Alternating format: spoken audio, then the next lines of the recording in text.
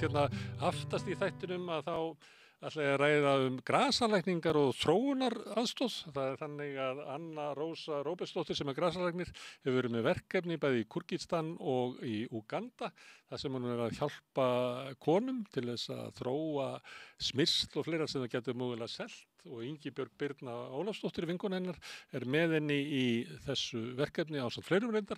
Þetta er samtök sem að kallast Lífgröss og ég ætla aðeins að forvitast þetta grasalækningar, þróunaraðstoð og kannski svolítið Úganda.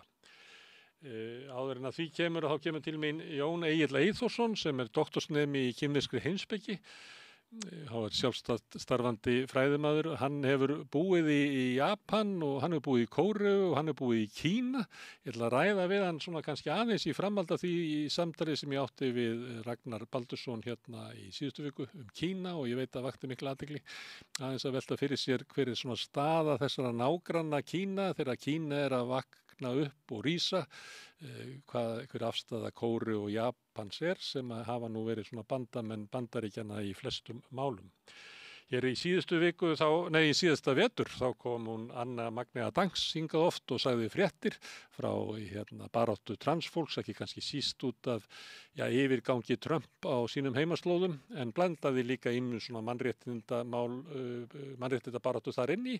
Hún ætlar að koma hérna í kvöld og María Lilja mun fara með henni í gegnum ýmsa fréttir af mannréttindabaráttu í okkar heimshluta sem að víða má undir högg sækjað.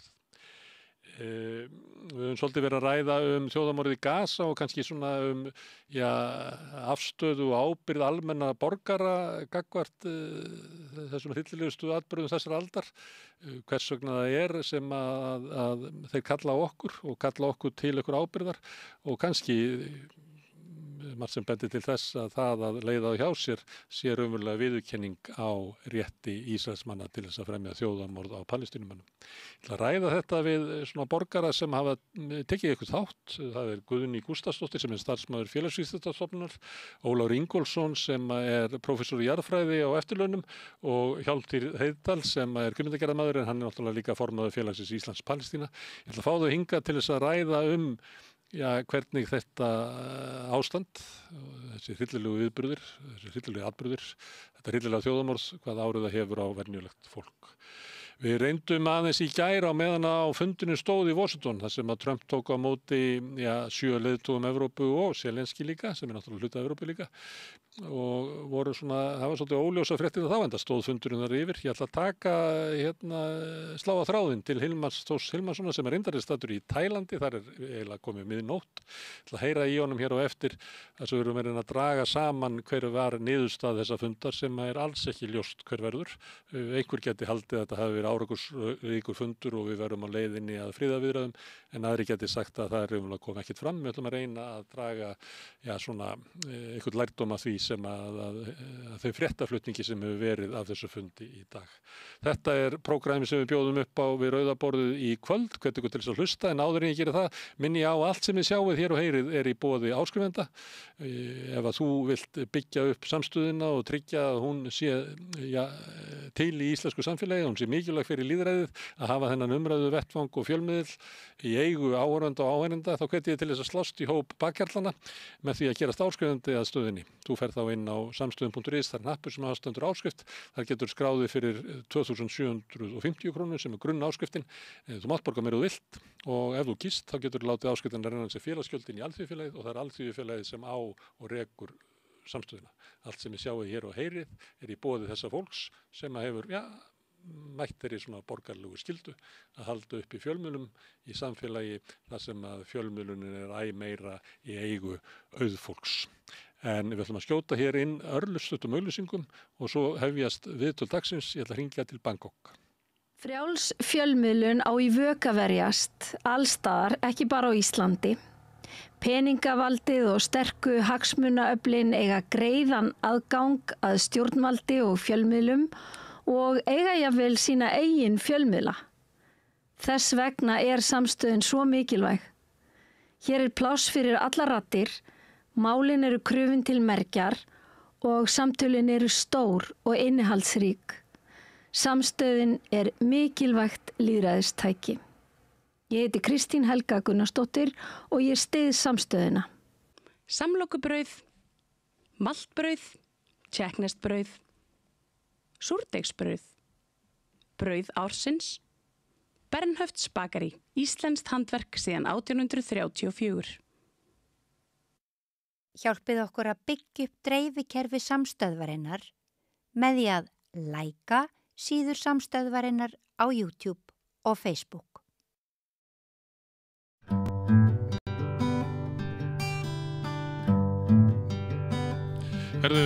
Það var fundur í Washington, það voru 7 Evrópuleiðtogar sem að mættu þar, utan Zelenski og það var fundað þarna í ýmsum herbergjum og skeggrætt og Trump hringdi í Putin en við erum bara ekkert svo mikið nær hver staðan í þessum málum, hvort það sé vona á frið í Úkraínu og á hvaða forsetum hann væri. Hilmar Þór Hilmarsson, hann staddur í Bangkok, allt annars staðar í heiminum, en hann hérna á línunni. Blessaður Hilmar. Þetta. Hvað ert þú einhverju nær hvort það hafi þokast nær fríði eða einhverju tilteknu samkomulagi eftir þessa fundi í Washington í gær? Nei, ég það í raunverulega ekki. Ég menn þetta náttúrulega voðalega margt óljóst í þessu og það sem hefur breyst það að nú komið beint samtal við Putin og hann kom til Alaska og reyndar mjög umdeilt og sjokkeraði leiðtoga Evrópu sem hafa sagt að það ekki að tala við stríðsglæpamann sem Putin. En alltaf það hefur breyst að segja að hann búinn að koma til Bandaríkjanna og hitta Trump og Trump virðist líta svo á að persónuleg samskipti og persónuleg vinátta geti skipt mjög miklu máli í þessu samskiptum. Ég held að hann ofmeti það töluvert mikið. En hann búinn að tala það, ekki rétt hjá mér að þú fylgist með þessu líka, að Úkraína verði að afsala sig Krímskaganum sem reyndar mann fyrst eilgjörn að vera ljóst fyrir löngu síðan. Og síðan líka að Úkraína verði hlutlaus, hún fari ekki í NATO, en það ekkert mikið meira. Við vitum að kröfur Putin eru miklu meiri heldur en þetta. En mér skilst að Trump hafi talað við Putin eftir fundin með Zelenski og svo með þessum leiðtogum Evrópu. Evrópa ennþá, og forseti Frakklands og kanslari Þýskalands eru ennþá að tala bara vopnahlé án friðarsamnings. Og ennþá verið að tala herta refsiaðgerðir eins og séu ennþá að binda vonir með að það geti verið nóg. Þetta svona ruglingslegt, það ekki búið að mæta kröfum Putin fyrir friðarsamningum. Putin samt enga kosti en hann tekur símann þegar hann talar við Trump og talar við hann. Það sem ég vandræði með Hilmar að ég sé ekkert samræmi milli þess sem að Trump segir og svo Evrópuleiðtogarnir. Trump segir að það verður koma friðarsamningi en þau tala vopnahlé.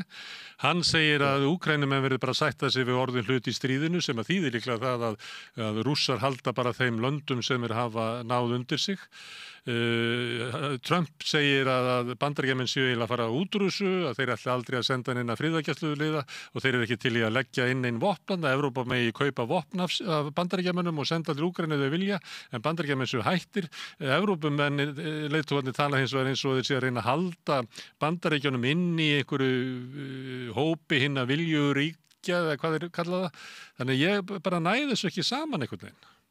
Nei, en þetta óttalegt rugl, það ekki skrítið þó með ruglist í þessu, þetta náttúrulega óttalegt rugl. Málið það að Trump byrja að tala friðarsamninga eftir að Putin kom og Putin hefur greinilega tekið tími að skýra út fyrir Donald Trump að friðarsamninga væru það sem þyrfti en ekki vopnahlé eins og leiðtogar Evrópu hafa alltaf verið að tala og það var sagt að hefði verið sjokkerandi fyrir leiðtoga Evrópu að heyra Trump allt í þessum friðarsamning en ekki vopnahlé.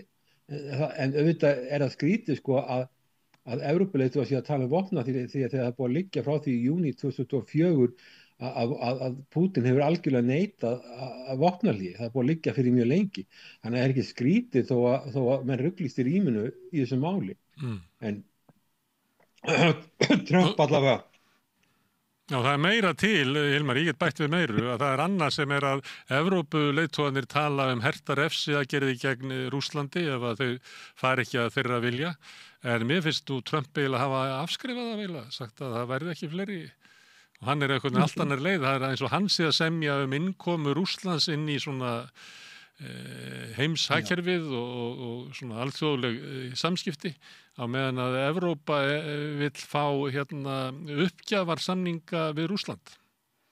Þetta fer ekki saman. Og ég held að Trump sé búin að átta sig á því að þessi secondary tariffs gengur ekki upp.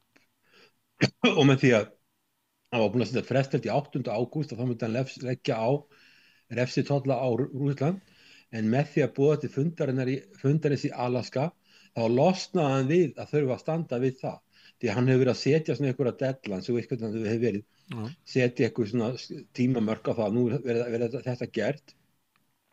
En síðan hefur hann fallið frá því og hann alltaf getur ekkit sett þessar secondary tariffs og þessar tolla sem eru tollar ekki á Rússland, sem engin viðskipti við, heldur Indland og Kína aðalega og eitthvað Brasilíu. Það gengur ekki upp, hann búin að slá það út á borðinu og hann er að reyna að finna samningsflöt við Putin, en Evrópuleiðtogarnir að fara alveg í þveröfuga átt. Þeir eru að tala hertari refsiaðgerðir, bara vopnahlé án þess að svara kröfum Putin. Þannig að þeir eru einhvern að draga lappirnar og virðast ekki vilja semja, koma með alls konar útspil sem að kemur í veg fyrir að byrja raunverulega samningsviðræður.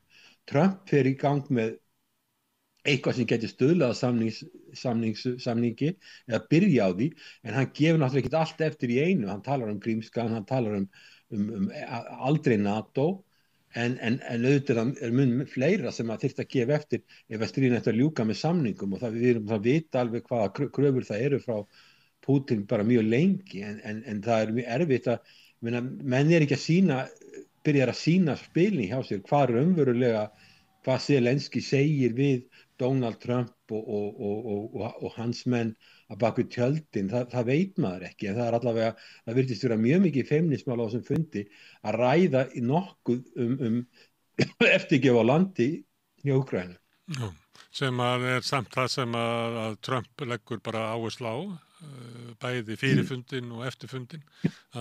Kann að vera þarna, Hilmar, bara ólíkt mat á stöðunni á vígvellinum, að Bandaríkjamenn líta svo á að stríðið sé einhver leyti tapað, að ef þau heldur áfram að þá muni staða Rússlands bara að batna.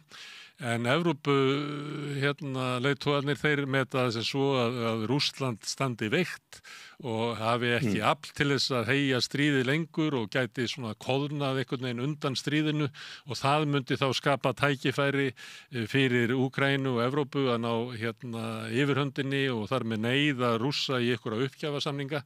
Heldur þetta geti verið einfaldlega bara ólíkt mat, leynið þjónustu ríkjanna á því hver raunverulega staðan er á vígvellinum? Já, einhverju leyti, en það virðist vera að þegar Evrópuleiðtogarnir eru að meta stöðuna, eins og þú ert að segja, að þá virðast þeir alltaf ganga út frá því að Bandaríkin séu með áfram og krefja Bandaríkin að fara fram og Bandaríkin komi með hertar refsiaðgerðir og Bandaríkin komi með alls konar hluti, vopnasendingar og gera alls konar hluti sem Bandaríkin ekki tilbúin að gera. Trump komin alveg á endastöð með þetta. Ég held að það sé alveg líklegt að þetta komi ekkert út úr þessu, þetta stríði bara haldi áfram og Bandaríkin muni draga sig út úr og Evrópa muni sitja uppi með þetta mál. Það er alveg líklegt og þetta muni bara ráðast á vígvellinum og þá getur orðið uppgjafa samningar eins og þú varst að tala um. En það er eins og þeir gangi alltaf út frá það að Bandaríkin sé ekki alvara, þeir eigi eitthvað vopn sem þeir eigi ekki til eða vilji gringa svoleiðis á sínum vopnabyrðum að Bandaríkin sjálf verði í hættu, eins og þeir gangi eitthvað út frá því.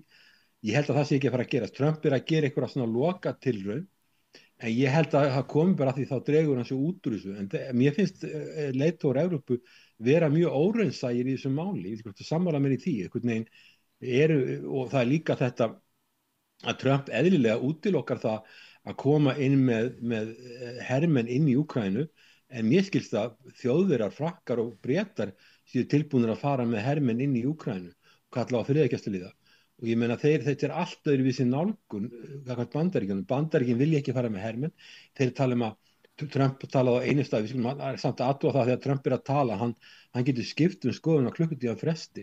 Við getum sagt hvað hann að segja, við getum sagt meðan við erum að tala saman núna hvað Trump sagði, og svo getum við heyrt í hann eftir samtalið og þá hann með eitthvað allt aðra skoðun.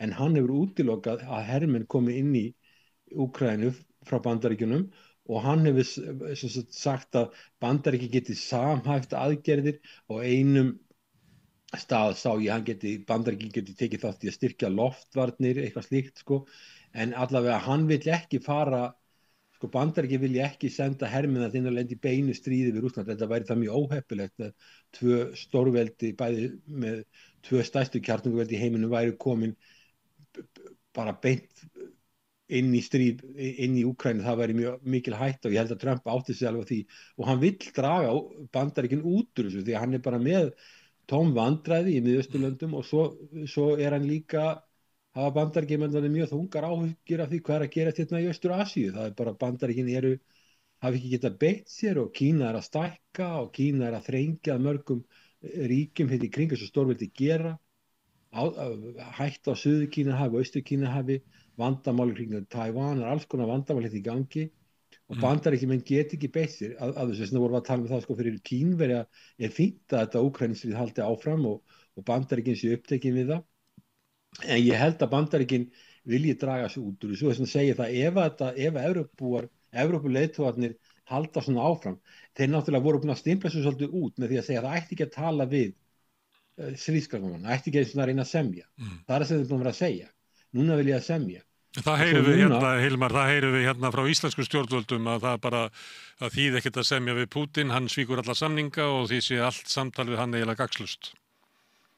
Já, en samt talaði semja vopnahlé og okkar leiðtogar víða í Evrópu töluðu að sigra Úkraínu vígvöllum, hún varð að sigra, forseti framkvæmdastjórnar Evrópusambandsins sem var á Íslandi ekki fyrir lengur síðan, þú getur bara að googla það, hún talaði bara að sigra Rússland á vígvöllum. Þetta er náttúrulega algjörlega óraunhæf hugmynd hjá henni og ég held að okkar stjórnmálamenn hafi nú einhver leyti verið að bergmála þetta og það mátti ekki semja af því að Pútín var eins og Hitler. Nú er alveg augljóst og það er mjög erfitt að semja við Pútín, það er engin spurning, hann er mjög harður í horn að taka og hann er ekkert að reka einhverja góðgerðarstofnun, hann er bara að hugsa og það er ekki heldur Trump að gera, hann er bara að hugsa sínar þrengstu sínar þrengstu hagsmuni og Rússlands og Trump er að hugsa sínar þrengstu hagsmuni og viðskiptatækifæri og að láta Evrópu borga, láta Úkraínu borga með auðlindum og láta Evrópu borga með alls konar millifærslum. Hann hugsa bara eins og fasteignasali sem er að selja fasteign eða að kaupa fasteign, hann vil græða sem mest á þessu og það er það sem er að gerast núna og eins og varst að nefna á hana að hann vill að koma með vopni, það er Evrópa á að borga fyrir þau og við vitum alveg að það eru stóra Evrópuríki eins og Frakkland og Ítalía sem allir ekki að gera það, þá er eftir Þýskaland, Norðurlöndin gera eitthvað í þessu, Ísland náttúrulega skiptir ekki máli í þessu samhengi og Holland, kannski Kanada, en þetta er ekkit voðalega mörg lönd sem eru tilbúin að gera þetta og þau eru ekkit í vel stakk búin. Fyrir utan það að í Úkraínu er ekkit sko aðal vandamáli vopn. Aðal vandamálið er skortur á hermönnum, skortur á mannafla og fyrir utan það að þá eru vopni sem vantar, þau eru ekki til. Þannig að það er annað vandamál. Þannig að sko að þetta er voðalega skrítið hvernig þetta er hugsað og mér finnst eins og þú ert að tala að Evrópuleiðtogar vilji halda áfram, það er eins og þau gangi út frá því að Bandaríkin haldi áfram og treysti á það og vilji sambæra Donald Trump og Bandaríkin að halda áfram og semja ekki neina friðarsamninga, krefjast vopnahlés og neyða Rússland í þetta og neyða Rússland í hitt sem að manni virðist ekki vera raunhæft því að það sem maður er að heyra ekki bara frá bara líka frá bara stórum fjölmiðlum sem töluðu að Úkraína myndi sigra á vígvellinum, þessi stóru fjölmiðlar eru farnir að tala það núna að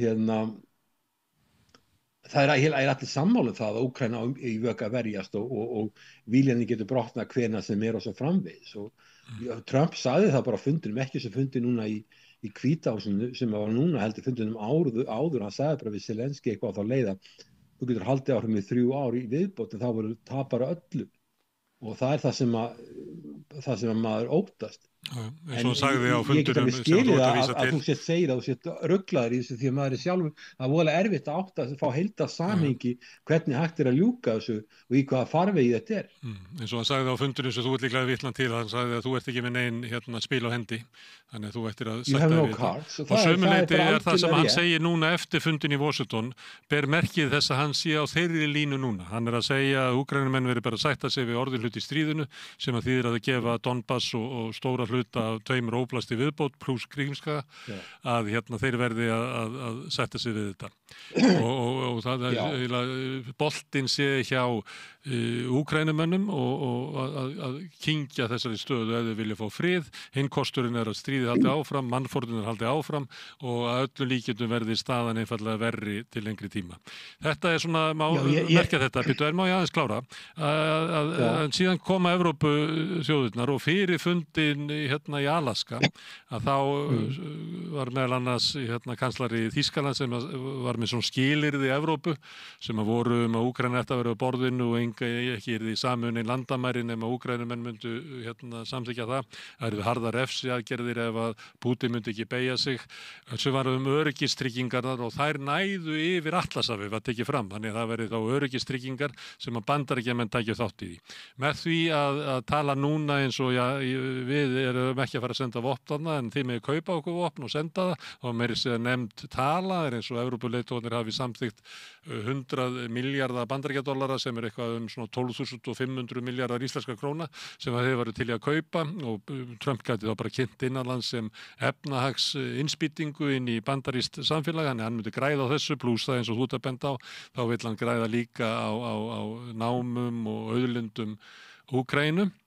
Þá var maður velta fyrir sig, hver er afstaða Evrópu í þessu? Að ég held að allir Evrópuleiðandi vita það að þeir geta ekki einir varið Úkraínu á vígvellinum, þótt að þeir séu til í að kaupa vopn af Bandaríkjunum, þá er þeir líklega til í að kaupa vopn af Bandaríkjunum sem einhvern gjald fyrir það að Bandaríkin fari ekki frá Úkraínu, heldur haldi áfram stuðningi þar, séu til í að greiða fyrir það vegna þess að það er eiginlega eina leiðin sem að Evrópumenn sjá að halda stríðinu áfram í vonum að stríðslukkan snúist við og Úkraínumenn fái betri stöðu, þannig að þetta neyða Rússa að einhverjum slæmum samningum. Eina leiðin til þess að gera það er að Bandaríkjamenn séu með, en það sem að Trump og Bandaríkjastjórn er á leiðinu út að þá verður við bara að borga fyrir það eða þá að þeir meti það sem svo og það sé kannski ástæðan fyrir að þeir fylltu liði til Washington að það séu að þeir eru höfða til sjónarmiða í Bandaríkjunum sem segja það að ef að Bandaríkin ætla að hafa allt aðra stefnu í Úkraínu heldur en Evrópulöndin að þá muni það kljúfa á milli sitja NATO raunverulega í hættu það sem að með þessu væri Bandaríkin svona hálfpartin að stíga eiginlega út úr NATO því það er afstaða eiginlega allra leiðtoga Evrópu að mesta öryggisógnin sem að steðjar að Evrópuríkjum NATO sé ástandi í Úkraínu og með því að Bandaríkjamenn drægi sér tilbaka og taki ekki þátt í því þá eru þau eiginlega að setja framtíð NATO í hættu þannig að það sé að beita pólitísku þrýstingi á Trump innan úr Bandaríkjunum til þess að hindra það að hann drægi sér tilbaka í Úkraínu. Einhvern veginn svona lesi ég stöðuna eins og núna.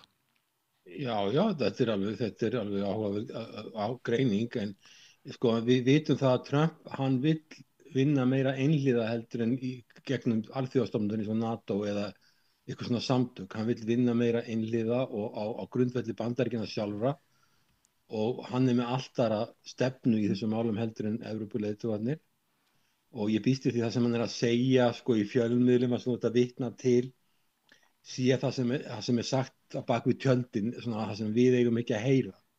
Að Úkraína verði bara að sætta sig við að hún að tapa þessu landi en það veit ég engi dæmi þess að þegar búið að taka land með þessum hætti sem búið að gera að landi sem er búin að herna með eitthvað land fara að skila því tilbaka. Ég veit að þú veist tilvik í sögunni það sem slíkt hefur gerst. Ég held að sé að enduróma það. En Donald Trump hefur ekkert mikinn áhuga á NATO. Svo finnst mér þetta sko, ég fór að sækja fundi NATO fyrir 30 árum. Og þá voru 4 ára tímabil og þá var byrjað að tala um þetta open door policy þannig að það voru Sovétríkin nýfallin og lönd eins og Eystrasaltsríkin voru að bera víurnar í NATO og mörg önnur lönd sem vildu komast þarna inn og þá var svona open door policy, en auðvitað þýddi open door policy að NATO stækkar og stækkar, skuldbindingar að vera meiri og meiri, það er verið að taka inn lönd sem hafa landamæri við Rússland, það sem eru stór á landamærunum með stór fjöldi, mikill meiri hluti íbúan eru rússneskir, þetta eru svona það sem kom upp svona mikla þjóðernisdeilur, að vera að taka sögulegist löndin inn í NATO, gerir NATO miklu hættulegra heldur en það var, og svo núna er svo stað komin upp að Bandaríkin vegna þess að Bandaríkin eru með þeirra ríkisfjármál og skuldastæðir og slæm, að þeir hafi ekki lengur efna á að halda NATO að gangandi og vilja það ekki, vilja fara að selja vopn eða verða átök í Úkraínu eða láta Evrópu borga miklu meira. En eins og hafi enginn í Evrópu hugsað fyrir heildar útkominu út úr þessu. Þannig að NATO, í augum Trump er NATO eitthvað svona vandræðabat sem að þvælist fyrir og Evrópuríkin vilja halda í NATO og vonum það að Bandaríkin haldi áfram að vera leiðtogi einhvern veginn. En það er eins og sé enginn hafi hugsað fyrir þessu og ég veit ekki svona hvort að sum Evrópuríkin vilja halda áfram að stækka NATO vegna þess að þá hugsaðu þessu svo ekki, þá erum við að útbreiða lýðræði og lýðræðisríki fara aldrei í stríð hvert við annað og fá sem flest ríki inn í NATO til þess að lönd verði háð hvert öðru og þá minni líkur að þau fara í stríð hvert við annað og svo framvegis og setja öll löndin í sömu alþjóðastofnanir. Þetta var svona hugmyndafræðin í svona þessum lýðræðisríkjum Evrópu og Bandaríkjunum. Það þarf að gera löndin háð hvert öðru, all löndin verði lýðræðisríki og slíkir hlutir útbreiða lýðræði, það gerir heiminn svo miklu betri. En þetta hefur bara ýmsar aðrar afleiðingar. Sérstaklega þú ert að taka inn lönda sem að það er eitthvað 20-25 milljónir Rússa sem að þegar Sovétríkin féllu urðu bara utan við landamæri. Þegar Sovétríkin féllu þá allt í vaknaði þetta fólk í allt öðru landi eftir að Sovétríkin féllu. Og að þessum stöðum eru mjög mikla líkur á átökum eins og hafa orðið í Úkraínu. En það er eins og menn hafa ekkert hugsað þetta og að NATO sé að skuldbinda sig að verja svona lönd, eins og núna til dæmis, ef við vitum það að Úkraína hún að fara í NATO, Evrópuleiðtogar eru ennþá að tala Úkraína að fara í NATO og þegar Bandaríkin dragast út úr NATO, hvernig ætla Evrópuríkin sem að stærstu ríkin eru mjög illa stödd, öll sömul, Þýskaland skást en samt illa statt, það verður ekki verið hagvöxtur þar í 3 ár. Að hvernig það að standa undir þessu? Það er eins og hafi ekki verið neinn heildar hugsun að hvað open door policy myndi þýða fyrir NATO fjárhagslega og hver þetta borga fyrir þetta. Og svo þegar Kína er að vaksa svona mikið og Bandaríkin finna sig knúin að fara að sinna því máli betur og ástandið í Miðausturlöndum er mjög slæmt.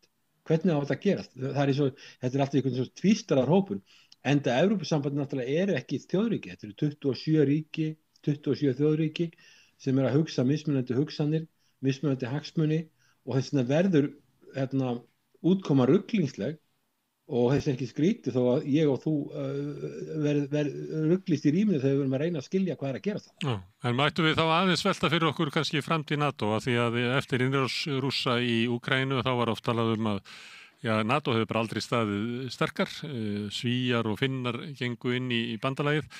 En núna þegar eins og ég var að benda á þann er mesta öryggisógnin eins og Evrópuríkin skilgreina það sem er Úkraínustríðið að burðar ás NATO, Bandaríkin, eru bara með eitthvað allt aðra túlkun á því af ógninni sem að þar er. Og maður er erfitt að sjá, þetta hlýtur að vera mestu krísutímar sem að NATO hefur nokkru sinni gengið í gegnum. Já, NATO lítur bara illa út. Sko, NATO er bara í þeirri stöðu að stríðið í Úkraínu er að tapast. Og ég efast að nokkur hjá NATO, ég var að taka viðtöl í höfuðstöðu NATO rétt árið stríðið braust út. Þá var ég að klára bók sem fjallaði Norðurlöndin, Eystrasaltsríkin og Vísegrænlöndin, ég var að bera saman aðstæður þessara landahópa. Og maður hafði á tilfinningunni að menn voru svo samferður það að NATO væri algjörlega ráðandi í Evrópu og bara hvar sem er í heiminum, þetta verið svo öflug stofnun og náttúrulega er þetta óskaplegt bákn, þarna skrifstofubákn og reisa þarna nýjar höfuðstöðvar og einhvern veginn að tala það að Rússland væri bara lélegt og gæti ekki neitt og væri bara engin, hefði ekkert í NATO að gera. En það sem við erum að sjá bara er það að það er ekki alveg samstæðina NATO og þessar hugmyndir hjá NATO væri að það væri bara nóg að Úkraína fengi réttu vopnin og réttu ráðgjöfina, þá myndi hún vinna Rússland á výrlunum. Það hefur ekki ræst og svo náttúrulega stærsta landi sem að er í NATO hvorki hefur burði né vilja til að halda NATO gangandi og þá eru Evrópa sem þarf að taka við og svo erum við líka annað í þessari stöðu og það er það að löndin í Austur-Evrópu, sérstaklega eins og Eistland, Lettland og Litáen, Pólland og þessi lönd, þau treysta ekki Þýskaland og Frakklandi. Auðvitað ef við erum að skoða Evrópu, þá er Þýskaland og Frakkland í Evrópusambandinu aðalöndin og svona Bretland líka sem er í mjög slæmi stöðu og svo Eistland, Lettland og Litáen og Pólland treysta þessu löndum ekki. Þannig að það er voðalega lítið traust innan Evrópusambandsins og það er líka klofningur innan NATO. En það sáu það þegar Úkraína var talað um Úkraína færin í NATO, þá voru Þjóðverjar og Frakkar algjörlega á móti, ég held að Ítalir hafi líka verið á móti þessu og á meðan líka á meðan Eistland, Lettland og Litáen og Pólland og þessi Austurlandslönd voru vildu þetta og enda þau treysta Bandaríkjunum. Þau treysta Bandaríkjunum í öryggismálum. En þau ljóta að horfa til þess, Hilmar, alveg á sama hátt og þjóðir heims horfðu til þess þegar Bandaríkjamenn yfirgáfu Afganistan. Að ef að Bandaríkin er að draga tilbaka stuðning sinn við Úkraínu, nema bara að fá borga fyrir það, þá hlýtur það traust sem Eystrasaltslöndin, Pólland og fleiri lönd hafa lagt á NATO og þá í þeirra huga er NATO bara Bandaríkin, að þá hlýtur það traust að vera miklu veikara núna að það sé hægt að treysta Bandaríkjunum fyrir öryggi þessara landa. Já, en það er alveg ljós að það sem ég hef heyrt frá Eystrasaltsríkjunum er algjör hneykslun á þessum fundi í Alaska. Það er að segja þessi að stríðsglæpamaður sem ætti að vera í fangelsi að hann sé bara allt í einu tekið á móti honum eins og tekið á móti Pútín með rauðum dregli og mikilli viðhöfn og þarna voru Trump og Pútín alveg svo aldavinir greinilega Pútín kann greinilega alveg hann kann alveg á Trump og menna Zelenski kann ekkert á Trump þú veist hvernig sauð upp úr í Hvíta-húsinu og núna var það þannig þegar maður heyrði Zelenski ég veit ekki talið oft upp hvað hann sagði oft thank you við Trump að því hann var að forðast að lenda í því að takk ekki nóg fyrir sig en allavega Trump að Pútín hann kann á Trump og getur fengið hann til þess að spila með og það fór mjög vel á með þeim og Trump virðist tala að hann sé vinur sinn. Þú getur ímyndað hvernig Eystrasaltsríkjunum líður að sjá þetta. Þau líta á að þarna sé verið að upphefja stríðsglæpamann og auðvitað hljóta þau að hugsa sig hvað er að gerast. Eins í Austur-Asíu þegar að stríðirna standi yfir 3,5 ár það er að tapast. Þrátt fyrir stuðning Bandaríkjanna og NATO var hljóta löndin svo Taiwan eða Japan eða Suður-Kórea að hugsa hvernig verður ef þeir ráðast á okkur verður styrjöld einhver tíma og síðan bara draga Bandaríkjun sig út úr málinu. Þau velta fyrir sér og ég veit ekki í Ástralíu þá með hugsa menn þessu sömu hugsanir. Þannig að þetta hvernig þetta hefur farið ég hefur komið mörgum á óvart og það er alveg ljóst að NATO hefur ofmetið sjálft sig.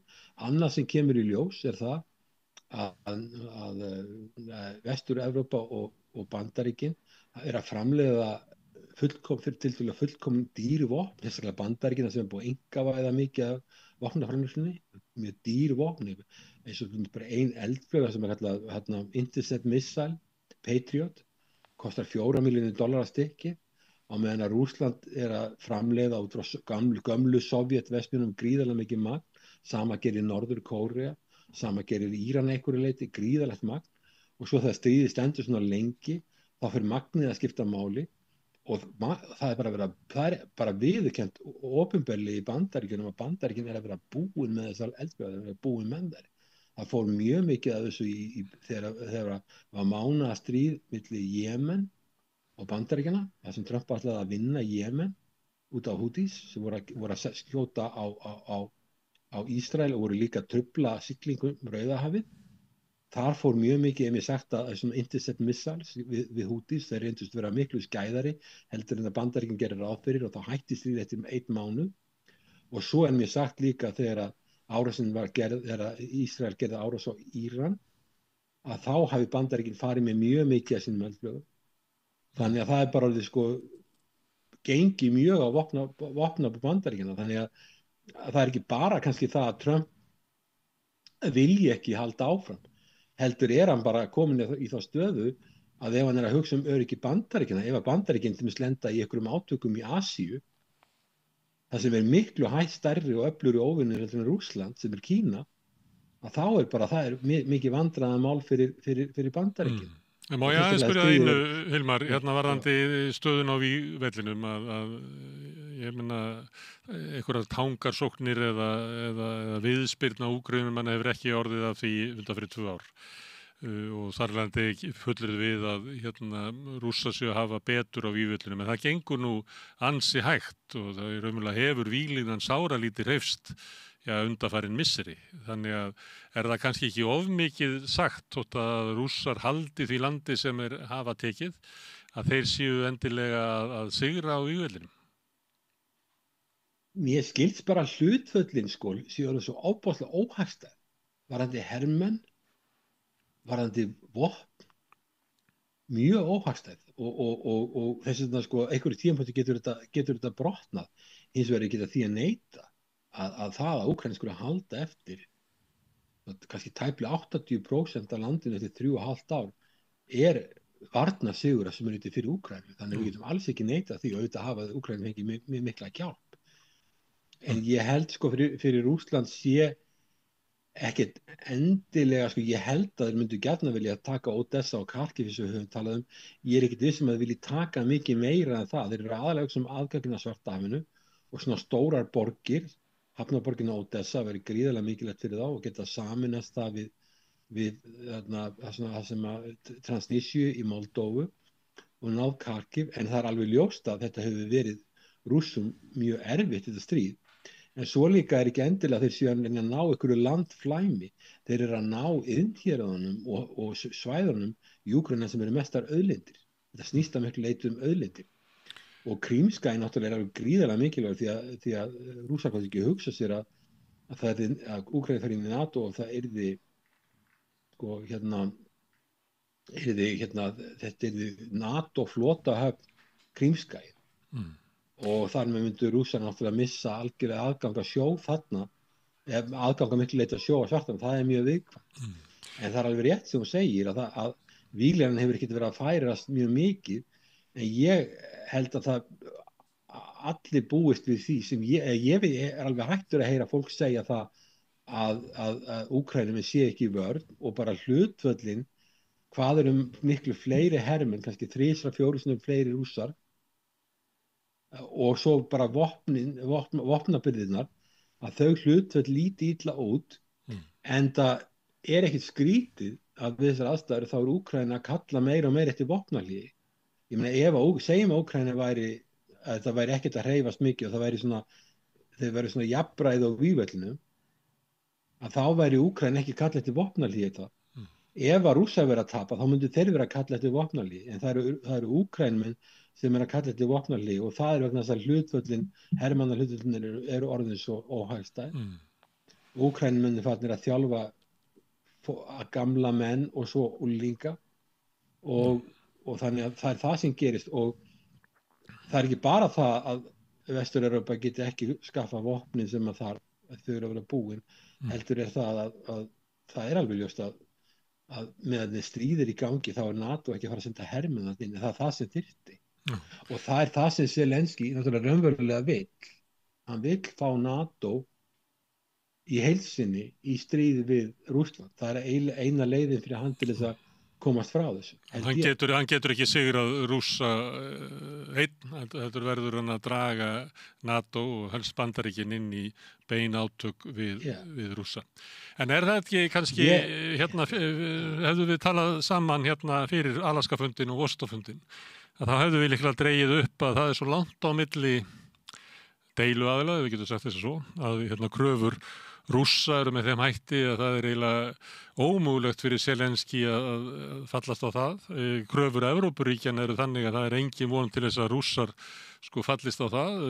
Það er að klofna á milli Bandaríkjanna og Evrópu í afstöðun til stríðsins og þessi fundir bæði Alaska og Washington, hafa bara engu breytt það. Þannig að staðan er eiginlega nákvæmlega saman að þeir sem halda að fundurinn í Washington leiði til einhverja friðarsamninga fljótlega, kannski er það bara villuljós, það er eiginlega ekkert sem betur til þess, enda var kannski talað á fundunum að Trump talaði að hann væri í símasambandi við Putin eins og gæti verið bara skellt upp friðarsamningum í kvelli, menn tala ekki þannig í dag, menn er að tala að Zelenski og Putin getur hist bara einhvern tímann næstu viku með eitthvað svoleiðis, þannig að það er eins og menn séu að íta þessu bara sem lengst inn í framtíðina vegna þess að niðurstaða þessara funda er svo að við erum engu nær friði.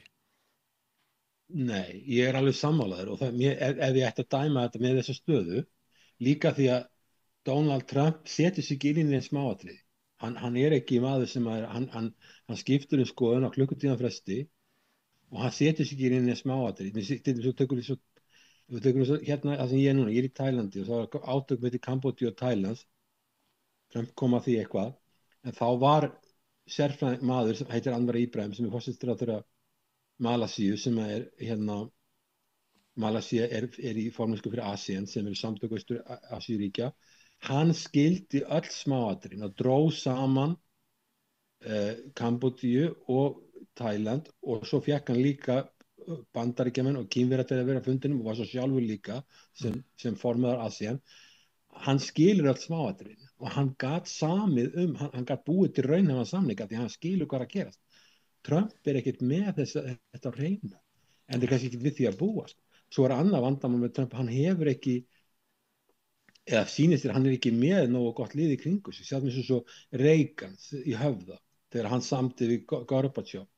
Hann hafði George Shultz, sem var mjög hæfur utanríkisráðherra. Trump hefur ekkert svoleiðis mann. Richard Nixon, hann hafði Kissinger. En Trump er ekki umkringdur aðilum sem eru líklegir til mikill afreka. Og mér sýnist að leiðilegt að segja þetta, liðið sem er í kringum Putin sé harðsnúnara lið, eins og Lavrov og þetta lið. Þetta er harðsnúi lið og ég er ekki að segja að þetta sé geðfellt lið, ég er ekki að segja það, þetta er bara harðsnúi lið og menn sem að setja sig inn í hlutinu almennilega. Og Putin, hann getur lesið skýrslur Putin.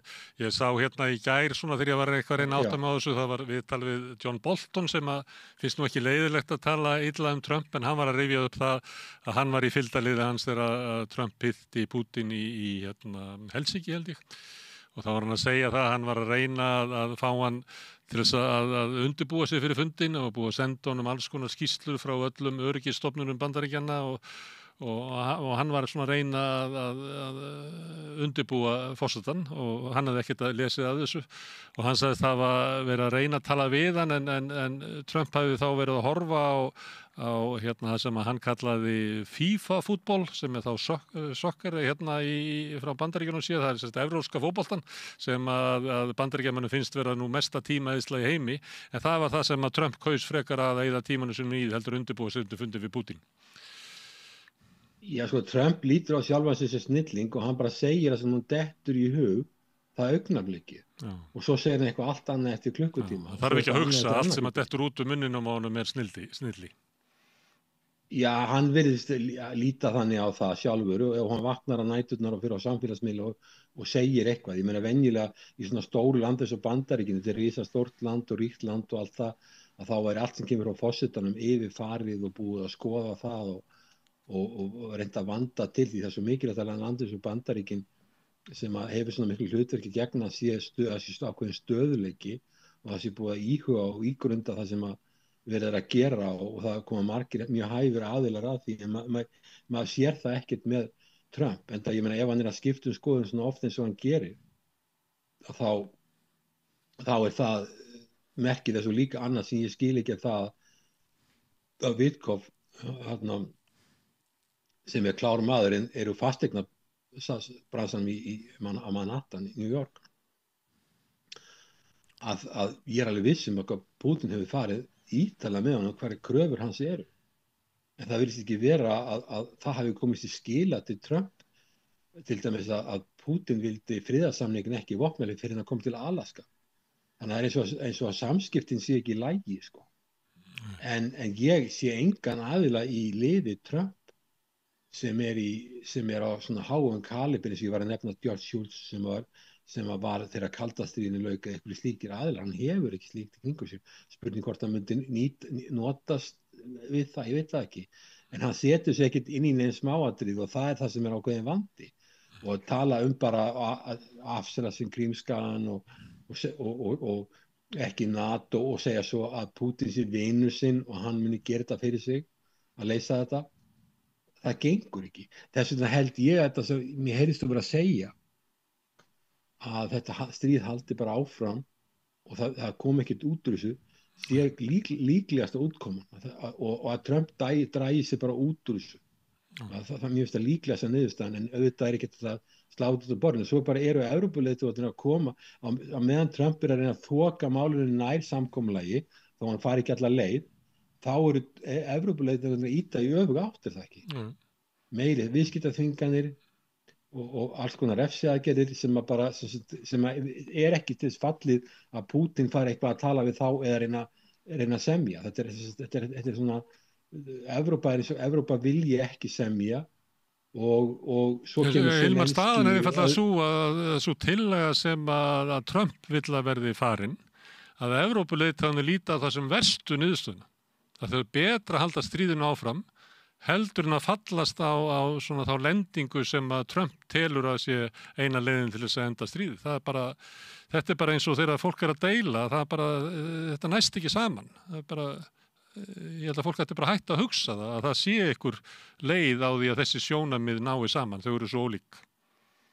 Já, þeir hugsa líka svo ok, ef við gefum eftir í Úkraínu þá er bara vandamál víða á landamærum Evrópu og þannig að sko þeir hugsa þetta þannig sko, ég meina, en auðvitað voru mistökin að hluta til gerð, afdrifarík mistök gerð þegar að vera að tala um Úkraína færin í NATO og Vesturlönd hafa verið mjög misvitur í samskipti við Úkraínu. Þú sér líka svo Búdapest samkomulagið 94 þegar Bill Clinton forseti Bandaríkjanna og John Major sem var forsætisráðherra Bretlands fóru til Búdapest og fengu Jeltsin og Jeltsin var með og svo Kučma forseti Úkraínu, Kučma sem þá var, til þess að samþykkja að láta öll kjarnorkuvopna hendi til Rússlands og þetta væri eitthvað og þau gáfu öryggistryggingu, skriflega öryggistryggingu, þegar við erum að tala um öryggistryggingu fyrir Úkraínu, það gáfu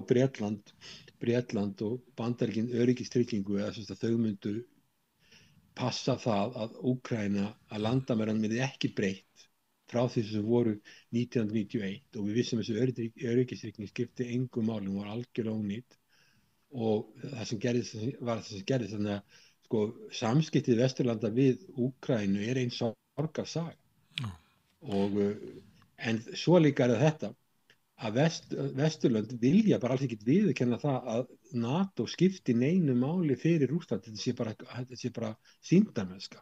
Þannig ef að þeir trúa því, segjum að Putin segir, ok, ég vil ekki hafa þetta bandalag sem var sko, sem ég líti á sem fjandsamlegt, ég vil ekki hafa það alveg upp að landamæran hjá mér og ég vil ekki að sé vera að raða NATO-hermönnum upp að landamæri hjá mér. Evrópubúar segja bara þetta og Bandaríkin segja þetta skipti engu máli fyrir Rússland og þetta sé bara eitthvað, hann sé raunverulega vilja endur þessu Sovétríkin. Þá er engin skilningur, en ég meina við vitum alveg það að í samskiptum Putin við Vestur-Evrópu, þá er þetta hlutleysi og að það sé ekki verið að setja erlenda hermenn inn í Úkraínu, eða NATO-hermenn, hvort sem það er formlega eða baktina megin, að þetta er ekki viðurkennt, þau bara viðurkenna þetta ekki, þannig að þau taka þetta ekki alvarlega. En Trump hefur hins vegar sagt það. Hann hefur sagt að það sé, ég bara heyrt að segja það í fjölmiðlum, hann hefur sagt að það sé viðkvæmt fyrir land eins og Rússland að vera með NATO-hermenn upp í landamærin sér. Þess vegna hefur hann ekki viljað senda neina NATO-hermenn, hann er bara að segja hann allir ekki gera það, á meðan að Bretland, Frakkland og Þýskaland eru til í að senda það sem þau kalla friðargæsluliða þarna inn. Þannig þetta verður sko, ég meina þetta verður óttalega súpa, ég skil vel að þú átt að segja, ég meina það er erfitt að átta sig á þessu, ég er sjálfur Evrópubúi og ég meina ég hef búið í Bandaríkjunum í 10 ár, ég myndi gjarnan vilja skilja betur hvað þessir aðilar eru að hugsa, en það er bara mjög erfitt og það er ekki bara stækkun NATO, heldur líka Búdapest samkomulagið. Þú getur ímyndað hvað hefði orðið Norður Kóreu ef hún væri búin að láta af hendi þegar Donald Trump í fyrra kjörtímabili fór til Norður Kóreu og vildi semja við þá að þeir léta hendi sín kjarnorkuvopn og þeir gerðu það ekki, að sjálfsögðu ekki, en einn aðili léta af hendi sín gereyðingavápn, Gaddafi, og við vitum hvað hann var drepinn bara í kjölfarið.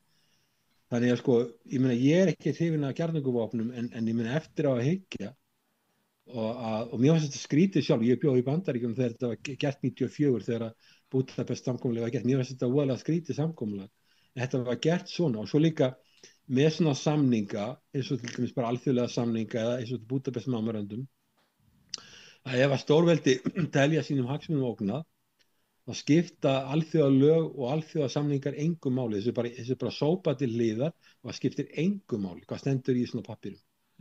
Þannig að sko, ég veit ekki alveg hvernig þeir alltaf vinna, veita þessu öryggistryggingu, ég veit ekki hvernig þetta að gera það, en mér líst ekki sérstaklega vel á það ef það á að fara að setja NATO-hermenn inn í Úkraínu og ég held að við komum algjörlega skýrt fram fyrir Rússlandi að þeir munu aldrei samþykkja það. Ef það á að semja, auðvitað er þetta að segja að við ætlum ekki að semja við ykkur, við setjum NATO-hermenn inn og við ætlum bara að fara í stríð við ykkur, en ef þeir ætla að semja við þá gengur það ekki upp og Rússland hefur sagt að bara það verður aldrei samþykkt, það er alveg sama hvaða formið þessir hermenn koma inn, hvort þeir koma sér friðargæsluliðar eða hvernig sem það verður aldrei samþykkt. Þannig að ég er alveg sammálað að heyrðist þér þinni greiningu að líkurnar á því að verði samið með við þennan ruglinga, það eru mjög litla líkur. Takk fyrir Hilmar, við sjáum til ef að spádómar okkar rætast ekki og verður samið skyndilega þá fæ ég að heyra í þér og ræða við samningsdrög ef einhver eru. En takk fyrir að taka símann. Vonandi höfum við rangt fyrir okkur. Já, það má eiginlega segja alltaf í lok samtala. Ég vil ekki treysta á það.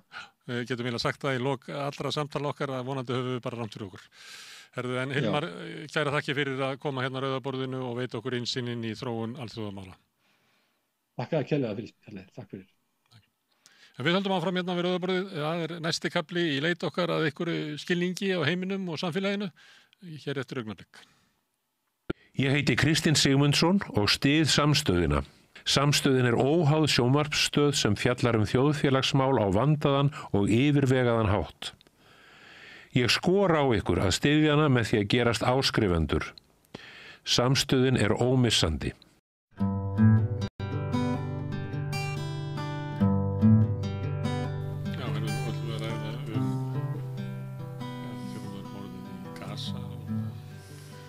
Í Palestínu eins og við höfum gert hérna svolítið við Rauða borðið.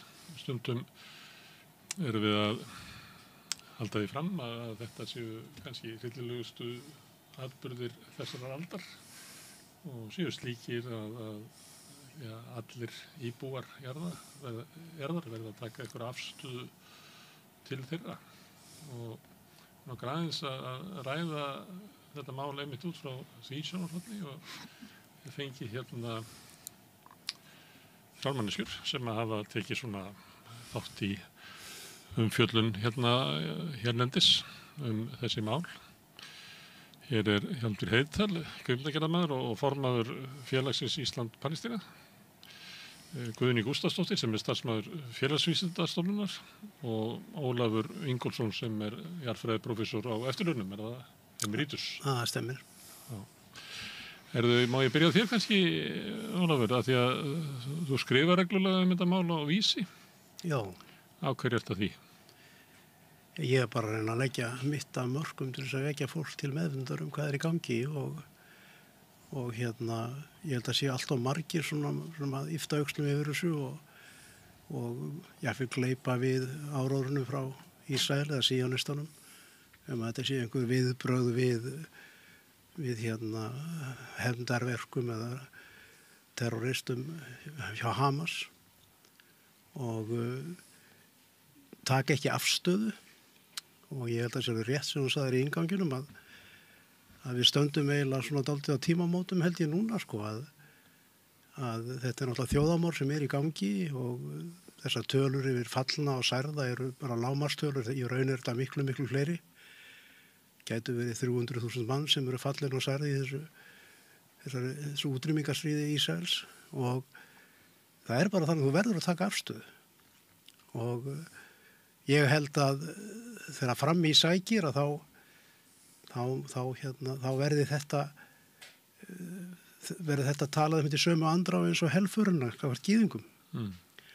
Og þá geta menn spurt sig, hvað gerði ég? Var mér skítsama og hélt bara áfram að horfa á einhverja sápur í sjónvarpinu eða reyndi ég að gera eitthvað? Lærdómurinn af því tímabili er svolítið sá að það er sá sem að telur sig ekki verið að taka afstöðu, hann er að taka afstöðu. Alveg hiklaust, það er akkúrat þannig. Og sko, Ísrael átti lengi mjög mikla samúð Íslendinga og Ísland var kannski eitt af þessum ríkjum sem að stóð með Ísrael þykkt og þund. Ben Gurion kom í opinbera heimsókn til Íslands 1962. Bjarni Benediktsson, þáverandi forsætisráðherra, og Ásgeir Ásgeirsson fóru í ferði til Ísrael og lofsungu það og var hent upp á kameldýr til þess að verða að taka myndir og svona. Og ég man bara því þegar ég var 10 ára eða 9 eða 10 ára gammal strákur, þá stóð ég á svona skólakrökkum og veifaði ísraelskum fánum þegar Ben Gurion kom hérna 62 sko. Og svo þegar við vorum að reyna að starta samstöðustarfi með Palestínu 1975 með fyrstu Palestínunefndinni, þá var það í rosalegum mótbyr í raun því að Íslendingar bara almennt, það var einhvern veginn bara svo sjálfgefið að öll okkar samúð ætti að vera með Ísrael. Og þetta er að breytast og það hefur orðið mikil breyting á þessu en núna er að gera hamra stálið og fylgja þessu eftir og fólk, það verður að opna augu fólks fyrir því að það sem í gangi er þjóðarmorð og þjóðarmorð er alveg hrottalegur hlutur og í raun ef að áform Ísraels ná fram að ganga þá erum við bara rétt að sjá byrjunum á þessum hörmungum því að nú ætlar að fara að ráðast á Gazaborg sem búa 1 milljón manns, þeir ætla að leggja hann í rúst. Þannig að við verðum að láta heyra í okkur. Guðni, ég hef séð þig á Facebook, þú postar mikið. Já, ég gerði það, orðið. Þá lóksins ég fann einhver tilgang með Facebook, þá notaði ég hana. Þannig að þetta opna gluggan og rópa út í tómið. En má ég spyrja þig eins og ég spurði Ólaf, af hverju? En ekki hvað. Það, sko, fyrir mér var bara ekkert annað í boði heldur en að taka afstöðu með Palestínu. Ég hef reyndar aldrei haft samúð með Ísrael, sko, og ég er algjörlega snauð allri samúð með því ríki, ef ríki skildi kalla. Þetta er náttúrulega bara ríki, þetta er eitthvað batteri sem er búa til í kringum hernað og já, það er engin þjóð þarna, það er engin löng og gömul saga um veru þessa fólks á þessu landsvæði, sko, þetta er náttúrulega bara military base sem er kallað ríki, sem er gefið alls konar bessaleyfi út á einhverja gamla fortíð í Evrópu, en ekki á þessu svæði, þannig að já, Þótt við þess ekki hægt að aðgreina Ísraelsríki og síónismann. Nei, það er ekki hægt. Og það sé rugglandi að alltaf tengja Ísraelsríki við gyðingdóm. Já, það finnst mér og það segja gyðingar sjálfur í auknum mæli upphátt og út allan heim. Þannig að sko... En nú er þetta ekki þitt stríð? Þetta er mitt stríð, þetta er okkar allra stríð. Á hverju er það þannig? Nú, við berum öll ábyrgð sem búum í þessum heimi. Heimurinn er svo löngu orðin ein heild, efnahagsleg heild. Ég meina það er ekkit undan því komist og eftir tilkomu samfélagsmiðla þá erum við náttúrulega, við eigum vini allstaðar í heiminum, við eigum fólk allstaðar í heiminum, við stöndum með fólki allstaðar í heiminum. Og þegar verðar að brjóta á heilli þjóð og núna fremja þjóðarmorð í beinni útsendingu á samfélagsmiðlum, þá náttúrulega verður að taka afstöðu þar ekkert annað í boði, að mínu mati. En það er eitthvað sérstakt við þetta, af því að þetta mál snertir okkur og fólki okkar heimsluta meira heldur en önnur átök? Er það vegna þess hversu gróft þetta er eða vegna þess að einhver leyti er þetta gert í skjóli vestrænna stjórnvalda eða af hverju snertir Palestína sérstaklega við þér og mörgum öðrum? Það er náttúrulega mörg svör við þessari spurningu, það er ekkert eitt svar. Svo persónlega þá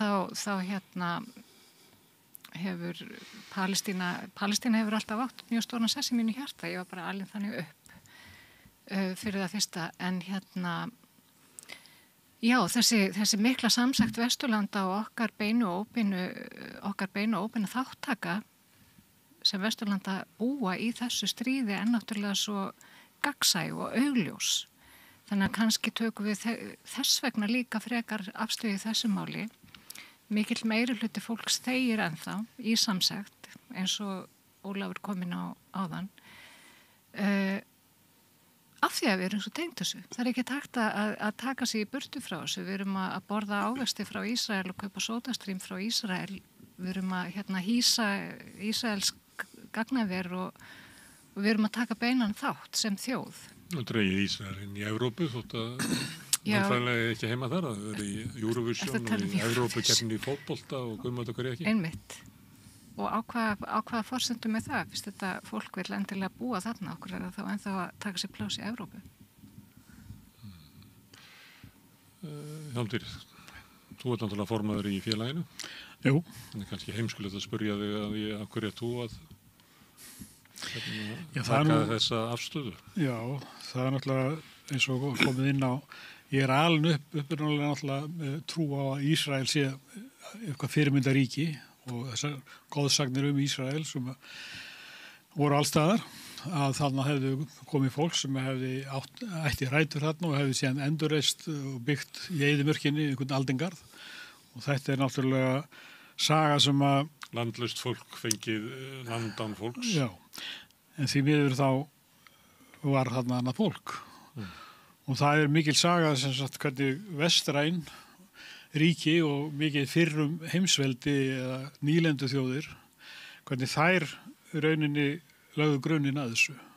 Og þess vegna er Ísrael sem sagt hugsað upprunalega sem útvörður, það var sagt að það veri útvörður siðmenningarinnar. Og það er rauninni eins og Ben Gurion segir við Gylfa Þór Gíslason, ráðherra íslenska menntamálaráðherra sem fór til Ísrael, að Gylfi segir, honum finnst þetta vera mjög evrópskt, og Ben Gurion verður svo glaður vegna þess að það er það sem þeir eru að hugsa. Þeir eru að setja sína evrópsku menningu, flytja hana til Austurlanda og það kostar það sem að við þekkjum á sögunni, þessa kúun og þessar hörmungar, Nakba, sem að hafa dönið á Palestínumönnum núna í 76 ár. Og ástæðan fyrir því að ég er aktífur á þessum aldri er það að Óli Ingólfsson, að hann fer til Líbanon 1975 og kemur tilbaka, hann ásamt félögum, við vorum saman í Maóistasamtökunum, KSML, koma tilbaka með fullt af efni frá Palestínumönnum sem þeir hefðu kynnst, og við fórum í það að gefa út blað sem hét Palestína. Það konum aldrei nema eitt eintak.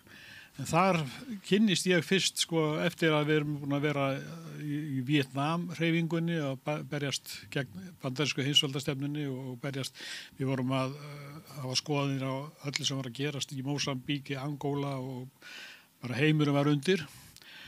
Og þannig að ég kynnist þessum kjörum Palestínumanna sem er í Líbanon, flóttamenn, og síðan, ég man ekki hvenær það var, þá var það Sveinn Rúnar Hauksson sem var formaður lengi vel, að hann hvatti mig til að koma með í stjórn félagsins og ég var þar í nokkur ár, og svo kynntist ég bara þessum málum betur og betur, og ég hef tvisvar búin að koma til Palestínu, annars vegar á Vesturbakkann og eins vegar á Gaza, svo að ég hef séð með eigin augum sumt af þessu, að ég kom þarna stuttu eftir loftárásina, stóra árásina 2008-2009 á áramótin, og sá hvernig þetta var, kynntist fólki, og síðan þá hef ég verið mjög virkur í þessu og tekaði mér að verða formaður 2019, Það var félagið búið að vera í smá ládeyðu og ég hef búin að skrifa mikið og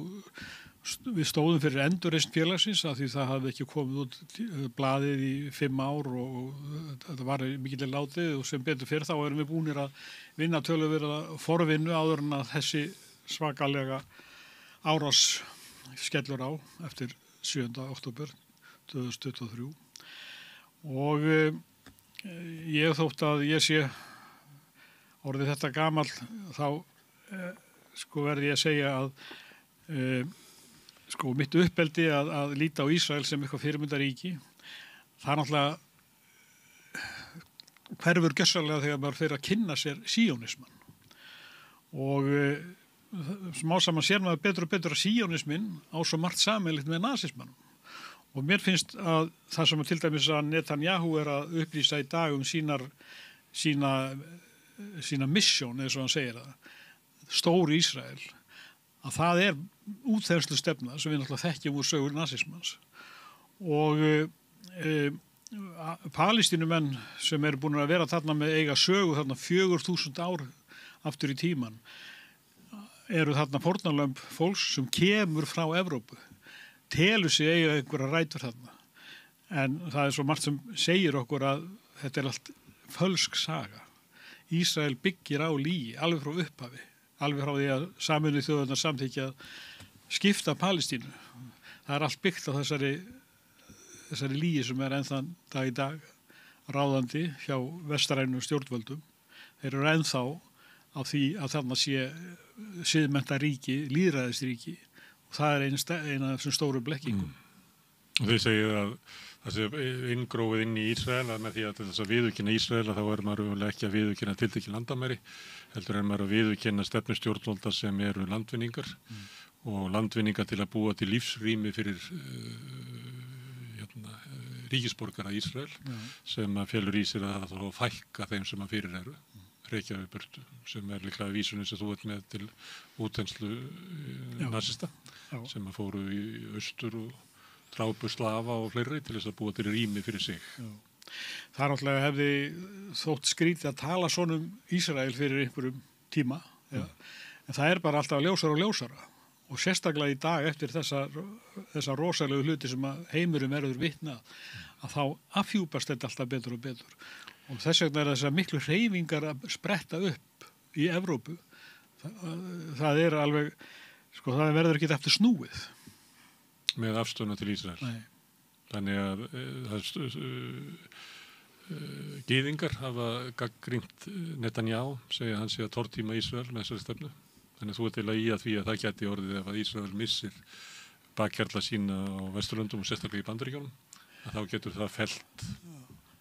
Já, það er bæði innri togstreita í Ísrael þó því miður þá verður það mjög lítill hluti Ísraela sem að sér Palestínumenn sem fólk en það er samt innri togstreita þar og það er í Bandaríkjunum vaxandi meðvitund þessa hluti að stuðningurinn við Ísrael er allt og kostnaðarsamur og rauninni brjálæðislegur.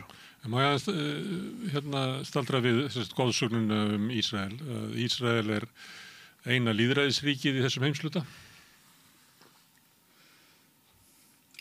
Já, ef að ræða það. Þú sagði það væri ekki lýðræðisríki, en ég menn þetta er bara setning sem hefur verið sögð ansi oft. Þetta er allavega ekki ríki mannréttinda, svo mikið er víst, Svo fyrir þetta hvernig við skilgreinum lýðræði, Lýðræði náttúrulega, meirihluta stjórnun og Já, lýðræði líka virðing fyrir minnihlutanum. Já. Það er sagt að við verðum að styðja Ísrael að því að þetta er eina lýðræðisríkið í þessu heimsluta. Sem er náttúrulega þetta er klísja. Út úr kortinu vitlaust. Það er mikið meira lýðræði í Palestínu hefur alltaf verið heldur en í Ísrael. Þetta er margir byggja sín afstöðu á þessu að þetta sé lýðræðisríki og það er náttúrulega á yfirborðinu en það er í gildi tugir laga í Ísrael og það er skrifað í grunnlög Ísrael, þeir hafa enga stjórnarskrá en þeir eru með grunnlög, þar er alveg skýr mörk á milli þeirra sem eru á gyðingættum eða eru gyðingar, teljast gyðingar og hinna sem eru palestínumenn að þeir eru þriðjaflokksborgarar og það er hvergi í nokkru lýðræðisríki þar sem að er engin stjórnarskrá sem kveður á jafnrétti, af því að ef þú ætlar að vera meðlumur í, segjum bara Sameinuðu þjóðunum og kynna stjórnarskrá sem er þannig að það er greinlegt að þetta er aðskilnaðaríki, að það náttúrulega, þú kemst ekki upp með það, þess vegna eru þeir ekki að koma með slíkar yfirlýsingar sem sína stjórn, þeir eru ekki að koma fram með stjórnarskrá, þeir bara búa til lög svona eftir hentugleikum. Það er mjög skrítið að það er hægt að breyta grunnlögunum með einföldum meirihluta. Ég held að það þekkist hvergi í lýðræðisríki að þetta umturna stjórnarskrá svona, en það hentar þeim. Já, en eins og þú segir, það er ekki stjórnarskrá sem að segir bara sitt, sko, en þetta er svona álíka eins og að kalla, hafa kallað Suður Afríku lýðræðisríki. Þetta er náttúrulega bara fjarstæða, algjör fjarstæða. En er þá ekki það að viðurkenna Palestínu og viðurkenna og halda upp í stjórnmálasambandi við Ísrael, að þetta tvennt, getur þetta farið saman? Já, ef að Ísrael er eins og þið lýsið, að það sé raunverulega landvinningaríki, að þá ef þú ætlar að viðurkenna Palestínu þá verður þeir að viðurkenna Ísrael með einhverjum skilyrðum, að þeir myndu halda sig innan tiltekinna landamæra. Sko, mín afstæð er svo að við höfum að slíta stjórnmálasambandi við Ísrael. Við höfum ekkert að gera með það að vera í stjórnmálasambandi við ríki sem stundar grímulösa aðskilnaðarstefnu, þar sem að tugir þúsunda palestínumanna eru fangelsaðir án dóms og laga, án ákæru og allt niður í börn, þar sem að stór hluti af íbúar herteknarsvæðana lifa undir alveg hrottalegri kúgun. Og ég sé enga ástæðu til þess að vera í stjórnmálasambandi við svona ríki. Ég hef lýst því í blaðagreinum að það verður að draga bara línu í sandin og segja nei takk, við höfum ekki áhuga að vera í stjórnmálasambandi við ríki sem hegða sér svona. Það er mín persónulega skoðun. Hversu raunhæft þetta er veit ég ekki. En eins og ég segi, við stöndum ákveðnum tímamótum núna. Við verðum að taka afstöðu og ef við tökum afstöðu þá verðum við að markera það mjög skýrt og ég held að eins og þess markerinn gæti hreinlega verið bara að afneita öllum samskiptum við ríki sem hegða sér svona, það á ekki heima meðal siðmenntara þjóða. Þetta er afgerandi afstaða en samt varstu með hana. Þú sagði, ég veit ekki hvort þetta sé raunhæft og hvað áttu við með því að hvort að Íslendingar kæmist upp með það að slíta stjórnmálasambandi við Ísrael, að við fengjum yfir okkur refsi aðgerði Bandaríkjanna? Hvað áttu við? Já, við það, til dæmis. Fengjum yfir okkur refsi aðgerði frá til dæmis Bandaríkjunum sem að Ísland náttúrulega er ekki stórt á alþjóðasviðinu og leikvelli þjóðana. En engu að síður eins og ég segi, þetta er mín afstaða. Við þurfum að taka afgerandi afstöðu. Á sama tíma erum við líka, við erum smáþjóð, við erum smáríki, við eigum allt okkar undir því að alþjóðalög séu virt sem að er ekki verið að gera núna. Það er verið að brjóta þau daglega mörgum sinnum á dag, þannig að það er fullkomlega raunhæft að mínu mati og það er eina viti, það er að slíta stjórnmálasamskiptum við þetta, við Ísrael. Það er það eina í stöðunni, það er það eina sem við getum gert og við verðum að gera það. En varðandi það sem við erum að tala að það geti kallað yfir okkur refsiaðgerðir? Já, refsiaðgerðir.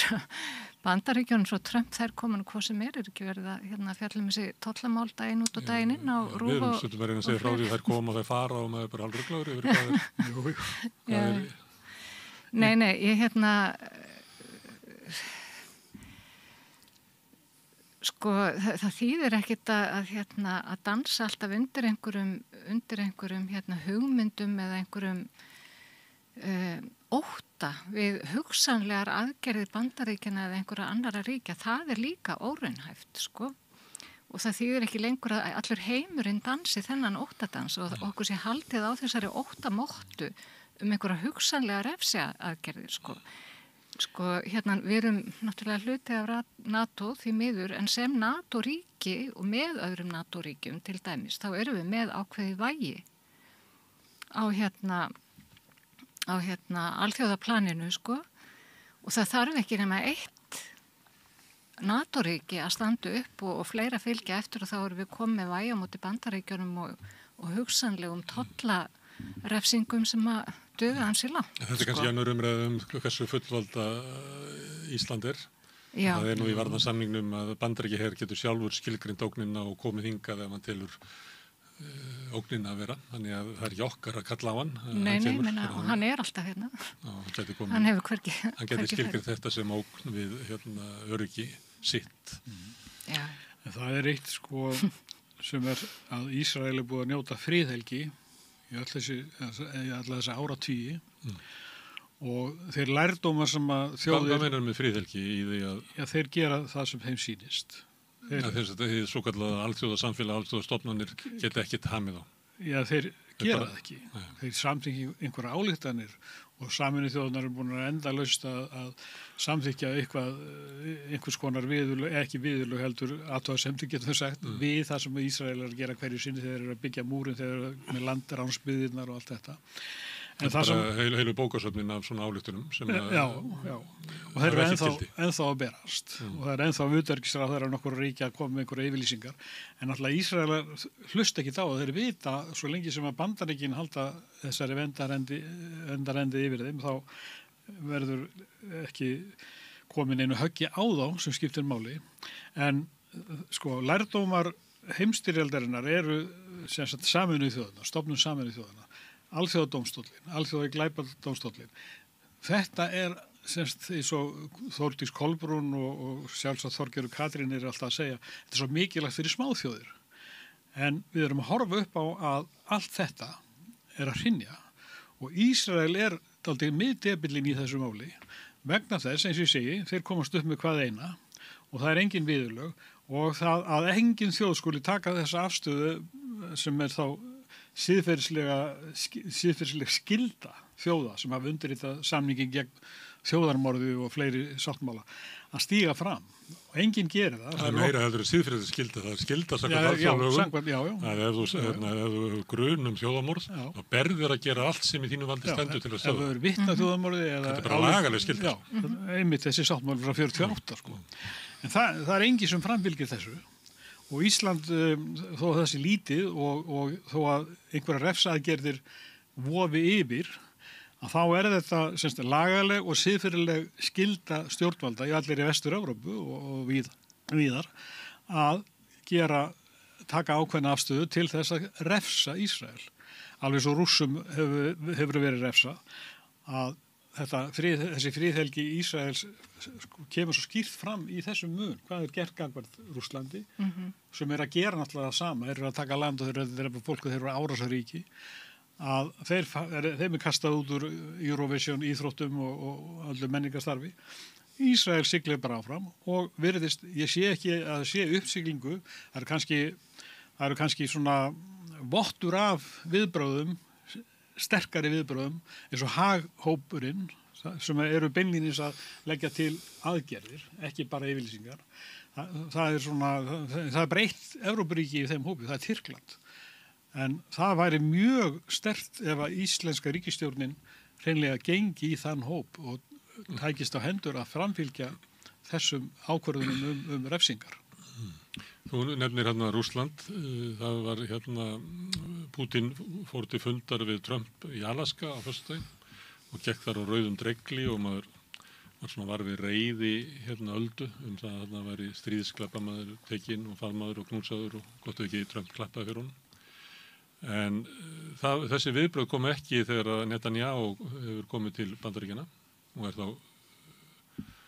knúsaður og kjassaður. Og hann hélt meðal annars fundi í sameinuðum deildum þingsins og náði valla að flytja ræðu sína því þeir klöppuðu svo mikið fyrir honum. En maður heyrði ekki reiði ölduna þá. Af hverju er þessi munur á afstöðu? Við getum líka tekið íslensk stjórnvöld. Þau segja að sé lykilatriði að Íslendingar standi með Úkrænumönnum í innrásar Rússa þar vegna þess að þessi lykilatriði fyrir smá ríki að landamæri séu virt en þau eru ekki virt í Palestínu og það sé lykilatriði fyrir smá ríki að alþjóða lög séu virt en það er ekki gert í tilfelli Ísrael. Hver er ástæðan fyrir þessari gerólíku afstöðu íslenskra stjórnvalda gagnvart innrás Rússa inn í Úkraínu og innrás Ísrael inn í Palestínu?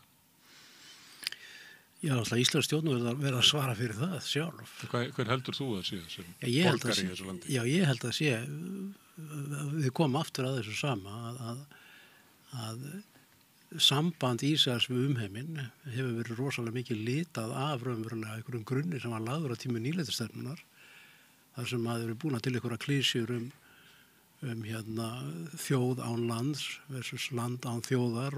Þar voru ekki klísjur fólk af bara æðri kynstofni.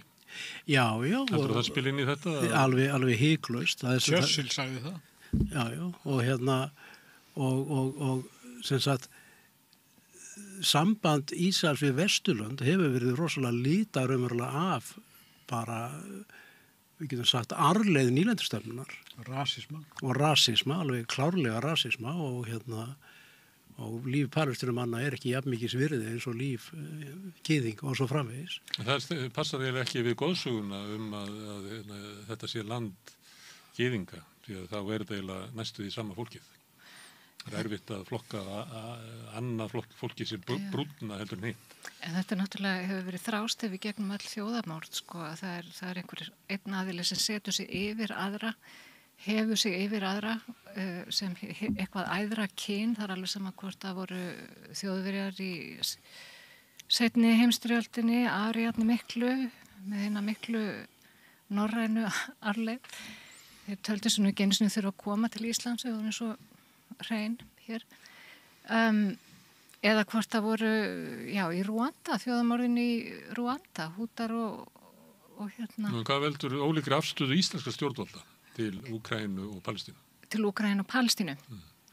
Við náttúrulega samsvörum okkur meira við hvítt fólk, bara sem kynstofn. Það er mikill rasismi á Íslandi og náttúrulega í heiminum öllum.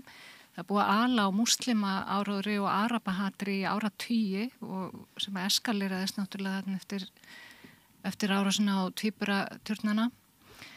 Þetta er alveg jafn inngróið og meitlað í íslenskt samfélag og íslenskt stjórnvöld eins og annar staðar í hinum vestræna heimi. Það er það. Ég held hins vegar að stóra ástæðan fyrir þessu mun eru beinharðir peningahagsmunir. Ég held það, sko. Ég held að það sé peningar stjórna heiminum, við vitum það. Engin annar iðnaður er eins borga sig jafnvel eins og að framlega vopn og nota vopn til þess að búa til fleiri vopn til þess að myrða fleira fólk. Kannski að búa til fíkniefni? Nei, í fyrsta sæti eru vopn. Í öðru sæti er cosmetic industry sem að það er svona ykkur til upplýsinga, það er líka mjög ábóta samt að fara út í make-upið og líta aðgerður og svo lista fellur allt undir það, en númer 1 á listanum eru vopn. Það getur líka, sko, það er ekki langt síðan að kaldastríðinu lauk, þannig að við getum sagt að rússagrílan, hún er kannski meira lifandi en maður kannski ímyndaði sér. Ég held að það sé partur af því hvað það eru snögg viðbrögð gagnvart Rússlandi. Svo er það náttúrulega... Myndur ekki kjósa sömu viðbrögð gagnvart Palestínu? Eða myndur þú vilja fá veikari viðbrögð gagnvart innrás Rússa? Ég vil bara öll stríð, öll brot á mannréttindum, þau mæti sömu fordæmingu og sömu aðgerðum. Þess vegna er þetta svo mikilvægt að einhverjar þjóðir og þá helst einhverjar af Evrópuþjóðunum stígi fram með refsiaðgerðir. Af því að Ísraelar, 92% Ísraelar styðja hreinsunum á Gaza, þjóðurnishreinsanir og 50% sko líta við vilja Vesturbakki verið tæmdur, þannig að Ísrael þetta er aldrei ónýtt þjóð, þeir eru bara komnir yfir rauðastrikið og þess vegna er þetta að þegar þeir finna það, segjum bara í buddunni, að þessi stefna sem þeir aðhyllast og þeir eru aldrei upp við hana frá barnæsku, að hún gengur ekki lengur. Af því að ef þú til dæmis kýst burt Netanyahu, hvað farið í staðinn? Bennett, sem hrósar sér að því hafa drepið Palestínumenn, eða Gantz, eða hvað hann heitir einn af þessum fuglum. Þetta er allt síónistar. Og þeir hafa allir sömu afstöðu til Palestínumanna. Það skiptir engum máli þótt þessi skiptir stjórnvöldi í Ísrael. Þess vegna þýðir ekkert að vera einblín. Það getur líka rækja okkur aftur og bak frá Netanyahu, að þá finnum við stjórnvöldi í Ísrael sem allt eru síónistar. Alveg, bara gegn sósa. Hugmyndum góðu stjórnmálaflokka eða öfl í Ísrael sem að gætu haldið Ísrael einhvern veginn siðlegu. Það er kannski góðsögn. Þetta ef þú skoðar bara forsætisráðherra Ísraels bara aftur til Ben Gurion. Þetta allt sem að hryðjuverkamenn. Ben Gurion leiddi Haganah og höfundur raunverulega Nabka. Þess að reka palestínumenn í burtu. Svo þetta með Begin, með Sharon. Þetta tómir glæpónar. Og Ísraelsríki að veruleiti byggt í kringum þar sem þeir kalla Israel Defense Force eða IDF. Sem í raun bara mótandi sér hryðjuverkasamtök. Þau byrjuðu sér hryðjuverkasamtök. Upp úr Irgun og Haganah var ísraelski herinn stofnaður og helstu leiðtogar Ísraels alveg hreint frá 1948 hafa allir komið úr þessum röðum. Þannig að þetta svona military eða hernaðar hyggja og síðan ertu með heila þvott alveg frá barsaldri á þar sem að börnum þér haldið hon í börn að þetta sé heilagur réttu þeirra til þessa landsvæðis og Arabar hafi ekki þarna að gera, þeir eru enga rætur þarna og það sé bara allt til að reka þá í burtu. Þetta hryðjuverkaríki bara frá grunni, frá byrjun. Og ég alveg sammála því sem að Hjálmtýr segir að þetta bara ónýtt ríki. Það svona ríki á enga framtíð og ég held að ef það er einhver ljóspunktur í því sem að gerast núna, þá það að ég held að það sé afhjúpast fyrir stórun hluta íbúi heimsins. Hverslags óþverra fyrirbæri þetta ríki og ég held að í þessu sé sem þetta raunverulega upp byrjunin á falli Ísraelsríkis. Ég held að ríki eigi sér enga framtíð. Svo það spurning hvort það tekur 10 ár eða 20 ár eða 50 ár. Ég hef enga trú á því að þetta ríki eigi sér nokkra framtíð. Þetta svona svipað eins og ef að Hitler Þýskaland með SS og allir leiðtogar Þýskalands hefði allir komið röðum SS. Þetta bara... Já, það ákveðið vatnaskil. Við sjáum allstaðar. Það sem eru alveg 20.000 að mótmæla. Og ungt fólk fer út á göturnar. Alveg svo gerðist í Víetnamstríðinu. Kannski ekki alveg í sama mæli. En í Bandaríkjunum þá endanum risu upp sterkar mótmælahreyfingar gegn Víetnamstríðinu. Og það meðal ungs fólks í Bandaríkjunum þá vaxandi meðvitund að þetta sem þeim hefur verið kennt að Ísrael sé og þess vegna eigi skattfé Bandaríkjanna fara þarna í stórum stíl að það afhjúpast að þetta ekki sem sagt rétt saga og ekki hagsmunir Bandaríkjamanna. En eins og Óli segir, það geta verið mörg ár þangað til að þessi hreyfing og viðbröðin frá segjum bara stjórnvöldum ýmissa landa verði það sterk að það fara að skipta máli en maður vonar að sá tími sé að rísa. Ég held að sé líka Hjálmtýr nefndi þetta með að sé mikilvægt að eitthvað Evrópuríki stígi fram. Þetta gerist líka á tíma í Víetnamstríðsins. Það eru ákveðum My Lai fjöldamorðin að þau vöktu fólk til vitundar og sérstaklega unga fólkið í Bandaríkjunum og miklu víðar. Það sami að gerast í dag. Það sem síðan skipti rosalegu máli það var það að Evrópa átti einn alveg óbáslega hugrakkan stjórnmálamann sem var Ólafur Palmi sem að þegar Bandaríkjamenn hófu loftárásir á Hanoi þá stígur hann fram og hann segir djöfulsins morðingjar forseta Bandaríkjanna, satans mördari og það var náttúrulega allt vitlaust en þetta breytti algjörlega myndinni og Víetnamstríðinu lauk 3 árum seinna. Það tók 3 ár. Þannig að ég held að við stöndum ákveðnum vatnaskjölum fólk að vaknandi meðvindar glæpir Ísraelsríkis það ekki hægt að fela þá lengur og verður erfiðar eftir því sem þessu stríði vindur fram. Það sem næst mun gerast og hvort það gerist fljótlega eða eftir einhver ár, ég veit ég ekki, þá munu hugrakki stjórnmálamenn á Vesturlöndum stíga fram og segja okkur nóboði. Ég alveg sannfærður það. Já, það eru til. Aðeins varandi afstöðu íslenska stjórnvalda, gagnvart þessum 2 málum. Nú leggið þið áherslu á að þjóðamorðið á Gaza og ástandi í Palestínu sé þannig að allir verði að taka afstöðu og þar lendir afstöðuleysi íslenska stjórnvalda eða veik afstæða þeirra á sama tíma og beita sér af mikilli ákefð hérna í Úkraínu. Það var nú sagt fyrirverandi utanríkisráðherra að hún hafi verið herskáust allra utanríkisráðherra í Evrópu á stundum tíma. Íslendingar hafa verið mjög framarlega, kallað heim sendiherra í Moskvu og gengið framarlega og verið með fundi hér hérna ráðagerðir einhvers konar stríðsskaðabætur sem Rússland að hérna greiða og fleira. Afstöðuleysi stjórnvalda gagnvart Palestínu, gerir það ekki hérna afstöðu þeirra til Úkraínu eiginlega innistæðulausa? Er hægt að vera með afstöðu þar sem verið að tala gildi og hérna alþjóðalög og landamæri? Ef að þú virðir það ekki hérna megin, þá raunverulega málið hlýtur að snúast á bara eitthvað allt annað en þú segir. Því það verður að vera samfella í málflutningi stjórnvalda, býst ég við. Já. Þetta náttúrulega hræsni, það eitt orð. Ég held að hérna okkar stjórnvöld þessar ágætu konur séu algjörlega bara búin að sanna ein ótrúverðugleika, nákvæmlega eins og til dæmis bara með þessum samanburði og allt þeirra tal þjóðamorð á Gaza blaður. Þetta er bara blaður. Það fylgja... Nei, það er náttúrulega, það er tala ekki eins og þjóðamorð, sko. Mannúðarkrísa. Nei, og hérna, hópmorð. Það er lagalega korrekt. Það er lagalega korrekt, segja það. Orðið yfir þjóðamorð sem áður hér. En svo er líka bara allt í lagi að tala íslensku, sko, eins og fólk gerir nú líka í íslensku stjórnmálum og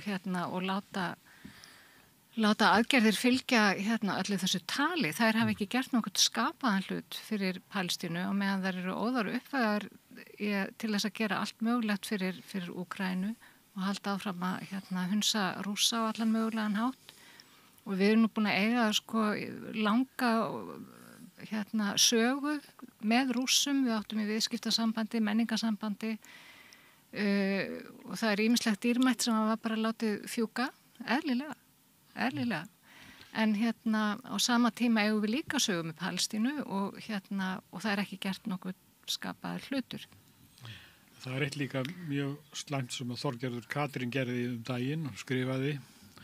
Hún leggur að jöfnu, eða að segja, hún rauninni að segja að Palestínumenn eigi jafna sök. Hún segir... Það kallaði yfir sig þjóðamorð. Já, af því og síðan segir hún sko sjaldan hvernig sem heldur einn tveir deila. Sjaldan heldur einn og tveir deila. Það sama við börnin sem að Ísraels herrar að myrða. Þau hafa kallað yfir sig sök, kallað yfir sig þessu örlög. Greinilega. Það er náttúrulega mjög útbreitt skoðun meðal Ísraela að allir palestínumenn séu það sem rétt ræpir vegna þess að þeir eru í rauninni Hamas, þó þau séu ekki kannski... Þorgerður svolítið að taka undir þetta sjónum. Hún algjörlega gerði það hann í blaðagreini eða viðtali, viðtali í Morgunblaðinu og hún segir líka þar að framtíðin sé þannig að Hamas fái ekki að koma neinstaðar nærri. En samt eru nýjustu skoðanakannanir sem segja að 59% palestínumanna bæði Vesturbakka og Gaza, þeir vilja ekki að Hamas verði afvopnað einu sinni. Þeir vilja ekki að Hamas fari hverf úr sögunni og þá þessir vestrænu, þetta er ályktun þessir sem að 7 utanríkisráðherrar settu fram frá Spáni og víðar, að þeir eru bara að segja að vilji palestínumanna gildi alls ekki. Og það er alveg sama að gerist 1947 þegar að Palestínu er skipt. Vilji þeirra var alltaf hundsaður. Og samstofna því sem að Netanyahu segir að hann ætla að halda Gaza og látaði síðan af hendi til stjórnvalda sem hann sætti sig við. Þetta er það samstofna fyrir hugmynd. Ég held að það væri bara, það er komin tími til og það er bráðnauðsynlegt og það þarf eiginlega bara að fara að ganga í það mál að upplýsa Þorgerði Katrínu sögu Palestínu, hvað er raunverulega í gangi vegna þess að hún virðist ekki hafa hunds vitað. Þú getur farið bara og googla þetta ef þú vilt. Já, ef þú vilt sko, en hún virðist ekki hafa vitað því og hún virðist því miður ekki hafa aðstofamenn hjá sér í ráðuneytinu heldur til þess að upplýsa sig stöðu mála og bendina á hvað hægt er að gera.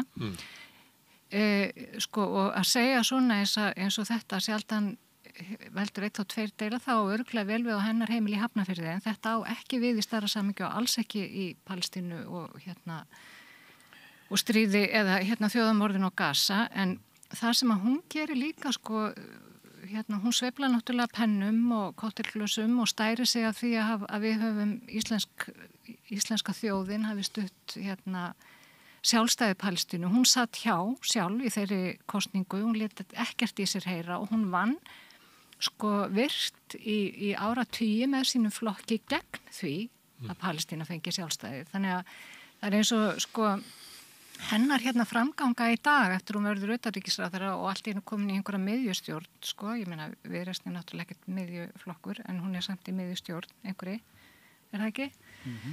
Að þá er hennar gamla sjálfstæðis sko óupplýsta stjórnmálakona að verki í utanríkis. Það var enda við þetta alla flokka. Ég orðaði þannig að allir flokkar útvista utanríkisstefnu sinni til Valhallar sem að útvista sinni utanríkisstefnu til Pentagon. Já, þannig að ég held að sé að það er enginn á þingi sem er eitthvað með sjálfstæðu utanríkisstefnu. Nei, alls ekki. Ég er alveg saman. Kannski í Evrópumálum eða ekki í svona öryggismálum, ég kannast ekki við það. Þær hafa staðið sig ágætlega í alls konar málum eins og með veiðgjaldið og allt það. En eitt sem er ólíkt að því að við erum að bera saman að það er sagt öðruvísi landamæri, alþjóðalög og fleira hvort sem að Úkraína eða Palestína. En það er eitt sem er áberandi í orðræðu stjórnvalda sem er okkar gildi. Og það er talað það að við erum að verja okkar gildi með stuðningi við Úkraínu því annars myndi okkar gildi falla þá fyrir barburum eða eitthvað slúið, það er svona líklega hugmyndi sem er þarna. En þetta er aldrei sagt um Palestínu og líklega, og ég býst við að þegar þið voru að tala það 75 og annað slíkt að taka upp málstað Palestínumanna, að þá var það bara fjarri hugmyndum á Íslandi að því að Ísrael væri okkar gildi og Palestínumenn eiginlega gegn okkar gildum. Þarna voru hryðjuverk byrjuð, olíupillegarnir 74 eða ekki? 72 fyrir ekki. Þannig að það var það að taka afstöðu með Palestínumönnum var að taka afstöðu með hryðjuverkum. Það er líklega ekki að heyra núna að eru það styðja Hamas. En þarna voru líka ísraelsk hryðjuverk byrjuð og fyrir allra augum og heimsins alls, sko. En sko ég held að það hafi líka bara sýnt sig að þessi gildi sem þú ert að vísi núna og mannréttindi eins og allir eru búin að koma inn og þetta á bara við og er bara skrifað fyrir fáina útvalda. Þetta, sko,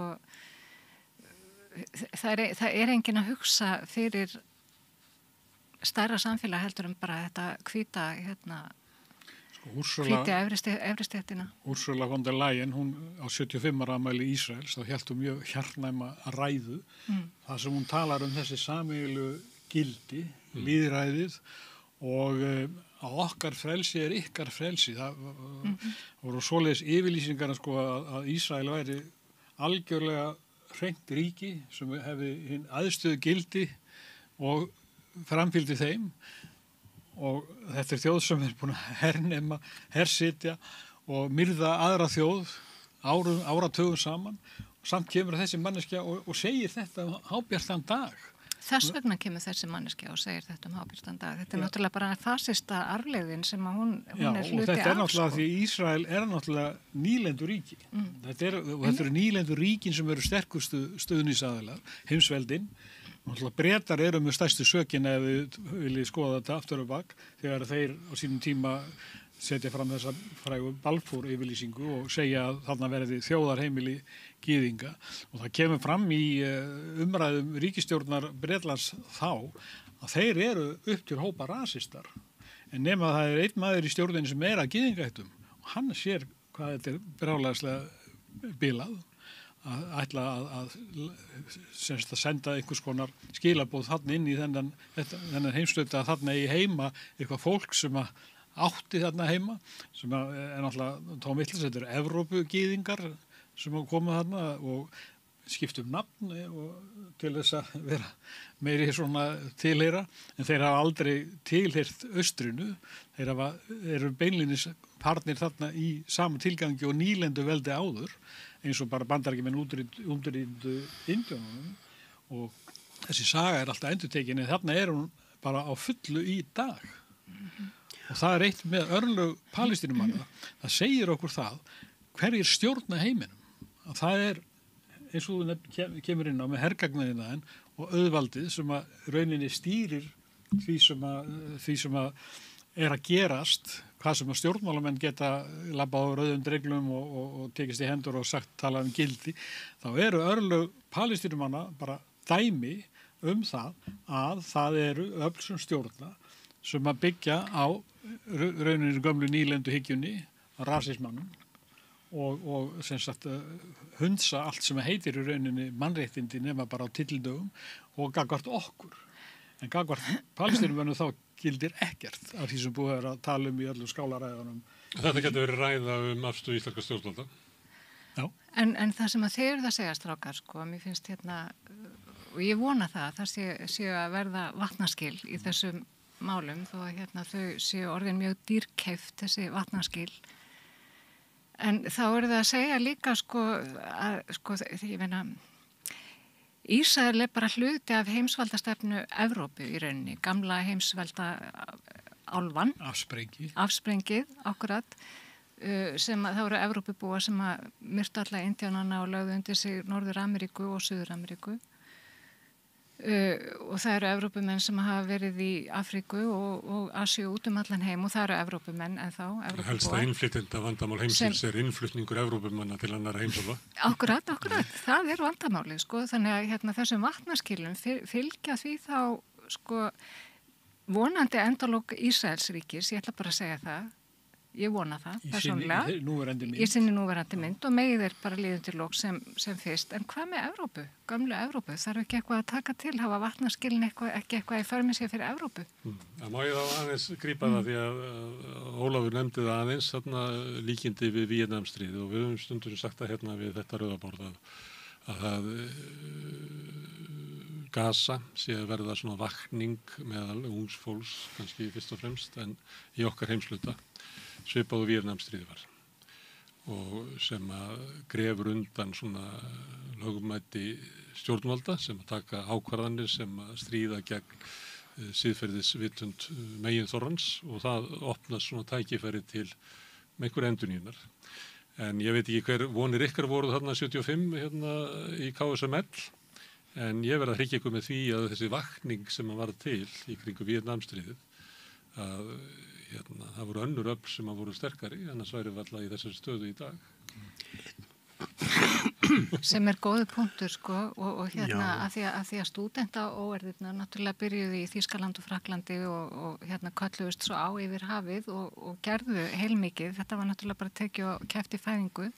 Síðan þá hefur einstaklingsvæðingin, sko, 1000-faldast og nýfrjálshyggjan grafið undan allri samstöðu, það er búið að grafa undan allri samstöðu meðal fólks, þetta er náttúrulega besta leiðin til þess að smala hjörðinni bara okkur að tanga sem peningaöflin vilja og sko upp í háskóla því ég vinn nú þar að þá sko ég sé ekki stúdent að vera að gera neitt annað heldur en bara að vera í símanum sínum og kaupa sér eitthvað dót á netinu. Þeir eru ekki fjölmennir í mótmælum fyrir Palestínu. Nei, það á ekki að búa til aðra svona kynslu eins og þessa drengi hér, þannig að við hafum nógan tíma með þeir í háskólanámi. Það verður að drekja stúdentunum í vinnu svo þau farið nú ekki að mótmæla ykkur. En sko ég held að Víetnamstríðið var eitt og svo vakning sem var, en það gerist líka fullt af öðrum mjög ákveða hlutum. Skulum ekki gleyma því til dæmis að 2 ríki sem byggðu á nákvæmlega sama grunn á Ísrael, og það var Ródesi og Suður-Afríka, að nýlendu stefnan, hún fjall þar og það gerist eftir að Víetnamstríðin lýkur og það er ótrúlega líki. Ég spyrja því tekstu þetta, af því að við vorum að tala um Víetnamstríðið og mótmæli hippana og Ronald Reagan var ríkisstjóri í Kaliforníu og sigaði þjóðarleiðin á hippana, svipað og Trump er að gera núna og síðan var hann kosið forseti. En hann var ekki, hans bylting eða hans breyting var ekki komið svo langt að hann neyddist til þess, 85 held ég, að hafna apartheid í Suður Afríku. Mann finnst það einhvern veginn ólíklegt að Donald Trump sé í þannig stöðu og hann sé svo veikur hvað almenningsálitinu að hann yrði að hafna Ísrael. Nei, ég er ekkit, enda er ekkit, sem ég segi, ég held að þessi ákala litla líkur að þetta breytist eitthvað á valdatíma Donald Trump. En Bandaríkin eru náttúrulega á margan hátt fallandi heimsveldi. Þeir Donald Trump og aukinn svona fasismi í Bandaríkjunum sýnir ekki styrk Bandaríkjana, sýnir veikleika Bandaríkjana, sýnir raun og vaxandi óreiðu og upplausn og leið og Bandaríkin veikjast. Það eru önnur ríki sem sækja fram, BRICS-ríkin, sérstaklega Kína náttúrulega, Indland og þá molnar undan Ísrael. Ísrael stendur ekki í 2 mínútur án stuðnings Bandaríkjana. Það er bara mjög einfalt mál. Og ég held að við lifum á viðsjárverðum tímum, alveg tvímælalaust. En ég allavega vil líta svo á að veiking Bandaríkjana á heimsmælikvarða, hún vinnur með raunverulega kúfum þjóðum allan heim. Það er svona mín afstaða. Ég er alveg sammála þessu og mér finnst þetta líka bara mjög falleg hugsun. Í eðli sínu.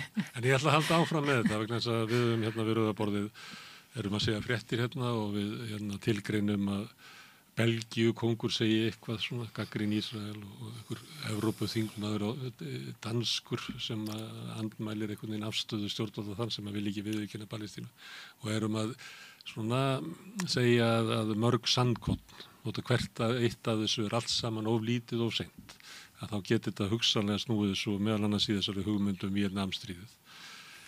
En kannski er það vegna þess að sá sem er í miklu vanda verður vongóður og sér einhver merki þess að eitthvað geti snúist af smáum atriðum. Því að við getum tekið dæmi svona aukna vakningu og það fólk getur tjáð sig til stuðnings Palestínu eða gegn Ísrael frjálsara núna held ég í svona okkar heimsluta heldur var. Ég við Bretland til dæmis, ég átta mig ekki alveg á í Bandaríkjunum. En samt ekki að sjá neitt bilbug á ísraelska hernum eða ríkisstjórn Netanyahu þvert á móti. Þeir kynna raunverulega núna beint ofan í þessa vakningu Vesturlöndum grófari aðgerði gegn Palestínumönnum heldur en að þeir hefðu gert fyrir 3 árum eða 13 árum eða 23 árum. Já, Gunnar Smári, þú skalt athuga það að hlutirnir hafa bara sinn gang. Og ef við tökum til dæmis helför nasistana gegn gyðingum, að þá var svona ákveðin taktur í henni. Fyrst átt að hrekja það í burtu, það átt að gera eigur þeirra upptækar og svo framvegis. Allt eftir þessum tímanum vinnu fram að þá sjá þeir það. Nota sem vinnuafl. Já. Og svo að drepa þá. Málið er það allt í henni grípur þá ákveðinu óþreyja. Það gengur á hægt, við verðum að losna við þá og þá hefst helförin. Og í helförinni felst í raun undirgangur nasismas. Ísrael er bara nákvæmlega sama stað. Að þessi gömlu síónistar, þeir höfðu þessa hugmynd að flæma palestínumenn í burtu með því að gera þá annars og þriðjaflokks borgurum, með því að takmarka möguleika þeirra til að eiga líf, takmarka möguleika þeirra til ræktarlands og svo framvegis. Það átti sannst að hægt og rólega að flytja á því. Gera þeim óbærilegt að vera þarna. Akkurat, og þetta hefur ekki gengið eftir einfallega vegna þess að palestínumenn alveg ótrúlega þrautsegir og þeir eiga langa sögu, þeir eiga langa menningu. Það sem við erum að sjá núna er óþreyja og örvænting hjá síónistunum. Þannig að tíminn er að fljúga frá þeim og ég er alveg samfærður það að þetta er byrjunin á undirgang Ísraels. Því þeir mun ekki takast þetta og ef þeir halda áfram með þetta að það flýtir bara fyrir degi reikningsskilanum. Við skulum ekki gleyma því að við eftir að fá til þess úrskurð frá Alþjóðadómstólnum varðandi hvort að sé að ræða þjóðamorð og þegar sá úrskurði kemur þá standa þjóðir heimsins allar þeir sem að skrifa undir þessa samninga, þeir standa fram yfir því hvað gerum við núna og þeir vita það að þessi úrskurður hann er bindandi fyrir þá sem hafa skrifuð undir hann og þeir verða að grípa til aðgerða. Og þetta verður mikil ögurstund. Þetta ögurstund fyrir bara hreinlega öll smáríki, þetta ögurstund fyrir okkur á Vesturlöndum og ég vil trúa því, ég vil vera bjartsýnn, ég vil trúa því að þarna verði í raun ákveðin viðsnúningur í heiminum. Ég er bjartsýnn á það. Ísrael er líka að veikjast þannig að þeir eru núna með herinn, herfóringjar, þeir eru að sjá að þetta er ákvæmlega erfitt fyrir herinn að standa í þessu stríði, bæði vegna þess að kostar það hermenn. Það eru þúsundir ísraelskra hermanna núna bara í meðferð vegna að þeir hafa orðið fyrir bara, hvað heitir það, áfallastyrjandi röskun og það eru einhverjir þúsundir sem eru særðir og hafa fallið og þeir eru farnir núna að kalla eftir gyðingum annar staða frá, ungum gyðingum í Bandaríkjum reyna að flikka upp á herinn og þetta er búið að vera þeim mjög dýrt en svo lengi sem Bandaríkjum standa svona stíft við bakið á þeim þá geta þær haldið sínu striki en ég held að við erum að tala um vatnaskilin felast í því núna að, eins og við segjum að heimurinn sér hvað þetta að þetta er útrýmingarherferð, þetta er helfur og að Þýskaland skuli í þriðja skipti vera aðstandandi helfarar. Þegar að þessi úrskurður alþjóðadómstólsins getur ekki farið nema einn veg vegna þess að það lá í því sem þeir sögðu mögulegt þjóðarmorð. Ísrael má ekki gera þetta, þeir hafa gert það allt og miklu meira. Þannig að úrskurðurinn ef hann verður eitthvað öðruvísi þá hefur eitthvað baktjaldamark átt sér stað. Bandaríkjamenn reyna nú hóta dómurunum persónulega. Þeir eru ekki svona aðilar að glæpadómstólnum. Að þá verða, eins og Óli er að segja, stjórnvöld Vesturlanda sem hafa stutt Ísrael gegnum þykkt og þund. Öll blöðin, allir fjölmiðlarnir sem hafa, eins og BBC og fleiri sem hafa skrifað á þann veg að málstæður Palestínumann hefur alltaf verið mistúlkaður eins og RÚV þó RÚV hafi nú mörguleiti staðið sér betur en Það er svona, má merkja það svona hluta þessari breytingu sem er á Vesturlöndum að RÚV er að leita einhverju leið út úr sinni túlkun. Svona síðustu 2,5 mánuði fiskar eins og þeir séu að reyna og það er líka að hætta þessu með einhæfa áróðri sem voru í. Já, og það er líka talað að ýmsir stjórnmálamenn og fjölmiðlamenn séu að reyna svona að fóta sig í mögulega algjörlega breyttu landslægi þar sem þeir eru beinlínis meðsekir í þjóðarmorði. Af því það er þannig að sáttmálinn er þannig eins og við vorum að tala um áðan. Þeir ber skylda að gera eitthvað gegn þjóðarmorði eða þjóðarmorði í uppsiglingu. Ef þú hefur ekkert gert, búin að undirrita þennan sáttmála, þá ertu í rauninni orðin sekur hlutdeild í þjóðarmorði. Bara sama við drukknun undan strönd þú hefur ekki rétt á að liggja á ströndinni. Nei, þú átt að bjarga. Já. Heyrðu, eitt má ég aðeins sambandi við Palestínu. Ég var nú að reyna að koma að því að hvort að þið væri sökuð að vera stuðningsmenn hryðjuverka. Ég hef verið að svona sérstökum ástæðum hef ég verið að lesa svona ljós eftir Palestínumenn. Og það er eitt sem er svolítið sláandi þegar maður er að lesa það að það er mjög rík tilfinning og hefur líka komið fram í samtölum sem ég á reglulega við Palestínumenn. Rík tilfinning að næstu því eins og að sé þeir sem falin svo staða að með líku að segja deyja fyrir okkur. Að þetta sé staða þar sem að þeir eru að berjast við ógnarvaldið en ekki bara til þess að bjarga sjálfum sér. Heldur hafi þeirra baráttu merkingu langt út fyrir Palestínu. Þetta er mjög svona rík hugmynd sem að virðist verðar að þetta sé sammannleg staða á sama tíma og þetta er náttúrulega sérstök staða sem að þeir eru í. Þannig að það er, og kannski er þetta afsprengja því hvað eru margir víða að sem eru til í að leggja þeirri baráttu lið. Það verið bara einhvern hátt vera svona opin. Þetta sé barátta sem að býður fólk velkomið að taka þátt í, en þess að hún hefur sko djúpa samanlega merkingu. Já. Það óknir sem standa í.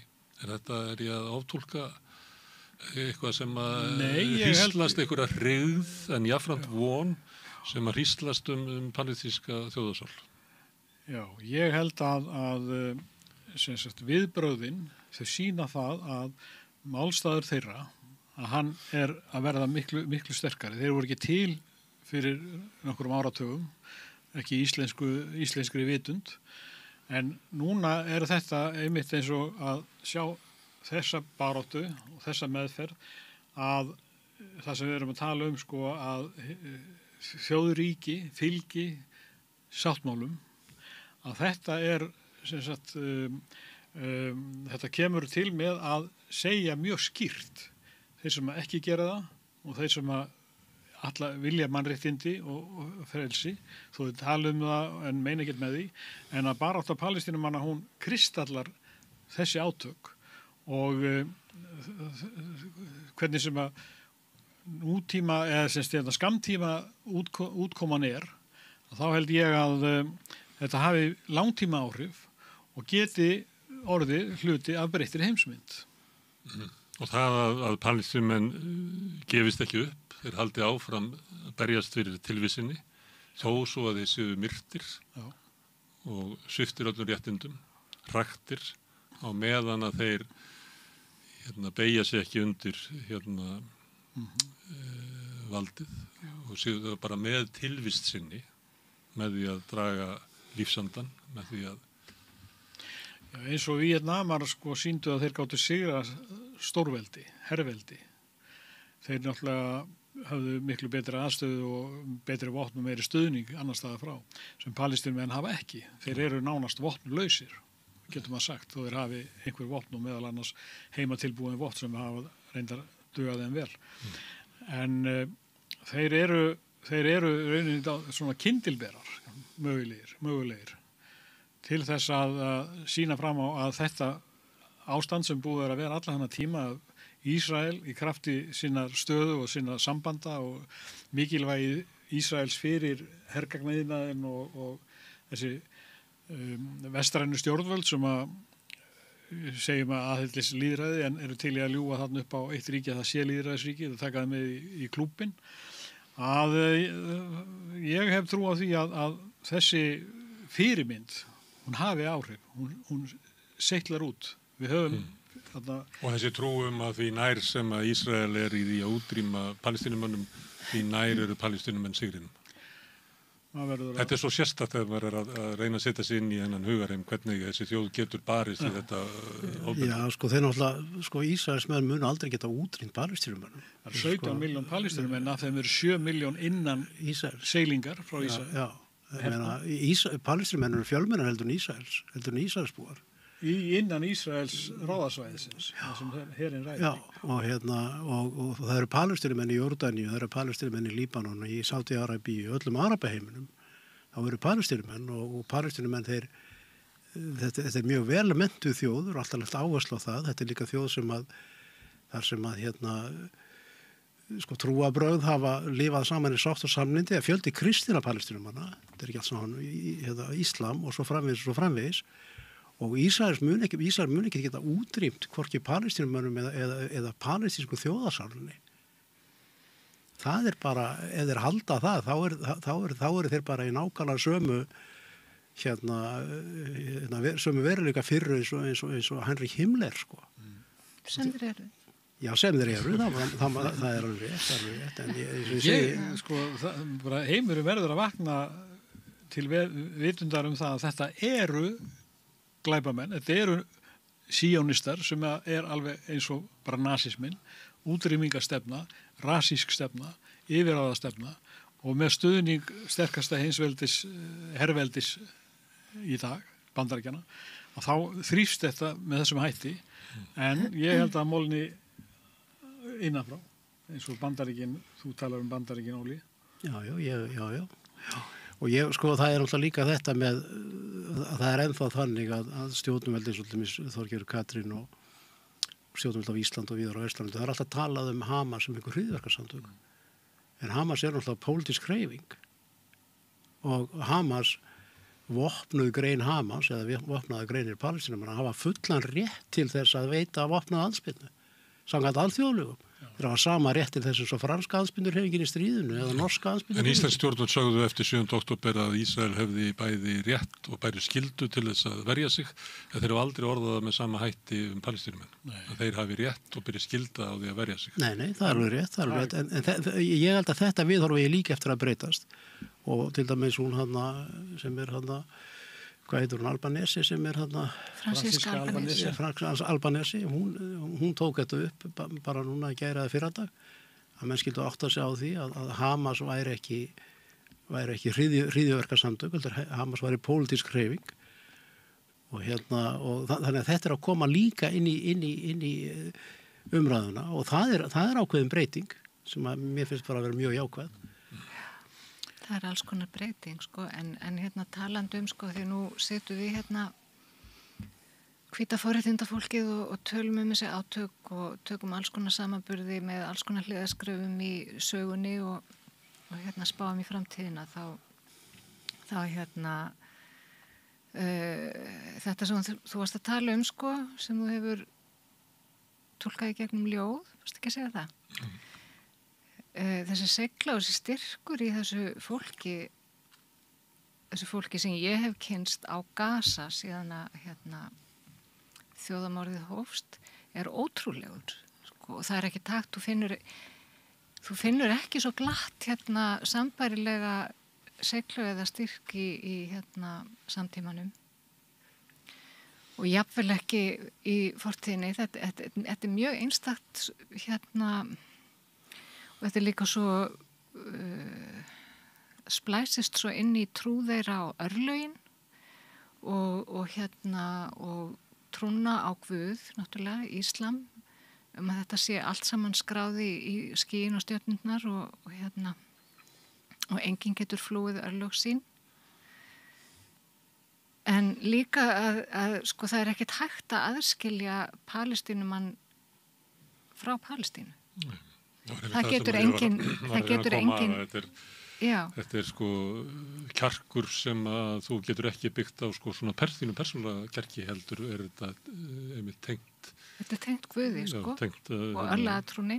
Að þú sé tengdur ákveðinni hópi eða tíma. Já, og þú ert bara partur af einhverju alheimsafli sem að verður ekki frá því tekið og það gera það engin vopn og engar vestrænar skeggræður eða pólitíkusar. Þess vegna er lítið barn með steinvölur sterkar en skriðdrykkina. Akkurat. Sem við tengist þessu. Herðu, ég ætla að slá botnin í þetta nema ert þú með eitthvað mjög brýnt erindi formaður? Já, ég er bara að hugsa það sem að við getum gert hérna heima. Við náttúrulega höfum ekki mikil áhrif en við getum beint okkar afli að íslenskum stjórnvöldum. Að fá þau til þess að gera eitthvað sem skiptir máli. Ekki bara undirrita yfirlýsingar við erum búin að tala heldur. Og ekki bara fyrir Palestínu, heldur bara fyrir okkur því að við verum á stjórnvöld sem að endurspegla okkar siðferðislega grunn. Einmitt. Og ef að íslensk stjórnvöld vilja ekki hljóta þann dóm sögunar að þau hafi setið hjá þegar er yfirstandandi þjóðarmorð og ekkert gert, samkvæmt sem að þeim ber að gera, og þá er þau mjög illa sett. Við vitum öll að íslensk stjórnvöld brugðust í helförinni. Já, endursendu gyðingar. Það var eitt ríki sem tók á móti gyðingum og það var Palestína. En ég langar bara að benda á þetta að mér finnst það ekki vera eins og sé þungur dómur Íslendinga yfir sjálfum sér hvernig stóðu sér þar. Á þess að ég ætla að vera kaldhæðin eitthvað samband við dómsögunar. Að íslensk stjórnvöld og minnst íslensk samfélag taka þeirri stöðu sem að íslensk stjórnvöld völdu að taka sér þá bara tiltölulega létt. Ég sammála því. Það hengir engin haus í dag yfir því. Ég bara kannast ekki við og þjóðverja sjálfur voru ekki dæmdi svo harkalega. Þeir fengu bara Marshallpeninga og svo var bara Made in Germany besta vörumerkið í marga áratugi. En við þurfum að reyna að sjá til þess að þessi lærdómur að hann verði raunverulegur. og það er okkar verkefni. Þannig getum við þroskast sem samfélag með að læra af sögunni. Það er komið til þess sko að þessar konur þær sýni það á sann að það sé eitthvað substans á bakvið gildin þeirra sem þær veifa. Þetta sé ekki bara allt performatíft og þær verða okkur til sóma. Herðu, Hjálmtýr, Guðný og Ólafur, kæra þakki fyrir að koma hingað og ræða Palestínu. Takk. Við ætlum að sitja hérna áfram við rauðaborðið, við erum alltaf að reyna að skilja heiminn. Næsti kafli eftir augnablik. Við lifum á tímum þegar þörfin fyrir opna og gagnrýna umræðu brýnni en nokkru sinni fyrr. Ég heiti Ólína Kjerúl Þorvarðardóttir og ég styð og vel samstöðina, sjálfstæðan og óháðan fjölmiðil. Ertu á leið heim úr vinnu? Stilltu á FM 89,1.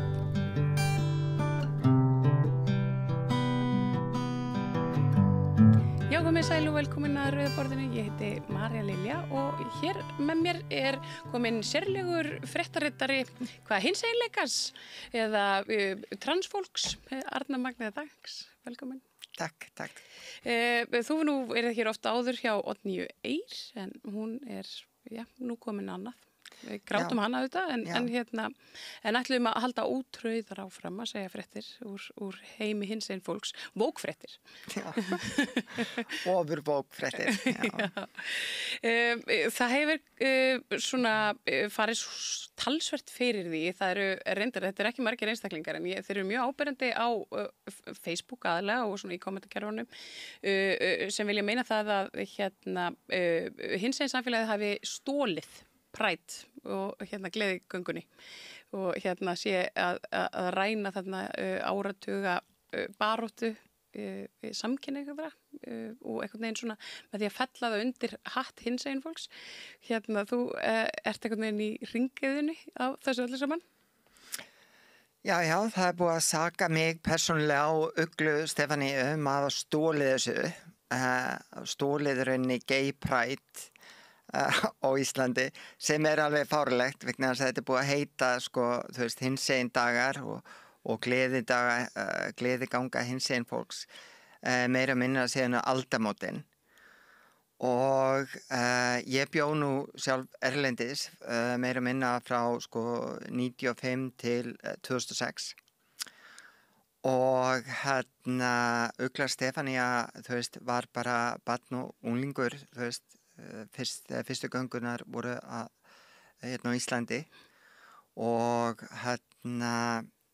þannig að hvenær áttu við að stela þessu, það nú stór spurning en þetta náttúrulega búið að heita alveg frá því að þessar fyrstu göngur og svona voru gengnar frá 1969 þá voru þær gengnar undir merkjum LGBTQ sumar voru bara LGBT en þetta voru aldrei bara homor og lesbíur og þetta hefur aldrei verið bara homor og lesbíur. Það var samt alveg tendensía að vera með það sem kallað bi-erasure og pan-erasure áður þar sem að ákveðnir homar og ákveðnar lesbíur sögðu að það var ekki til neitt sem að héti að vera tvíkynhneigður að þú væri þá bara ringluð eða ringlaður og ættir eftir að ákveða þig og þetta verðist lifa svona meðal mjög þröngsýns lítils hóps þá lifir þessi hugmyndafræði ennþá að það sé bara til það að vera samkynhneigður eða að vera gagnkynhneigður og að það séu bara til einhverju tveir ásar og ekkert annað.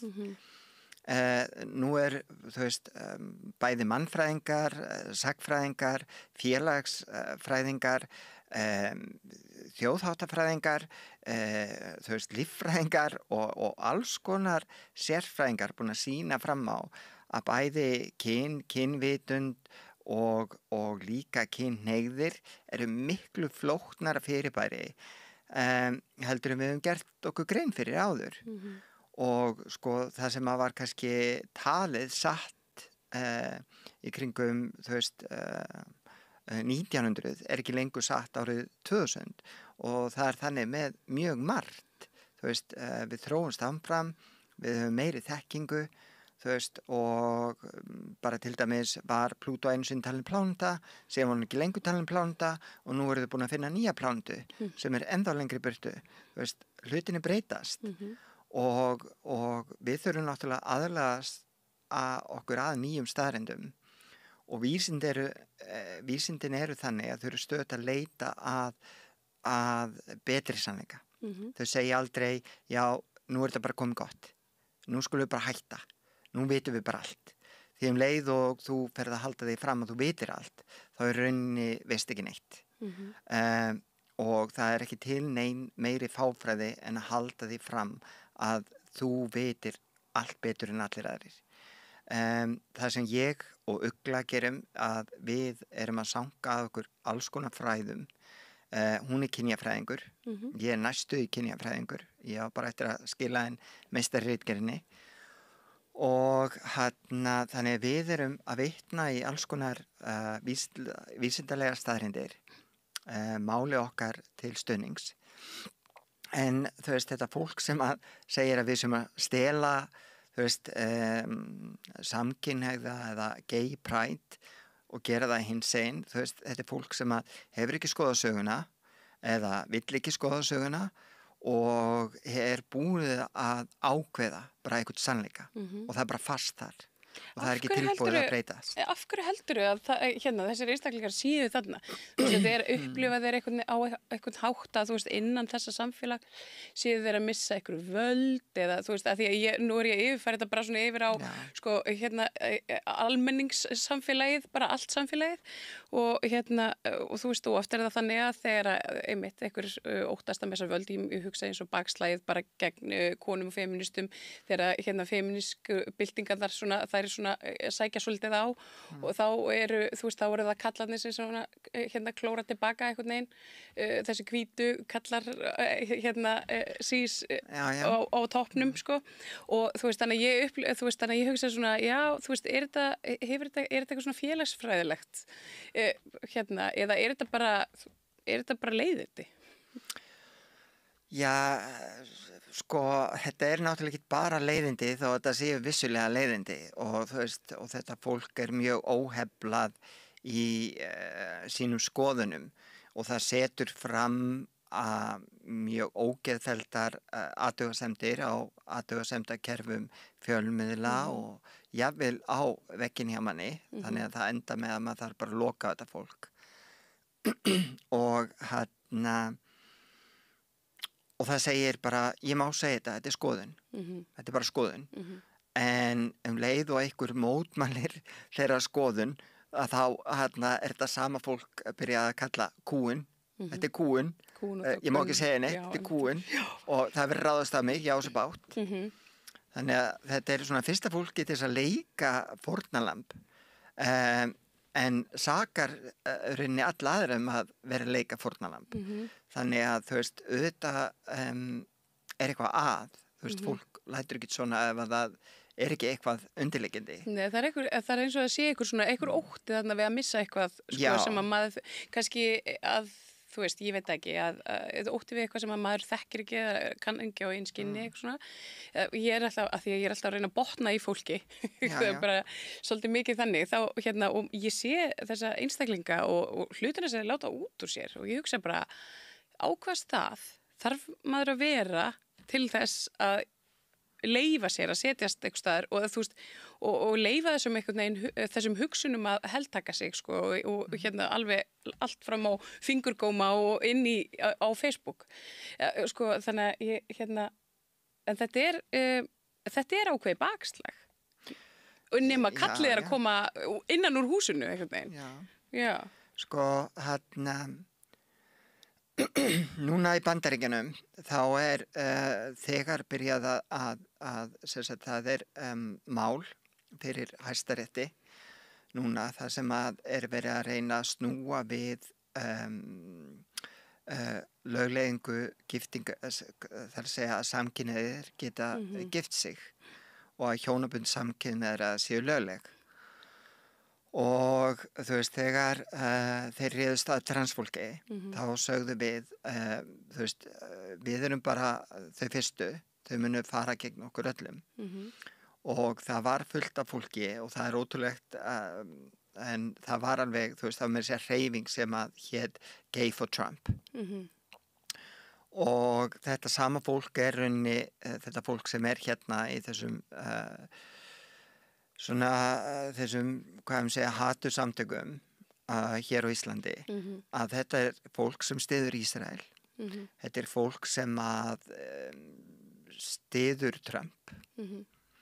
Og þetta rauninni tekur, þú veist, það tekur rauninni allt sem að við myndum telja að væri gott og snýra á andhverfu sína. Og hvort það ótti, hatur, reiði, einhverja aðra hvatir sem liggja baki, skal ég nú ekki dæma en þú veist, ég hef alveg hitt fólk sem að, þú veist, bara mjög trúað í sinni sannfæringu, að það að gera það eina rétta. Það bara trúið því, bara innilega að, þú veist, að ég sé manneskja sem að ætti bara að drepa og og ætti ekki að fá að vera til. Og þau nota alls konar rök fyrir því. Þau sjálf trúa því að þau séu gott fólk. Þau sjálf trúa því að þau séu með rétta málstæðin. Og það náttúrulega gerir það verkum að þrátt fyrir að þú sért að nota vísindalega staðreyndir, að þegar fólk eru svona sanntrúað og fast í einhverju svona hvað segja krossför, að þá rosalega erfitt að eiga einhverjar samræður við þetta fólk. Já, það vill ekki einhvern veginn snúið tilbaka. Maður upplifir þetta á einskinni bara í öðrum kreðsum í samtölum við þetta sama fólk og þú nefnir sem svona pró-Ísrael og svona alt-right, þessi sístækkandi fasíska alt-right hreyfing. Og það eins og segir, þá byrjuðu þessar hreyfingar svona á transfólki í Bandaríkjunum og eru núna einmitt farnar að fikra sig í bara brúnt fólk og homolesbíur og þannig að þú veist, og maður veltir náttúrulega fyrir sér líka bara hvað endgameið hérna. Já, ég meina, við höfum alveg, þú veist, þessa við höfum alveg séð nákvæmlega sama á það sem gerist í Bandaríkjunum. Þetta gerðist líka frá 1933 í Þýskalandi. Og rauninni fyrr byrja 1930. Nasistaflokkurinn, þú veist, hann var kosinn löglegri kosningu og þeir smá saman, þú veist, feikruðu sig alltaf lengra og tóku meira og meiri völd. Byrjuðu að, þú veist, fangelsa pólitíska andstæðinga og svona ýmislegt annað. Þeir byrjuðu á hinsegin fólki, þeir byrjuðu á transfólki, þeir byrjuðu á Magnús Hirschfeld stofnunni sem hafði að gera með transfólk og rauninni hinsegin fólk á þeim tíma og fyrstu kynstaðfestandi aðgerðirnar voru gerðar hjá þessari stofnun á áranum frá 1922 til 1930, 31-2. Og það voru 10 transkvenna sem að lifðu góðu lífi, en við þekkjum öll söguna af dönsku stúlkunni vegna þess að það sem fylgdi ekki sögunni var að hún fór í kynstaðfestandi aðgerð sem tókst að öllu leyti, nema hvað hún vildi fá sig ígrætt móðurlífi líka og til þess að geta gengið með barn. Það var hennar draumur og það náttúrulega draumur okkar margra að þú veist geta það einhvern tímann. Og hún fór í þannig aðgerð og það var tilraun aðgerð og hún fekk sýkingu og dó vegna þess. Það var rauninni það sem að dró hana til dauða. En Lili Elb, danska stúlkan, varð heimsfræg rauninni fyrir þetta. En þú veist, þessi aðgerði héldu áfram seinna í Danmörku og Suður-Ameríku og annar staðar. Þannig að þetta ekkert nýtt að nálinni að transfólk sé til eða það hefur þurft á kynstaðfestandi aðgerðum að halda. Og Þetta er svona ofsóknirnar einmitt og heldur ekki nýjar nálinu. Nei, og þessar ofsóknir sem að komu þú veist, hefur kannski ekkert að gera með það að þetta var transfólk. Hefur að gera með það að þetta var svo lítill minnihluti. Og ef þú ert svona einræðisherra wannabe, ef við getum fengið að sletta, að þá byrjar þú náttúrulega ekki að ráðast á vegginn þar sem hann er breiðastur og hæstur. Þú byrjar á því að ráðast á einhvern minnihlutahóp, sjá hvernig gengur, og ef það gengur vel og það lítið mótmæli og fólk bara svona, þá náttúrulega byrjar að ýta þessari stöng aðeins meira. Þú veist, tekur næsta hóp og og þegar þú veist þá ertu bara komið með ansi marga hópa og mætir ótrúlega lítilli mótspyrnu. Þú veist, ég til dæmis þú veist, hefði aldrei trúað að sama þjóðin og kaus Obama hefði leyft þess að ganga svona langt eins og það hefði nú þegar gengið í Bandaríkjunum. Þú veist, við erum með hálfgerða útrýmingabúðir í sem að þeir eru með að selja bólir og derhúfur sem að heitir Alcatraz, já, þú veist, Alligator Alcatraz. Og þetta er byggt í Flórida í Fenjónum og þú veist, og þetta er byggt þannig að þetta er byggt á svona landfyllingu þannig að í ákveðnum veðráttum þá er allt á floti. Þú veist, fólki býr í bara pingulítlu búrum, þú veist, hópa saman, salernisaðstöðunar eru bara, þú veist, sígahættan er gífuleg, þarna eru, þú veist, alveg nýr í ungabönn. Það eru eitrar snákar og kóngulær og sportdrykar, vatnasportdrykar og annað sem að, þú veist, geta flotið inn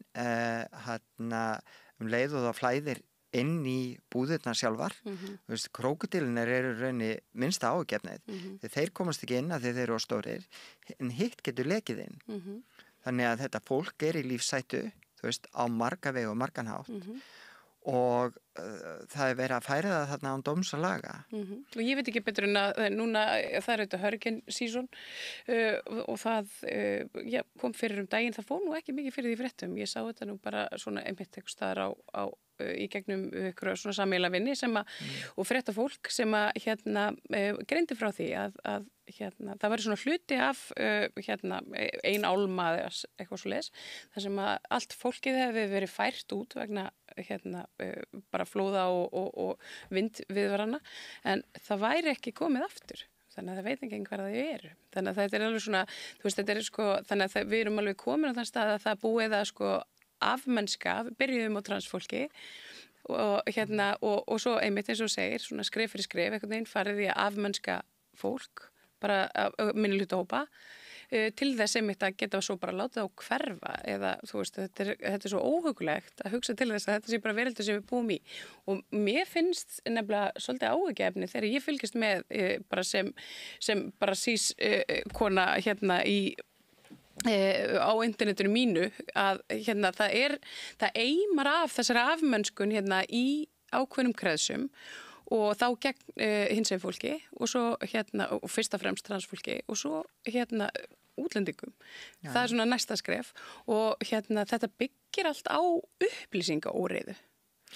Þetta gerir það og þetta byggir ekki bara á upplýsingaóreiðu, þetta byggist á að ákveðnir fjölmiðlar og ákveðnir stjórnmálaflokkar er að ýta undir rangar upplýsingar. Hreinlega bæði með því að ljúga, líka með því að gefa eitthvað í skyn, þannig að þeir eru ekki að segja sannleikan, þeir eru að setja á borðið eitthvað sem að þeir telja að vera svona heiðarleg spurning og afvega leiða fólki að bara hugsa eins og hælisleitendur sem eitthvað vandamál. Brota við erum að tala þú veist, kannski 170 manns þú veist, í heldina en innflytjendur það er bara allt fólk sem ákveður að búa í Íslandi sem er ekki fætt hérna fyrir utan það allir Íslingar eru innflytjendur þú veist, eru komnir af innflytjendum þú þú veist, það var engin hérna, þú veist, í upphafi nema bara rjúpan og refurinn og hérna, þú veist, meira sér hrafnin kom, þú veist, með fyrstu skipunum, þannig að ef þú ert ekki rjúpa eða refur, þá ertu innflytjandi og hérna, þú veist, eftir hrunið 2007, það sem að bjarga okkur var, þú veist, túrismin sem að, þú veist, gerða að verkum að við náðum okkur fljótt aftur, það var túrismin að því að, þú veist, gengi var svo lágt og það kostaði ekki mikið að fara til Íslands og þú veist, og við fórum í herrferð og svona, en við höfðum ekki nægilegt vinnuafl og túrismin hefði ekki bjargað neinu ef það hefði ekki verið neitt til þess að vinna hérna þannig að við buðum upp á það að það erði flutt inn fullt af fólki. Já, ég meina þau bara og auglistum eftir fólki. Rísastórt samfélag, allt í einu, eða þú veist, hefur stækkað alveg umtalsvert og það í sjálfu sér ekkert áhugjefni, heldur það bara, sko, hvað stjórnvöld, hvernig þau vinna úr, ég meina, það eru þetta hellingur af skatttekjum sem koma á móti, það er bara nýri einstaklingur í samfélaginu, þýðir bara við þurfum að bæta við plássi fyrir einn, gera ráð fyrir fleirum, en það virðist ekki að hafa verið gert, en og svona, já. En talandi stjórnvöld líka, sko, ég hef oft talað það, einmitt í þessu samhengi, ég reyndar, þú veist, samhengi við aðra minnhlutahópa og þessa svona alltrætt, þetta útlendingahattur. Það helst í hendur, ég fylgist náið með svona ýmsum rasista grúpum sem eru opnar á netinu og ég sé svona hvernig þetta helst í hendur, sko, transatrið og útlendingandúðin. Þetta sama fólkið og þetta sömu sömu púntandir sem tala út frá og og þetta eru, þú veist, sömu kommentin bara sama fólkið heldur með sama hatri gegn tveimur hópum í einu í rauninni. En stjórnvöld, þau ekkert rosalega dugleg við að leiðrétta fólk eða svona stilla til friðar eða sko upplýsa eða, þú veist, að því að maður sér í göngunni, þú veist, og bara hinsegin dagar eru bara undirlagðir af og öllum pólitíkusum sem vilja láta mynda sig með regnbogablómakrans og allt þetta, en það svona það bil þar sem að stuðningurinn hættir í rauninni, að því að þetta viðkvæmt samfélag og það komin svona alda andúðar og haturs og við sjáum hvað að gerast hjá okkar bandalagsþjóðum. Finnst þér ekki að stjórnvöld ætti einhvern veginn að gera eitthvað meira? Jú, ekki bara í þessu málum, heldur svo mörgum öðrum, en þú veist, það bara endalaust listi og bara maður geti verið marga daga að telja upp hvað manni finnist stjórnvöld ætti að gera betur. En bara ef það væri einhvers konar átak sem að væri bara, þú veist, gegn andúð, upplýsa og svona afrugla umræðina. Já, þú veist, það alveg hversu mikið treystur síðan stjórnvöldum til þess að segja bara satt og rétt hverju sinni sem að, þú veist, í þessu nútíma samfélagi í dag þá svo mikið rangar upplýsingar og ekki síst rangar upplýsingar eða vísandi upplýsingar frá stjórnvöldum sjálfum og allir leika einhverja pólitíska leiki þar sem það talendur rós og þú veist, enginn segir alveg fyllilega það sem þeir meina eða þú veist, það alltaf einhverja málamiðlanir og fólk þú veist, stöðugt að rauninni að tala í kross. Þannig að hvort að rétti vettfangurinn sé stjórnvöld séu, þú veist, að vinda ofan að þessu, ég veit það ekki. Fjórða valdið á náttúrulega að vera fjölmiðlar, það sem að vandamálið að það hefur ekki verið búið nægilega vel að fjölmiðlum til þess að vera, þú veist, þetta frjálsa fjórða kerfi. Þeir þurfa að gera það náttúrulega á þeim forsendum að þeir þurfi ekki að treysta á kannski, þú veist, einhverja fjársterka aðila til þess að halda sig uppi. Og við vitum það alveg að, þú veist, bara ákveðin fjölmiðl málsvari, þú veist, ríkasta fólki á Íslandi að því að það heldur þessum fjölmiðl uppi.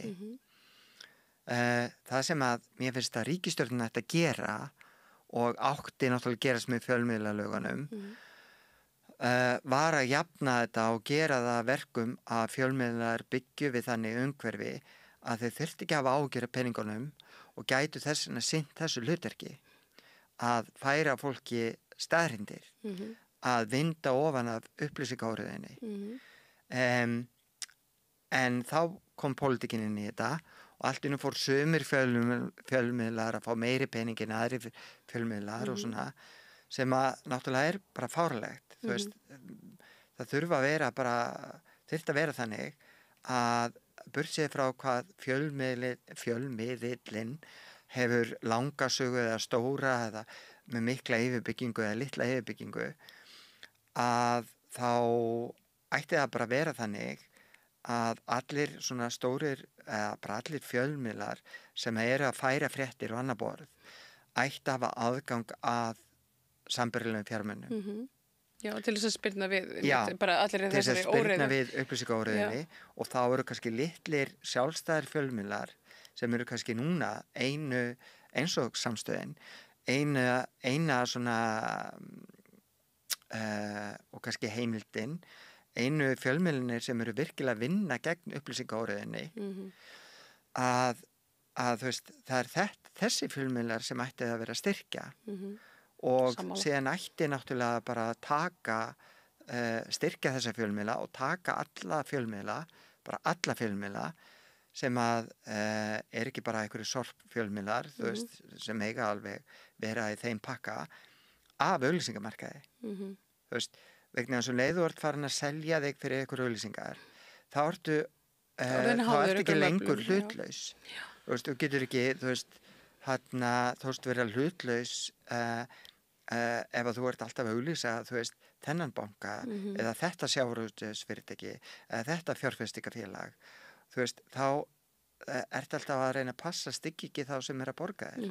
Já, ef hópur eiganda við tala nú ekki að þeir eiga til dæmis oljufélag eða Samherja en já, það svo sem víða bakslag ég las svolítið fyndna frétt, ég hefði nú átt að senda hana fyrir spjallu okkar en það Ástralía í Sydney þá eru svona hagsmunasamtök fyrir bara alls konar fólk svona húsnæðis svona eins og svona félagsbústaðir nei, meira svona eins og bjarg leigufélag þannig, hvað köllum við svo les? Þetta bara svona óhagnaðardrifin leigufélag. Já, þannig.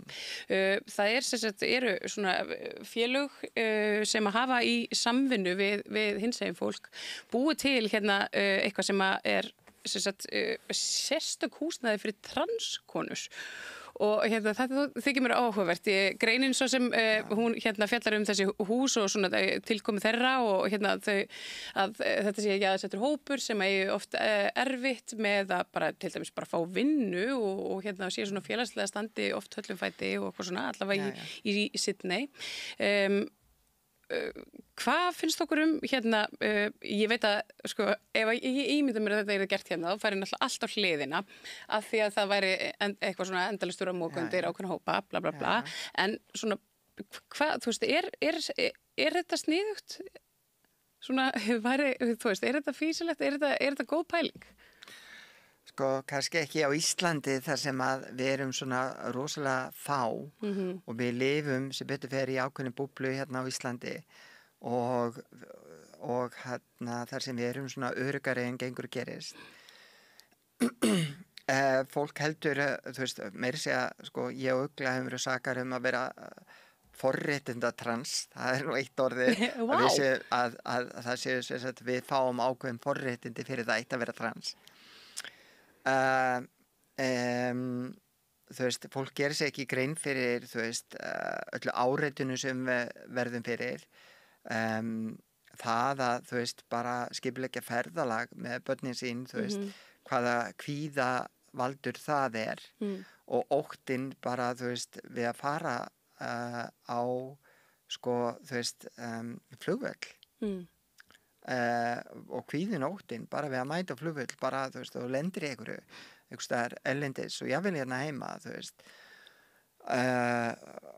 bara óttin við að fara bara á salinni, þú veist, þetta býr í manni, þú veist, út af öllu hatrinu, þú veist, það engin forritið að vera trans, en væri þá svona í því samhengi kannski bara notalegt að búa í bara svona nágrenni við fleira transfólk? Ég valdi... Þetta er reynda bara fyrir transkonur. Ég valdi að búa í hverfi. Þú veist, ég ætla nú ekki að auglýsa hvar ég bý. Nei, verð ekki að því. En þú veist, nóg það nú samt, þú veist, fá mústin í gegnum gluggan, þú veist, ef ég auglýsa hvar ég bý. En ég valdi samt hverfi sem að ég viss að var svona hinsegin vinveitt hverfi. Og þar sem að sonum mínum væri svona, þú veist, var í regnbogavottaður skóli og þú veist, ég valdi alveg að búa þar sem ég bý. Og erlendis, þú veist, ég bjó í London í tæp 9 ár. Ég kom fyrst út þar sem trans. Og ég detransitionaði eftir að lendi í ýmsu mjög, sem ég ætla ekki að fara út í en ég var lifði sem bara, þú veist, minn sannleika í 2 ár núti og og maður var fann, þú veist, fyrir því að þú veist, maður var örugg á ákveðnum litlum svæðum en það var önnur svæði sem að, þú veist, maður var í hættu og maður þurfti að hafa, þú veist, vera stöðugt á varðbergi. Þú veist, ég lendi í því að sami maðurinn sem var að reyna við mig, þú veist, á strætistöð, ætlaði síðan að drepa mig þegar hann uppgötaði að ég væri trans. Þannig að, þú veist, og sem betur fyrir var ég snögg að hlaupa. Ef ég hefði ekki verið snögg að hlaupa, þá veit ég ekki, þú veist, hvort að ég hefði lifað. Þetta, einmitt, það ber mjög mikið á hatri gegn transfólki í ensku samfélagi. Sérstaklega transkonum. Það er nefnilega... Af hverju sérstaklega transkonum? Þetta snýst að því að þetta er hluti af kvenfyrirlitningu. Alveg eins og, þú veist, öll þessi stjórn og það er það sem að sumir þessi svoköldu sem kalla sig TERF, Trans-Exclusionary Radical Feminist, sem eru bara ekkit, þú veist, ættur henni ekki að kallast feministar og ættu ekki að kallast radikal, þú veist. Nei, það er ekkit mjög radikal. Það sem átt að sig á að þessi rosalega hatur gagnvart transkonum sérstaklega er hluti af kvenfyrirlitningu. Þú veist, þetta er fyrirlitning á konum og þetta og þessi sömu einstaklingar hérna sem eru svona rosalega anti-trans í dag, þau byrjuðu, þú veist, rosalega anti-feministar, þú veist, áður en þeir fóru yfir í anti-trans, þá voru þeir rosalega, þú veist, á móti feminisman. Þekki mörg vera úr feministkri baráttu hérna fyrir nokkrum borum síðan, sko, sem andstæðingar. Og voru, sko, rosalega á móti til dæmis MeToo-hreyfingunni. Og þú veist, þannig að það að vera svona rosalega hatusfull gegn transkonum sérstaklega, þetta er, bæði er þetta kvenfyrirlitning, þú veist, dulbúin kvenfyrirlitning og það er svo auðvelt að þú veist, að þetta transkonu, af því að það er búið að gefa skotleyfi á hana, en það er ekki búið að gefa alveg jafn mikið skotleyfi á sískonur þó að það sé alltaf að færast lengra og síðan eru transkonur notaðar sem gateway til að stjórna sískonum og það er gert þannig að það er sagt við þurfum að hafa þessa lög og reglugerðir til þess að bjarga sískonunum frá þessum vondu transkonum og þess vegna þurfum við að koma með allar þessar lög og reglugerðir meðal annars eitt sem að þú veist sem betur fyrir ekki orðið að lögum en þeir reynda að fá í lög í Bandaríkjunum var kynfæra skoðanir á ungum stelpum sem að stunda íþróttir í grunn- og framhaldsskólum. Já, ég man eftir þessari umræðu. Já, þú veist, ég meina við erum að tala að þú veist, transstúlkur og transkonur eru 0,2 til 0,5%. En og þær eru, þú veist, ennþá minna að brota þeim að stunda ykkur íþróttir. Vegna þess að flestar transkonur og transstelpur eru bara skítræddar við að stunda íþróttir. Af því það mæti þeim þegar ákveðin mótspyrna. Það er ekki nema brot sem að fer í íþróttir að þið elska þessir íþróttir. Já, og það er ekkert eins og andstæðingarnir séu eitthvað brjálast úr íþrótta, kvennaíþrótta áhuga. Þetta hefur ekkert með það að gera. En síðan bara, ef þú skoður tölfræðina, þá hefur engin transkona unnið neitt, þú veist, alþjóðleg verðlaun eða heimsmeistaramót eða ólympíuleika eða eitthvað svona, þú veist, í einhverjum íþróttagreinum, þú veist, hugsanlega, þú veist, þá í einhverjum svæðakeppnum, svona, þú veist, landskeppnum og eitthvað svona í afmörkuðum greinum, en hvergi á heimsvísu og hvergi einhverjum stórum, ekki Evrópumótum, ekki einu svona í Amerikumóti eða eitthvað svona, þú veist, kannski hugsanlega eins og bara, jú, það var einhver transkona sem að lenti í 10. sæti í marathoni, þú veist, í Kópavogi, þú veist, þetta er eitthvað svo lítið og ómerkilegt að þetta er ekki til að tala og allar rannsóknir sýna það að transkonur hafa enga líkamlega yfirburði. En fyrir utan það, ef að við bara horfum á íþróttir almennt, þá snúast íþróttir yfirleitt einhvers konar yfirburði og fólk er að keppa í yfirburðum. Og alveg eins og, þú veist, að manneski sem að af náttúrunnar hendi 2 metrar á hæð, hefur yfirburði gagnvart manneski sem að náttúrunnar hendi 1,60, að þá hefur þessi 2 metra yfirburði til þess að keppa í körfubolta. Og meðan þessi sem 1,60 hefur yfirburði til þess að keppa í til dæmis mótorsporti, vegna þess að þar er hamlandi að vera ofhávaxinn. Þannig allar íþróttir snúast líkamlegt atgerfi og hugafar og síðan náttúrulega bara elju, þrautsegju, og það hefur ekkert að gera með kyn. Og mikið af þessum íþróttum sem nú eru kynjað var ekki kynjað þegar konur fengu að keppa. Og þegar konur kepptu fyrst, eins og til dæmis, ég man ekki hvað hann heitir í augnablikinu, en það var kona í kringum aldamóti 1900 sem að fekk að keppa í skylmingum og hún vann allt. Hún vann öll mót og til þess að vinna fyrir sér þá fór hún í sirkusgeiran, þú veist, og var að sýna skylmingatækni og annað. Út frá þessari konu var það gert að þegar konum var leyft að keppa í skylmingum, þá skildi að vera kallar og konur. Ekki vegna þess að kallar voru svo mikið betri í skylmingum, heldur akkurat vegna þess að það var ótti kallmannina. Þeir þoldi ekki að tapa. Nei, að konunar myndu verða betri. Það er einmitt, já, þetta nú komum við aftur svolítið svona á þennan hérna upphafspunktin í hérna og það er þessi ótti við sko að einhver taki eitthvað af manni, þú veist. Og hérna. Það er það sem að feðra vildi óttast. Það óttast að missa völd, það óttast að þú takir eitthvað að því og það hagar seglum eftir vindi og það er sífellt að aðlaga sig að breyttum aðstæðum til þess að halda völdin og þegar þeir finna að þeir eru alveg að missa völdin þá finna þeir eitthvað blóraböggul, gera það höfuðóvinni nummer 1 og nota hann á mjög lævíslegan hátt til þess að ná aftur völdum því að hvað eru þeir búin að gera með öllum þessu reglugerðum transkonur? Þau eru búin að öðlast völd yfir öllum konum. Bara líkum kvenna, alveg gjörsamlega.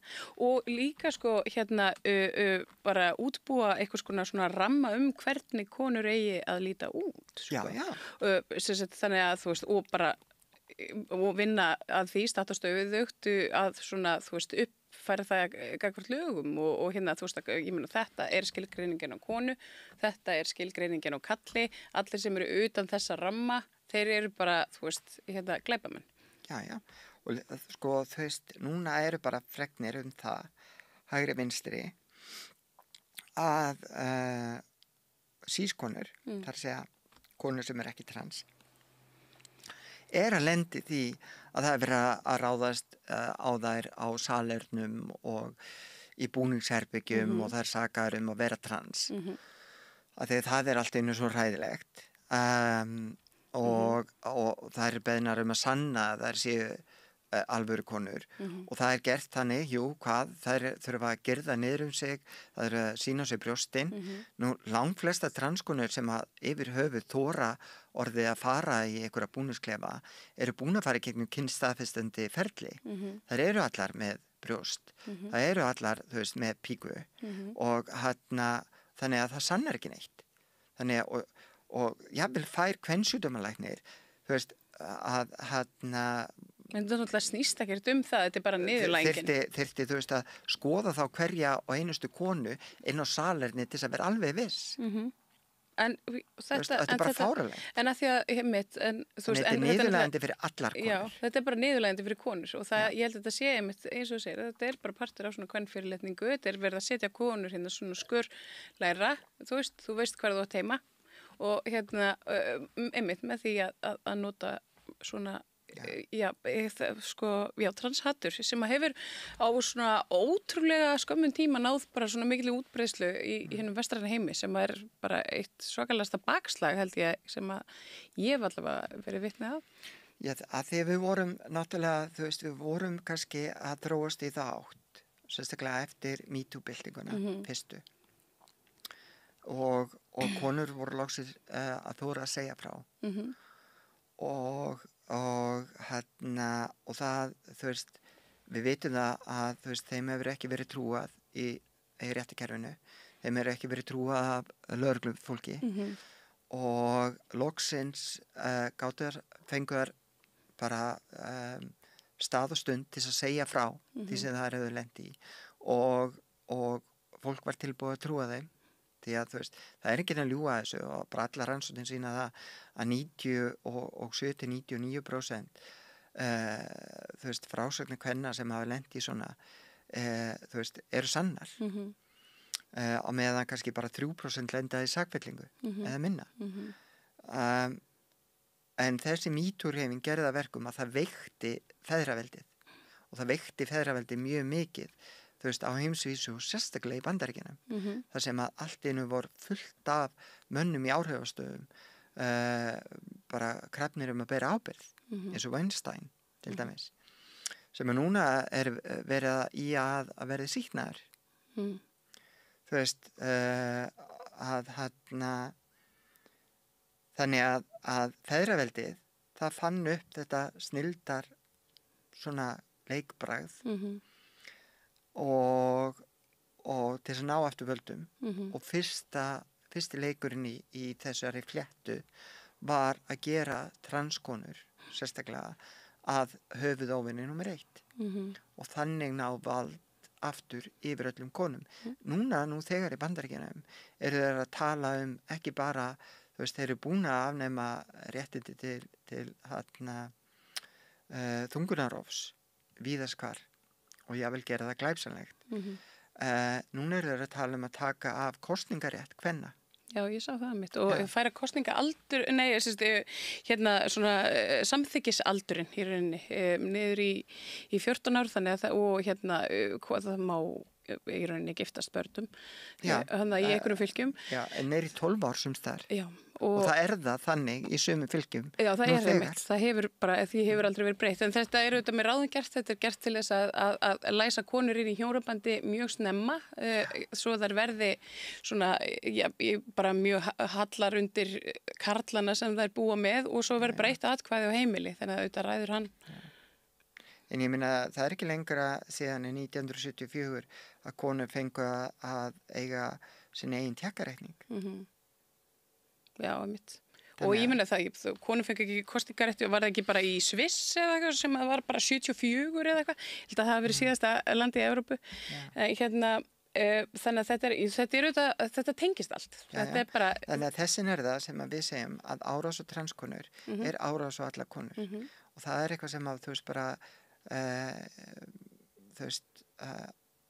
sískonur allstæðir að í heiminum þurfa bara að átta sig á að með því að taka þátt í þessu sjúklega feðraveldisleik og ráðast á okkur sem ykkur ógn eru þær í raun að ráðast gegn sínum eigin réttindum. Það hefur reyndar hér á landi, hefur tekist nokkuð vel til sko, hérna, með svona feminista samfélagið og kvenréttinda samfélagið og samtökin. En það búið að saka mig og uglum af rænt kvenréttinda samtökunum. Já, auðvitað gerðu þið það. Rænuð öllu skemmtilegu. Já. Það er bara... Ég bráðum búin að vera að ræna, held ég, rauðaborðinu og örugglega fleiri. Ég vil sjá það. Arna Magna Dangs, bókfréttaritari. Já. Þakka kærlega fyrir að koma hérna og bara svona aðeins snerta á þessu málefnum transfólks og svo hérna hinsegin málefnum og svo líka bara öllu hinu einhvern veginn sem tengist. Já, þetta er flókin vefur. Þetta er flókin vefur en við höfum nógan tíma hér í allan vetur til þess að fara yfir í ýmsa. Þannig að hérna, takk kærlega fyrir og þangað til næst. Ég heiti Þórhildur Þorleifsdóttir. Á Samstöðinni er fjörug, opin, skemmtileg og gagnrýnin umræða allt milli himins og jarðar. Samstöðin á erindi inn á öll heimili.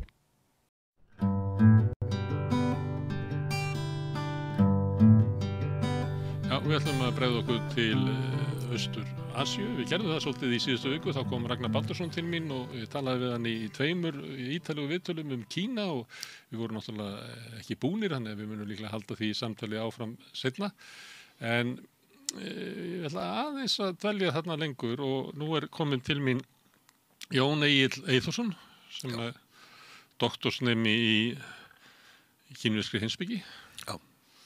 Sjálfstætt starfandi fræðimaður. Já. Og þú er búið í Kína og Kóreu og Japan. Já.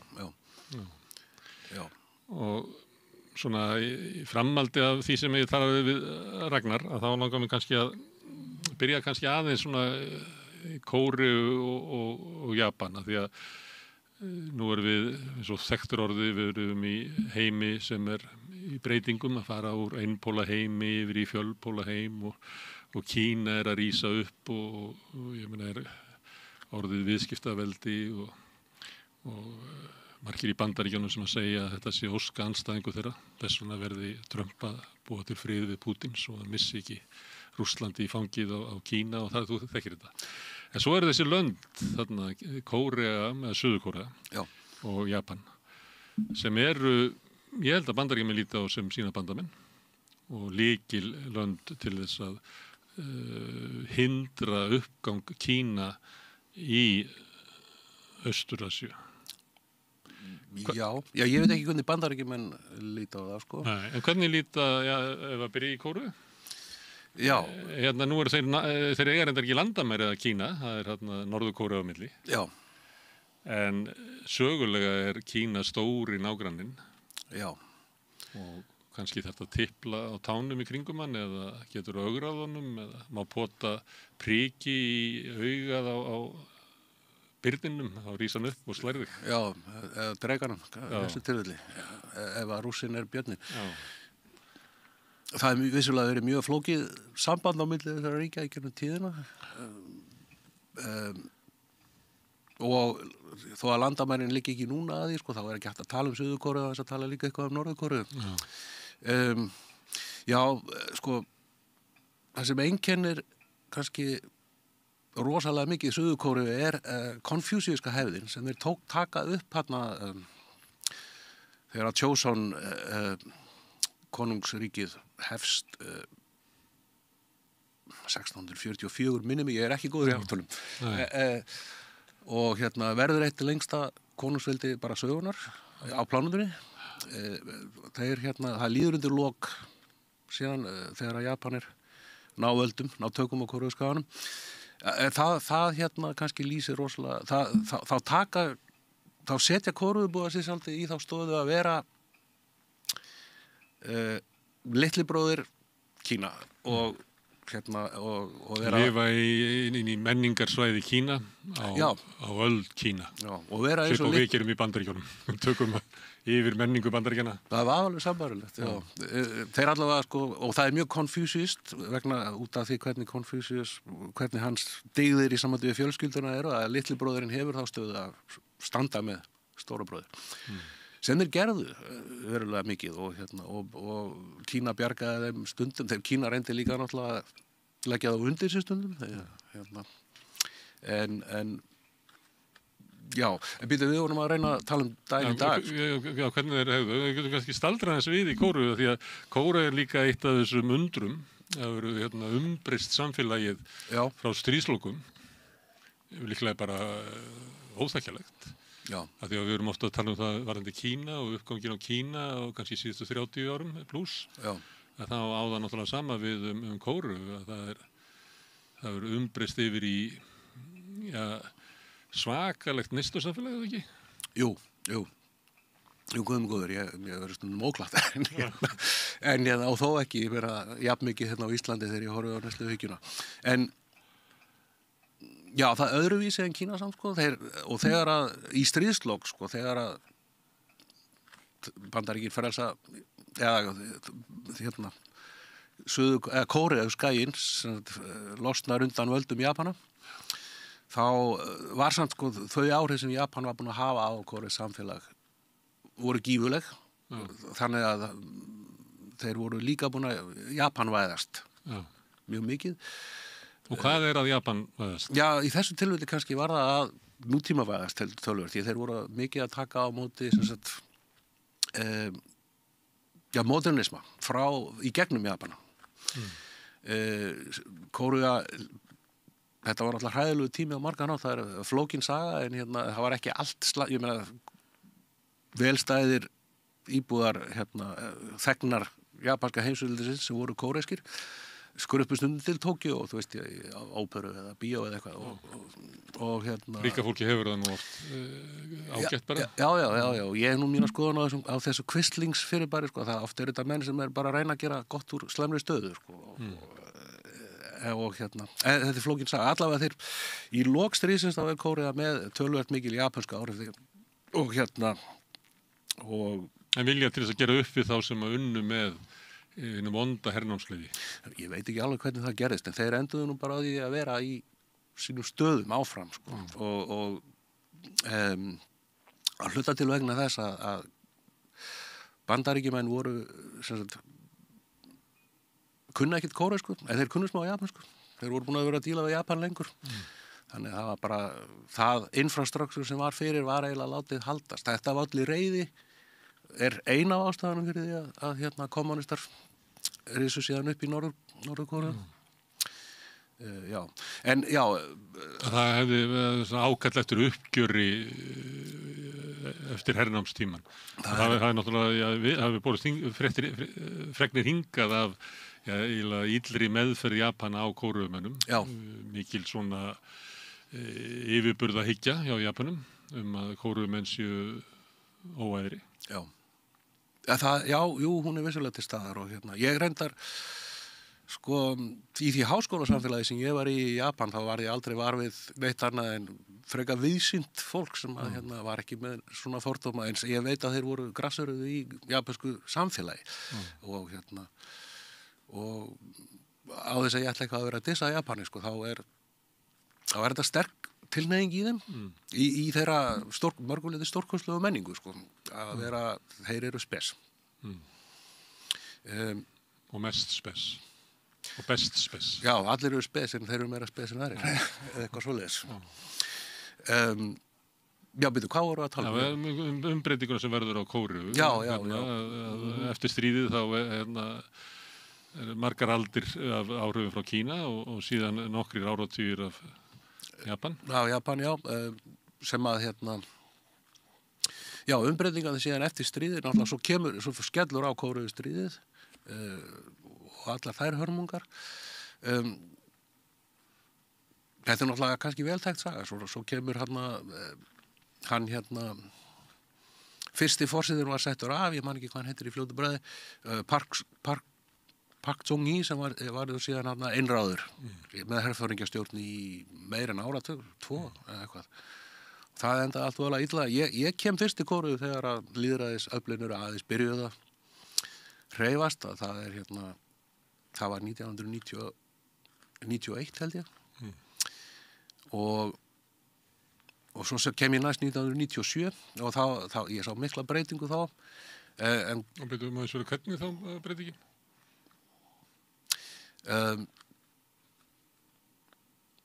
Já. Er fólk opnara eða laust við ægivald herforingjastjórnar? Já, algjörlega. Það er náttúrulega svo tilfinning sem að já, ég myndi segja að það hafi verið sterkust og það var frjálsari umræða alla hluti. Reyndar, þegar ég kem til Suður-Kóreu 1991 þá talaði ég ekki orðið kóresku, nýja japansku, ég var svona svolítið að þvælast bara mállaus. En svona ég fekk impression á borginni og fólki. En uppbyggingin var náttúrulega byrjuð, hún var byrjuð löngu áður. Park Chung-hee, sem sagt einræðisherrann hann mér skilst á því sem að ég lesið það að hann hafi nú ekkert hlustað á Bandaríkjamenn og þar að leiðandi tekist að bjarga Kóreuskaganum frá því að verða þriðja heimsríki.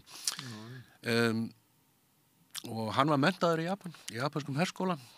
Hann var þannig að sennilega nokkuð hrifinn af japanskri menningu eða einhverjum hlutum hennar og svo er það náttúrulega eiginlega hlálegt sko þegar maður þessi 2 lönd eru á margan hátt svo lík þegar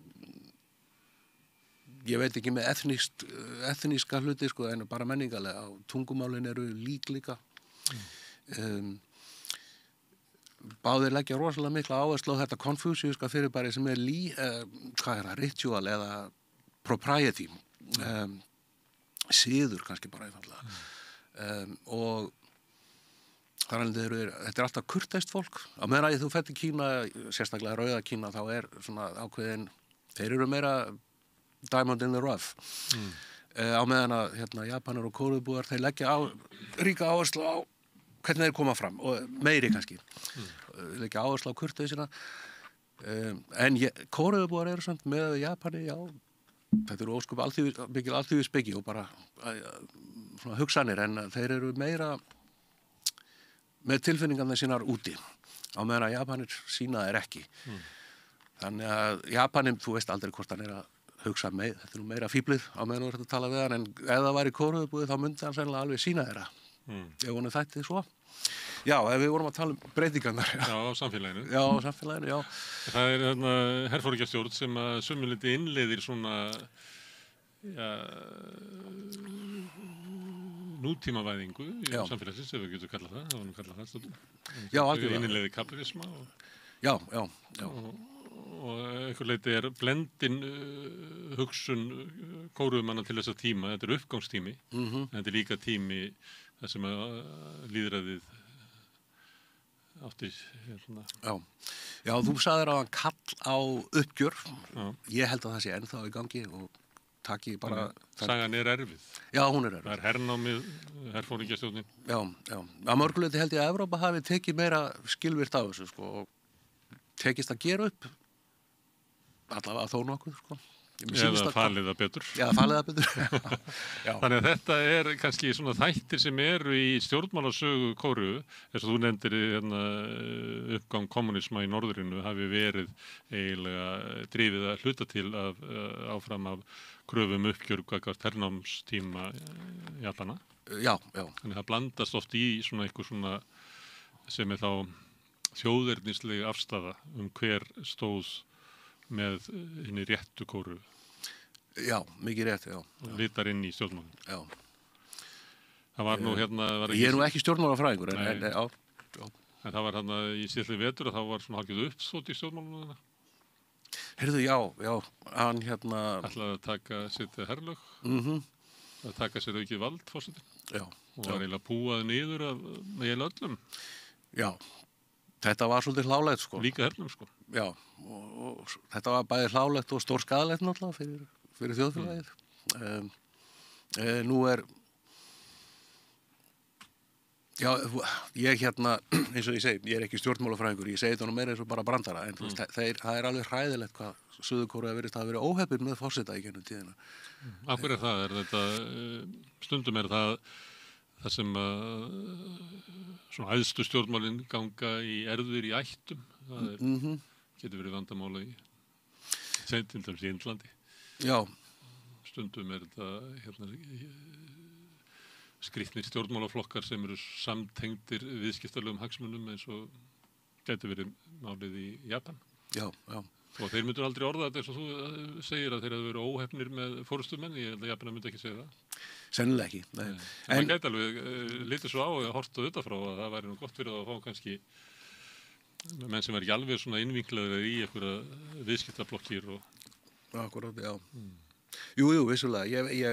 En þarna er þekking mín lítil, en það sem ég heyri frá Kóreubúum er að, þó þeir segja það kannski ekki beint út að þeir hafa verið óefnir með forsetakenum tíðina, þá er svo gremja heyranleg í umræðinni. Oft svona töluvert bjartsýni að fylgjast einhvern nýja frambjóðanda sem á svo einhvern veginn virðist alltaf valda vonbrigðum. En hvað er fólk að biðja um? Hvað er það sem fólk væntir frá stjórnmálum? Nú vantar ekki efnaðislega velmögunarna, eða? Nei, en það er náttúrulega oft, ég held að séu, þetta er bara spurning vantar jöfnuð og réttlæti? Það vantar að hluta til, það vantar náttúrulega, já, og skipting gæðana í samfélaginum er oft svolítið á brotinum. Eins og sést í kórenskum bíómyndum, þar er yfirleitt stéttaskipting alltaf áberandi, svipað og er í frönskum bíómyndum, maður sér alltaf stétta vingil, en sem er aldrei í íslensku bíómyndum, bara þekkist alltaf. Nei, við erum ennþá kannski með þá rangumit í hausnum að við séum ekki með stéttir. Já, en þetta er svolítið áberandi í kórenskum bíómyndum, að hvað stéttirnar eru, maður finnur fyrir stéttakúun og stéttabaráttu. Já, einmitt. Þú nefndir Indland, já, það er svona, þeir eru náttúrulega með sitt kastsystem, í konfúsíuskum samfélagum þá er þetta meira að það sé ákveðin stéttaskipting sem er svona, sem að sé náttúruleg og eðlileg. Og núna ég held að mikið af kröfunum sem eru núna í kringum, ég er að tala frá heimspekilegu vinkli náttúrulega, að frekar er sögulegu. Endilega bara. Að það er fólk sem meira núna, það er að blandast inn hugmyndir lýðræði og jafnrétti sem blandast kannski ekki svo vel við kínversku heimspekilega. Mér finnst þau blandast svolítið illa við konfúsísma sem að ég ber þó mikla virðingu fyrir á margan hátt, en á sama tíma finnst mér ekkit endilega að við séum að höndla þessi mál rosalega vel á Vesturlöndum. Að hvort að heimspekin, hvort að konfúsísinu með sitt svona frekar stífa kerfi á hlutverk fólks, frekar stéttaskiptingu. Hvort að það sé ekki heilbrigðara í raun og veru heldur en einstaklingshyggjan sem að grefur svolítið undan skynseminni á Vesturlandabúum oft. En hefur haldið innrið sína til Kóreu, einstaklingshyggja, eða ekki? Jú, sannarlega. Það fylgir neyslu samfélagi í nútímans. Já, mitt. Þannig að það er svona menningarlegur flekaskil. Algjörlega, já, vissulega, já. Mitt. Má ég aðeins, ég pína þig til þess að tala stjórnmál. Flokkakerfi sem er þarna, það er ekki byggt á svona eins og, það er ekki sósíalískur flokkur og kapítalískur flokkur? Nei, það er nú gjarnan fleiri en eitt flokkur. Sá stærsti sem hefur alltaf verið stærstur er þeirra sjálfstæðisflokkur svolítið. Ekkert... Valdaflokkurinn? Já. Hann er Já, hann er fullur af fólki sem er bæði duglegt og sem er spilt og alls konar fólki, ákvæmlega eins og sjálfstæðisflokkurinn okkar. Svo er miðjuflokkur sem var með kjörtímabili núna á undan honum sem að, ég man ekki hvað hann heitir. Nei, sem spilaði út. Sem spilaði út þarna með herrlögin. Það er svona kannski, já, ég veit það ekki, frekar demokratar heldur en samfélkingin, en samt gefa sér svolítið út fyrir að vera róttæka og já, svo eru minni frambóð, þau eru yfirleitt frekar hægra megin finnst mér. En ég get ekki verið í Suður-Kóreu og sagst vera sósíalisti því þá myndi það þýða að ég verið að styðja stjórnvöld í Norður-Kóreu. Já, það hefur þá merkingu. Það er ljótt orð. Já. Það er svolítið gaman að ég það er næstu verra heldur en í Bandaríkjunum. Næstu því, já. Ég þekki ekki Bandaríkin af eigin hendi fyrst, en já, bara, ég þekki náttúrulega Bandaríkin með allan heim, en Jú, þeir eru lögum komnir yfir þetta. Þannilega, það er engin McCarthyismi en á meðan að Norður-Kóreu er til staðar þá verður kommunisti sérstaklega ljótt orð í Suður-Kóreu. En væntingar sameiningu ríkjana? Er það lifandi eða? Það er lifandi. Eða lifandi dautt? Hugsanlega. Það er haldið lifandi en kannski er enginn að reikna með því að gerist in our lifetime eins og eitthvað var sagt. Eða hvað? Heldur það góða menn upplifi það ef að maður á þínum aldri sem býr í Kóreu upplifi það að þetta muni gerast þá meðan hann er uppi? Ég held ekki. Þá er þetta náttúrulega bara pie in the sky eins og sagtir. Já, en samt, þú veist að eins og Ragnar talaði svo skemmtilega langtímamarkmið og skammtímamarkmið. Þá er og þetta er gífurlega sérstakt ástand líka vegna þess að Norður-Kóreu er ríkt af auðlindum og reyndar vinnuafli líka. Suður-Kórea er að fara í krísur bæði með vinnuafl og auðlindir af því að þeirra ekonomía nú er ég heldur ekki ekonomist en byggir svolítið á innflutningi og framleiðslu á vinnslu á hráefnum og eða kannski er ég að tala um Park Chung-hee tíman núna, meira náttúrulega tekniveldi í dag. Margt af því sem við erum að nota er frá Kóreu? Já, algjörlega. Já, bara þessi mynd sem að maður gæti ímynda sér ef maður er bjartsýnn að ef löndin getur sameinast og það gengi þokkalega, þá væri það gífurlega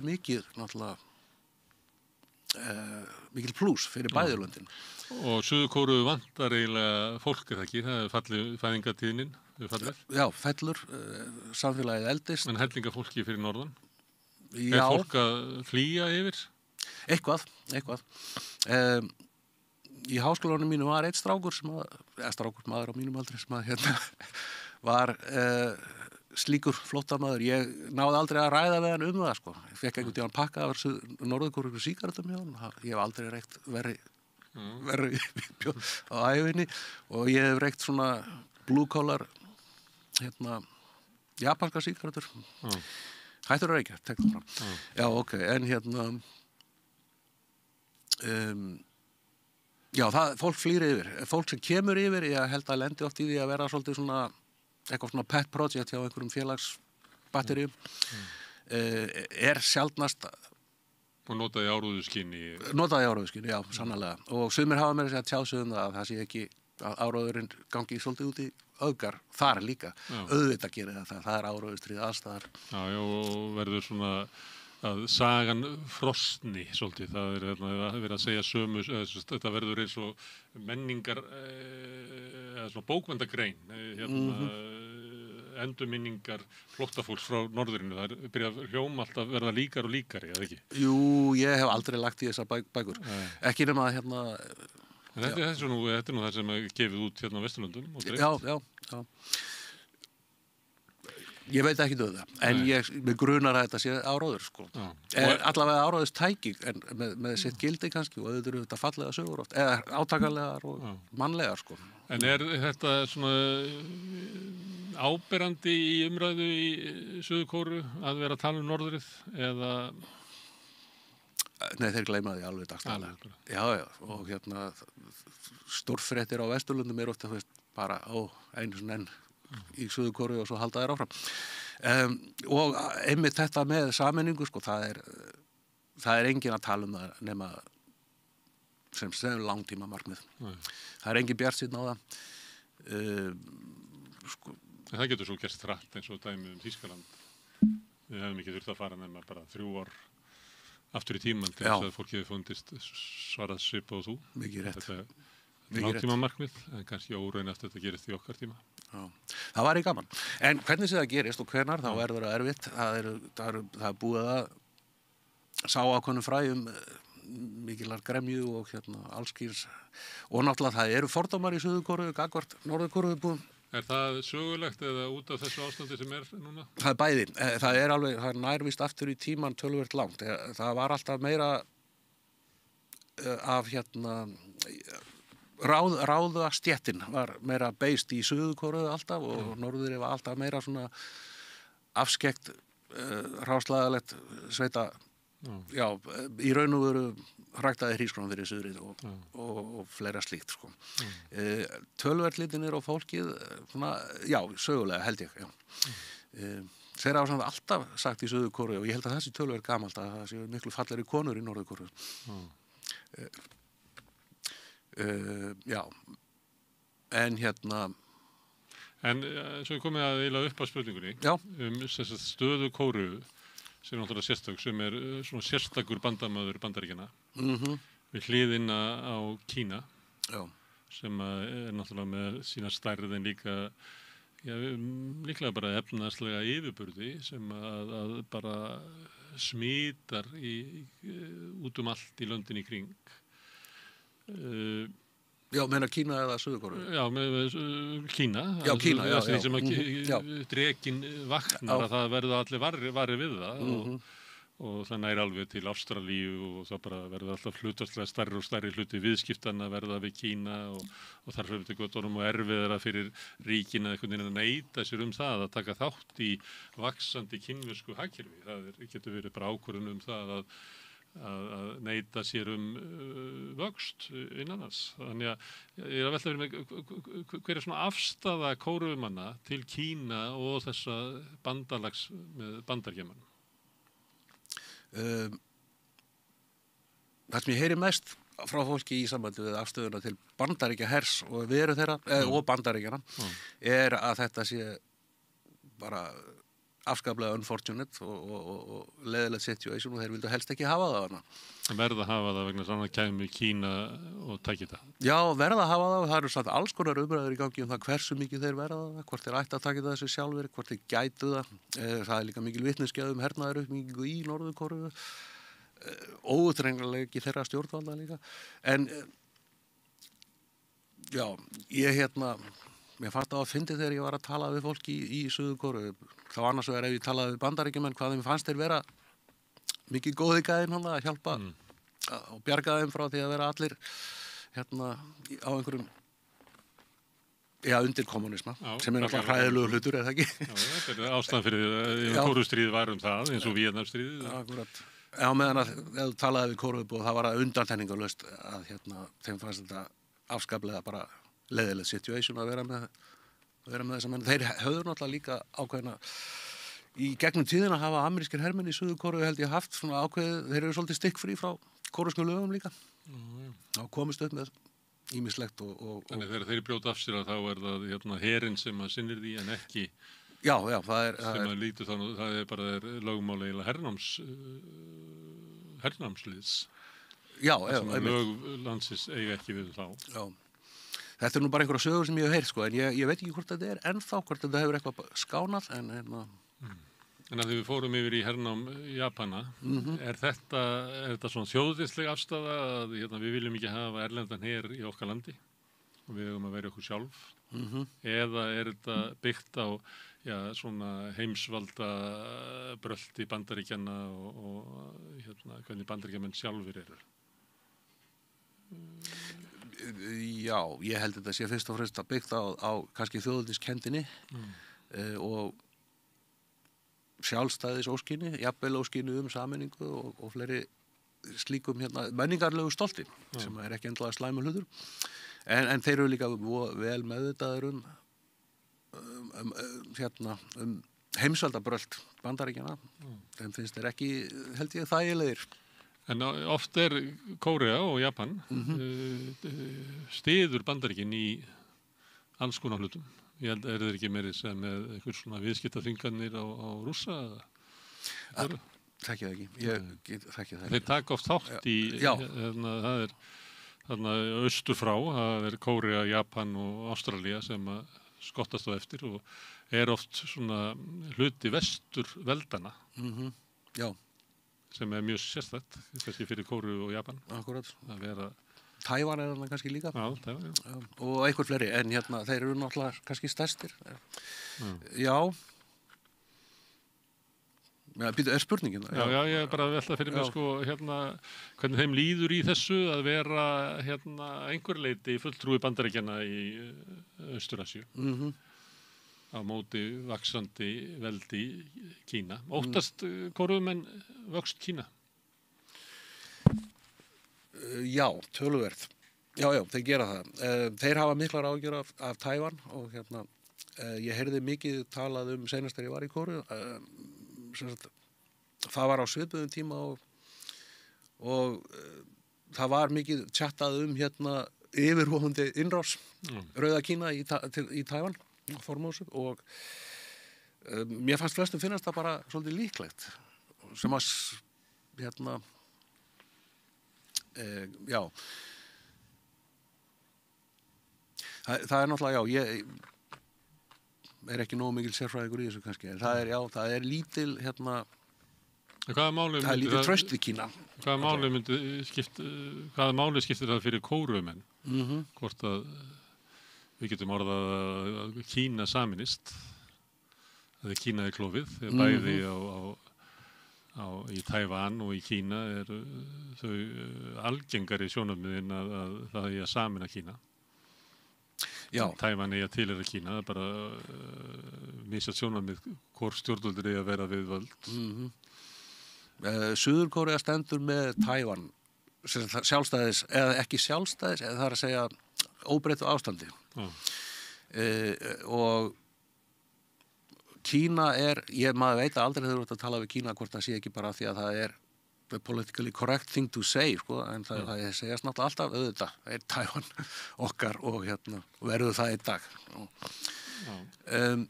Það er stjórnvöld í Tævan sögðu þetta, það er reyndar eitt flokkur sem byrjaður að tala fyrir bara sjálfstæði en valdaflokkurinn þar hefur alltaf haldið þessu fram að Kína ætti að saminast bara ekki eftir kommunismannum. Akkurat, og það er flokkurinn sem ég held að Peking sé sátt við að þeir mega bara ekki lýsa yfir algjöru sjálfstæði, þeir mega ekki kalla sig neitt annað en þeir mega kalla sig lýðveldi Kína sem sagt, Republic of China en þeir mega ekki kalla sig neitt annað Republic of Taiwan eða eitthvað svoleiðis. Það er svolítið fyndið, þeir gera tilkallir stærra landsvæðis heldur en Rauða Kína stjórnin í Taipei en það er náttúrulega bara þeirra túlkun Þá ekki Kóreu? Ekki Kóreu, nei, en allarar Mongóliu en til dæmis og fleira slíkt sem var hluti af svona Qing keisaradæminu, basically það landsvæði. Já, ef við vorum að tala þetta með hvernig Kóreu líður í túngarði mest hraðvaxandi stórveldis sem að við getum bent á í hlutabræði. Já, það er óttablandin bara held ég markasíkja því þetta er náttúrulega bara mjög ludicrously mikil viðskiptatækifærum fyrir Suður-Kóreuðuna líka sem þeir eru mjög duglegir að elta. Á sama tíma eru þeir endalaust að tala mengurina frá Kína sem að ég held að sé ekki lengur mikið til staðar. Mengurinn í Suður-Kóreu er nú líka alveg kapitúlita fyrir sig og hvað ætlaði ég að segja? Sem sagt Þannig að Kóreumenn sogast raunverulega inn í vaxandi viðskiptaveldi Kína. Það væri eiginlega bara fráleitt að vera staddur þarna án þess að það hefði áhrif á bara verslun og viðskipti landsins. Akkurat, já. En þá það þessi tengsl við Bandaríkin hljóta alltaf að verða alltaf veikari og svona óljósari hvað þau eiga að ganga, sko. Því Bandaríkin geta ekki lofað þeim viðskiptum ef þau neita segjum að Trump, hann nú reynda búin að draga tilbaka þessa tolla á Kína vegna viðskipta við Rússlands en ef hann myndi gera það þá myndi hann neyða Evrópu til þess að gera slíkt í sama og Japan og Kóreu. Akkurat, já, þetta er mjög góð spurning, ég hef ekki gott svar. En og Trump er náttúrulega búin að struka þeim vitlaust svolítið í Kóreu eins og annar staðar í heiminum og heima fyrir. Á tímabili þá komu svona þegar voru hótanirnar öll þess að háu tolla, að þá heyrði maður svona eins og Kóreu og Japan væru eiginlega að stilla sér saman að reyna að finna einhverja betri samskiptaleið við Kína. Og maður var svolítið hissað þegar maður var að horfa á þetta, hversu fljótt það gerðist. Þegar maður myndi halda það þyrfti að þetta sarga svolítið rækilega í öllu áður en að það kæmi. En það var eiginlega bara komið leið, eitthvað svona vangavelta. Já, ég held að hún hafi bara verið kannski til staðar mjög lengi og bæði þessi lönd náttúrulega eru löngu byrjuð að hugsa út fyrir kassan þegar kemur að Kína og þetta sé eiginlega augljóst að þessi lönd munu verða í miklu meiri sambandi við Kína í framtíðinni. Já, og náttúrulega ennþá, og það er ekki að taka mikið af því tilbaka held ég, það er nema að skaða efnahag Japan og Kína, Nei, og Kóreu. Kína getur aflust hrist af sér allt eins og allt slíkt, það er ekki vandamál. En já, þannig að ég held að þessar hugmyndir hafa alveg sveimir þá, þegar ég var bara í mínu BA-námi, þá var ég byrjaður að heyra talað um það, hvernig það var að díla við Kína og sem sagt mikið af umræðinu fjallaði um það náttúrulega mikið af umræðinu fjallaði um það þá bjartsýni sem var þá lýðræðisvæðingu Kína og þannig að öllum fannst vera bara, mikla líkur á góðu samstarfi. Það er svona einkenni á einum einpóla heimi sem við vorum í, að öll ríki myndu hægt og bítandi þróast í áttinni að verða Bandaríkin. Já, einmitt. Erum við ekki öll þannig að við vaknaðum upp við vondan draum fyrir 2-3 árum að þetta var tálsýn? Já, kannski var þetta, menn voru að benda á svona að þetta gæti ekki gengið. Það voru deilur meðal annars það hvort að Kína gæti risið upp friðsamlega. Það er svona þekktar deilur í alþjóðapólitíkinni og þeir sem halda því fram að það geti ekki gerst eða eftir því sem að afl Kína verður meira þá verður það meira óþolandi fyrir Bandaríkin ógnin af Kína að geta orðið að svona heimsveldi á sínu svæði og það var kannski eins og við vorum að tala um að það myndi bara sogast löndin inn í áhrifasvæði þess þannig að styrkur Kína geti orðið slíkur að þau getur byggt upp herafla eða stöðu í heiminum sem myndi ógna Bandaríkjunum á sínu svæði. Þetta er svona gamla Monroe-kenningin. Það má ekki vera hérna á mínu svæði, það má heldur ekki vaksa upp annars þar til þess að geta orðið nú öflugt til þess að koma hingað. Og þetta hefur verið svona vangaveltur að það skiptir í lengu máli, þú veist, hvernig Kína vex og hvernig samskipti þeir eiga við sína nágranna. Það er ógnin sem að Bandaríkjamenn upplifa uppgangi Kína sem að mun leiða til hernaðar. Já, akkurat. Já, þetta er náttúrulega rosalega mikið. Þá er spennandi þessi staða Kóreumanna og Japana sem er einhvern veginn í liði Bandaríkjana en eru næstu því það er náttúrulega mikil vöxtur líka í Malasíu, Indónesíu og öllum þessum löndum hann í kring. Já, akkurat. Þetta er náttúrulega mjög sérstakt að ég held að margar hátt sé bæði Kórea og Japan sérstaklega út af henni konfúsíusku hefðinni líka út af búddisma og fleiri menningarlegum þáttum þá eru þeir á vissanátt miklu nær Kína heldur Vesturlöndum. Það er ákveðin samkennd sem er ekki kannski á sama plani og þessar pólitísku átök. Og mér finnst mér finnst að allt geti gerst í þeim efnum náttúrulega. Og pólitík er kannski svona yfirborð og ef að það er mjög spennt og svona þá getur það haldið hinu niðri en leið og að undir kraumi svona breiðari elva sem að vill tengja þessi lönd frekar saman heldur en að slíta þau sundur. Það er vissulega alveg mjög sterk og þrátt fyrir fordóma sem að við töluðum bæði Ragnar og þú og ég í samvættu gagvart Japana gagvart Kóreubúum. Það er rosalega sterkt, það er rosalega ljótt og gengur seint að kannski upprætast. En þrátt fyrir það hefur alltaf verið meðal japanskra og kínverskra og kóreskra hugsuða, fræðimanna, mikið talað svona einhvers konar pan-East Asian það sem að stundum kallað á Vesturlöndum sýnusfer, sko. Að þetta sé svæði sem eiga að standa saman og hafi sín gildi og það vissulega hefur það, því að þarna kannski ég reyna þess að lauma heimspekin aftur inn í samtalið, en þú veist að síðan á tímaðina stríðandi ríkja, þarna basically 700 til 200 fyrir Krist, þá myndaðist í Kína heimspeki hefð sem að vanmetin hérna á Vesturlöndum. Það þarna bara mikið af hugsuðum og það er ennþá verið að þýða og melta og kynna þetta á Vesturlöndum. Já, þetta kannski sterkara lím heldur en svona, já, átök í svona post-kolonial heimi sem eru núna að kristallast í þessu sem þú lýstir. Já. Það þarna, við kalla það soft power, sem hefur valdið því að samfélagin verða líkari, það eru menningar áhrif sem að breiðast út og líka út í tengslu við viðskipti.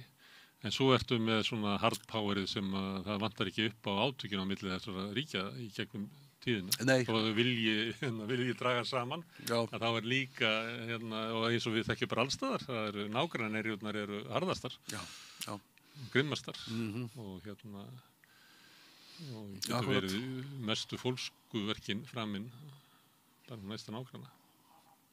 Já, vissulega. Og eins og, já, ég var kannski aðeins að reyna að milda þá það er náttúrulega við þekkjum voðalega vel söguna um átökin og Kyrrahaftstríðið eins og þeir kallaða þarna þegar að Japanir voru með sína útensustefnu fleira í fortíðinni, bæði innrás Japana, nokkrar innrásir Japana á Kóruðuskaga, allskins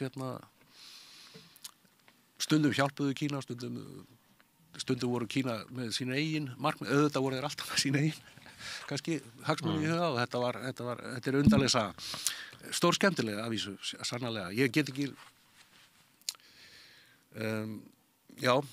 ég get ekki annað að sagt að kannski það vegna þess að ég fræðimaður, ég ekki stjórnmálafræðingur, mér alltaf fundist þetta frekar leðilegt stöf, pínulítið, en auðvitað verður maður að taka það með og ég hef svona verið að velta fyrir mér í raun og veru, fordritum þeirra, ég grúskari, en ég trúi á þetta afl sem ég að rannsaka þarna, það er menningarlegt afl sem að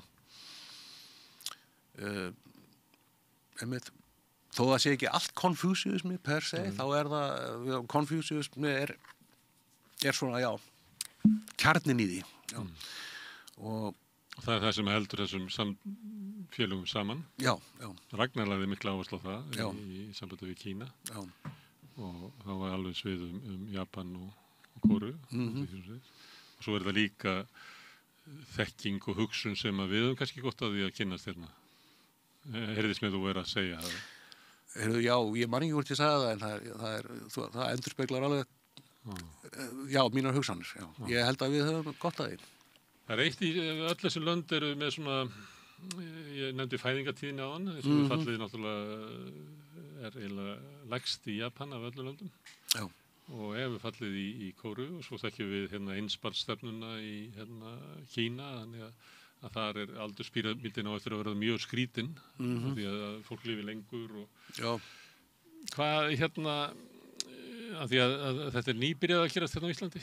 Fallið fæðingatíðinni mjög hratt á Íslandi og við erum bara orðin eins og Evrópuríkin voru fyrir kannski 25-30 árum, eins og Þýskaland, við getum farið að tala þannig, nema að það sem að aldurspíramídin hjá okkur er hins vegar mjög heilbrigður vegna fjölda innflytjenda. En ekkert af þessum löndum er hrifið af innflytjendum.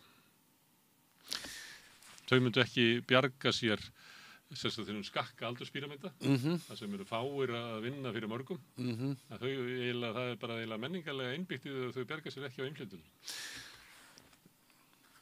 Já, það er nú er í Suður Kóreu alveg töluvert mikið af giftingum, blue collar verkamenn yfirleitt. Að þess að ég vilja vera á mikið af stereotypum í mínu máli heldur, en samt, já, að giftist konum frá Suðaustur-Asíu. Þetta eitthvað sem... Svipað þér? Já, mjög svipað, já. Kannski í stærri skali. Það mikið af farandverkamönnum í Norður-Kóreu. Suður-Kóreu. Segi ég, já, Suður-Kóreu. Og þannig að ég held að Þannig að það öðruvísi viðhorfin í Kóreu heldur en í Japan. Já, ég held að séu það. Það alveg ótt að segja það. Og ég held að Suður-Kórea, þó þeir telji sig vera svona one ethnicity og leggi mikla áherslu á það í sinni umræðu, þá verður þeir alls ekki, þeir eru alveg töluvert opnir fyrir innflytjendum. En það eru sjálfsögðu vandamál, sjálfsögðu alls staðar.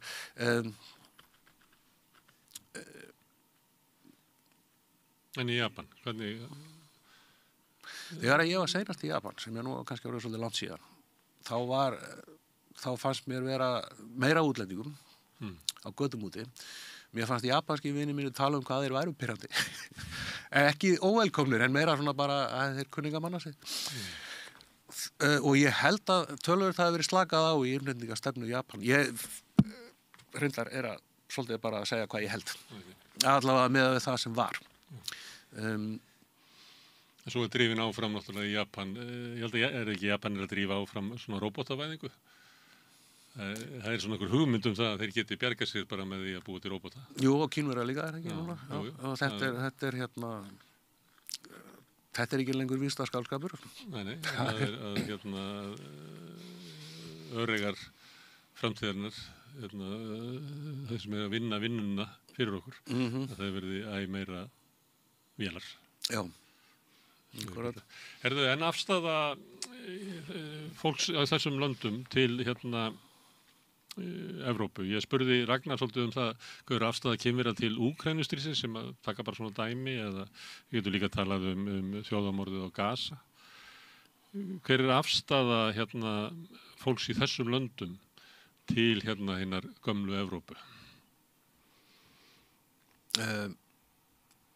Já, það var hárið sem hann sagði Ragnar það að þó hann hafi verið að tala kannski Kína þá að það væri svona þeir vilja fara og skoða rústir og fara til Vín og sjá evrópska menningu sko. Og þeir bera virðingu fyrir henni og þeir eru náttúrulega eiga sína eigin tónlistamenn oft og listamenn sem að vinna í þessum hefðum mjög færa. Ekki síst í klassikinni en það líka stórkostið listamenn í myndlist og kvikmyndum, því ég nefndi það áðan. Akkurat. Það séu bara kvikmyndir í Kóreu eru öflugri heldur en í Bandaríkjunum í dag. Já, einmitt. Það er allavega mjög öflugar og sannarlega þeir kunna til verka. Einmitt. Þannig að þeir horfa á gömlu álfuna. Horfa á gömlu menningu, en hvernig horfa þið á Evrópu nútímans sem eru bræðravíg í Úkraínu? Ég held að, nú hef ég ekki orðið var við neitt annað en svona kannski það sem að maður myndi segja þessa yfirborðskenda tjáningu á andúð á þessum harmleik sko, sem kannski svipað og hér á Íslandi. Hún bara er ekki svo ólík, þeim finnst hún fjarlæg, þeir eru aðalega hrættið við Pútín. Já, ég veit. Og já, ég þekki bara ekki nógu vel. Rússneska heimsveldið sem að hefur gert strandtök í Asíu. Jú, ég veit. Já, ég veit ekki hvort þeir eru ennþá með, náttúrulega Japanin tókst að vinna sigra á þeim upp af 20. aldar sem að ég veit ekki hvort það sé ennþá gremja eða hvernig það er allt saman. Þegar að kemur á þessu þá þekki ekki nógu vel almennus áliti til að segja neitt að viti. Ég skal bara viðurkenna það. En þetta er svæði það sem reynir á í svona breyttum heimi, breyttri heimsmynd. Og eins og við vísum í að snemma á þessu árið þá mátti heyra svona það var verið að leita einhverju annari lausn heldur en að halla sér upp að Bandaríkjunum. Samt líka fyrir ákvarðan eins og ég held að NATO sé búið að opna skrifstofu í Tókjó. Já, ég frétti það bara, voru þið ekki að tala um það? Þetta gerðist held ég fyrir 1,5 ári var samþykkt á NATO-fundi og þá mætti forsætisráðherra Japan á NATO-fund. Já. Og þannig þá var hugmynd svona NATO væri einhvern veginn, ég veit ekki hverja hugsunin að NATO verði með svona útibú sem varnarbandalag gegn vexti Kína í Austur-Asíu. Já, og aðið í NATO verði svolítið meiningarlaust. En það getur vel.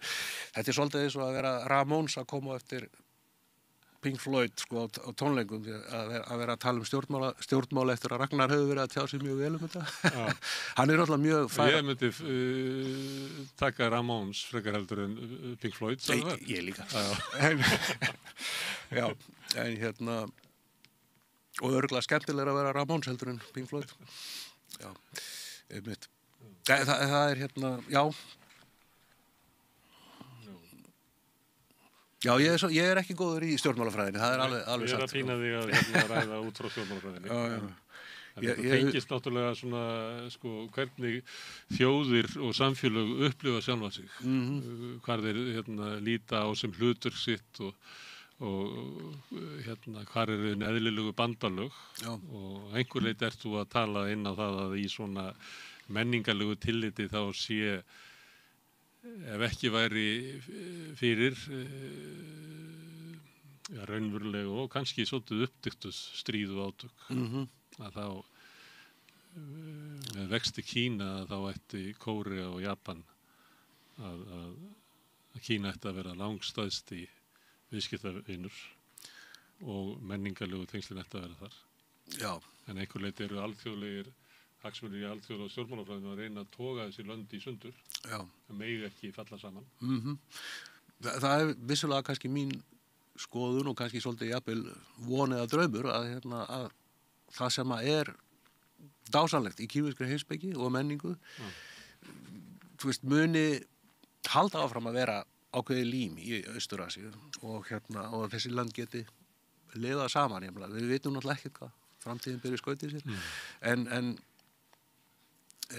Ragnar dró svolítið þær ályktanir að út af þessari speki og menningu að þá væri það bara ekki í eðli Kína að ráðast á hann til þess hafnaði innrás í Tævan. Ég eiginlega sammála því. Ég hef ekki grannskoðað Tævan málið undanfarin ár en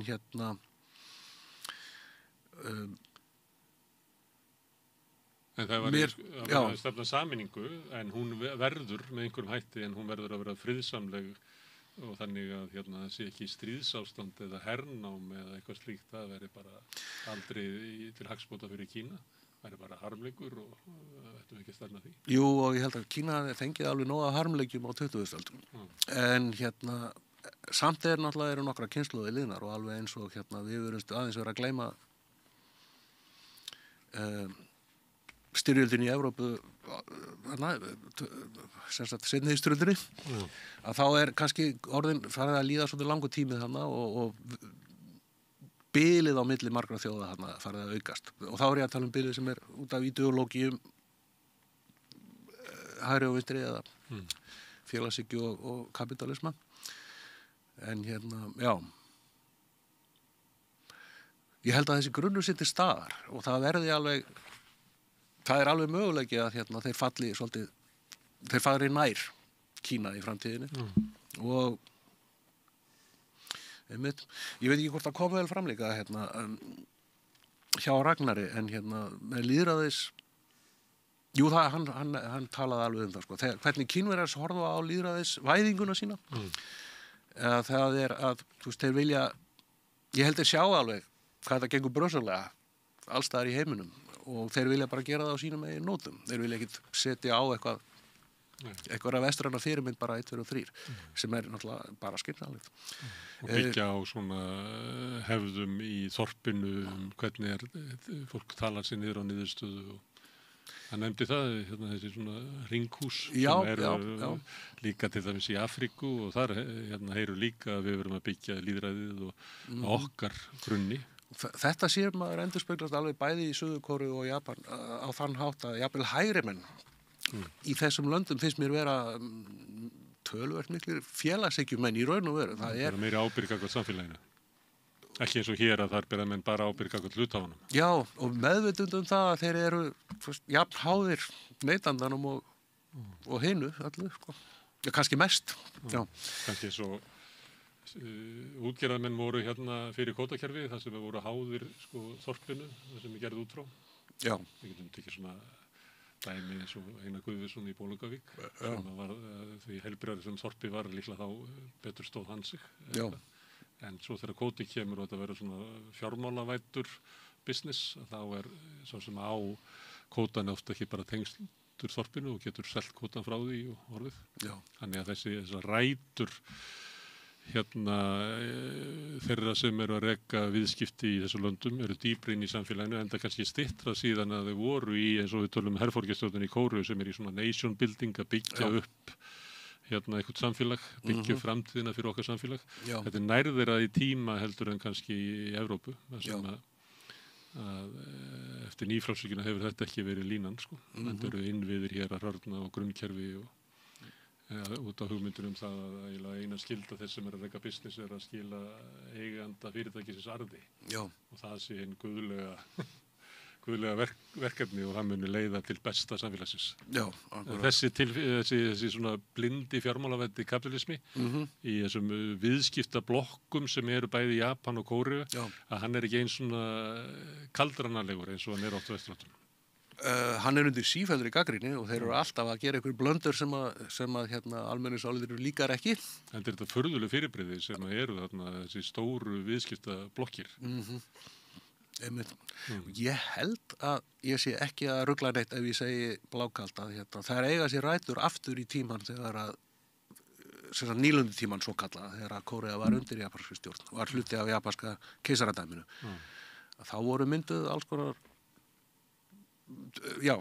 sambönd sem að enn þann dag í dag haldast í þessum, þeir kallaði þetta Chaebol í Suður-Kóreu.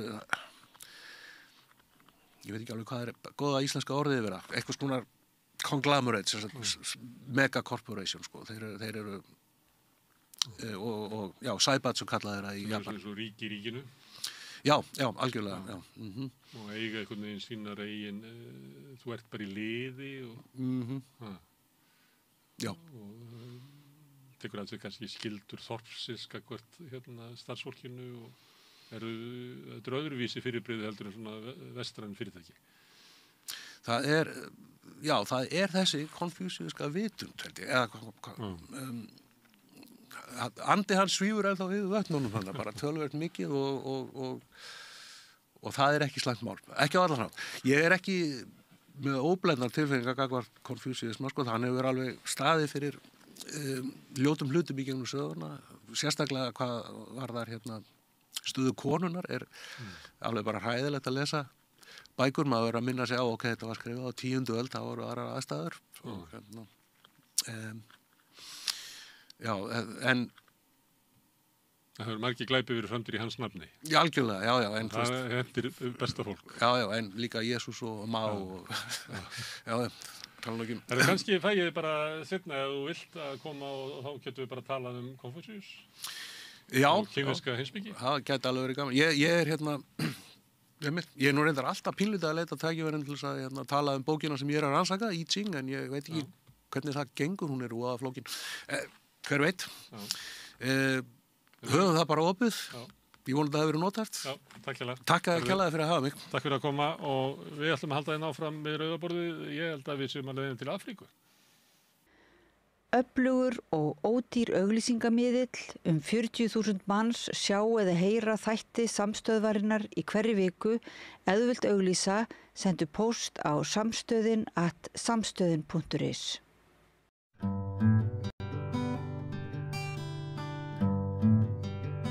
Já, ég rakst á fyrir tilviljunum daginn á fyrirbrigði sem heitir lífgröss og var svona þín áttum á því hvað það var.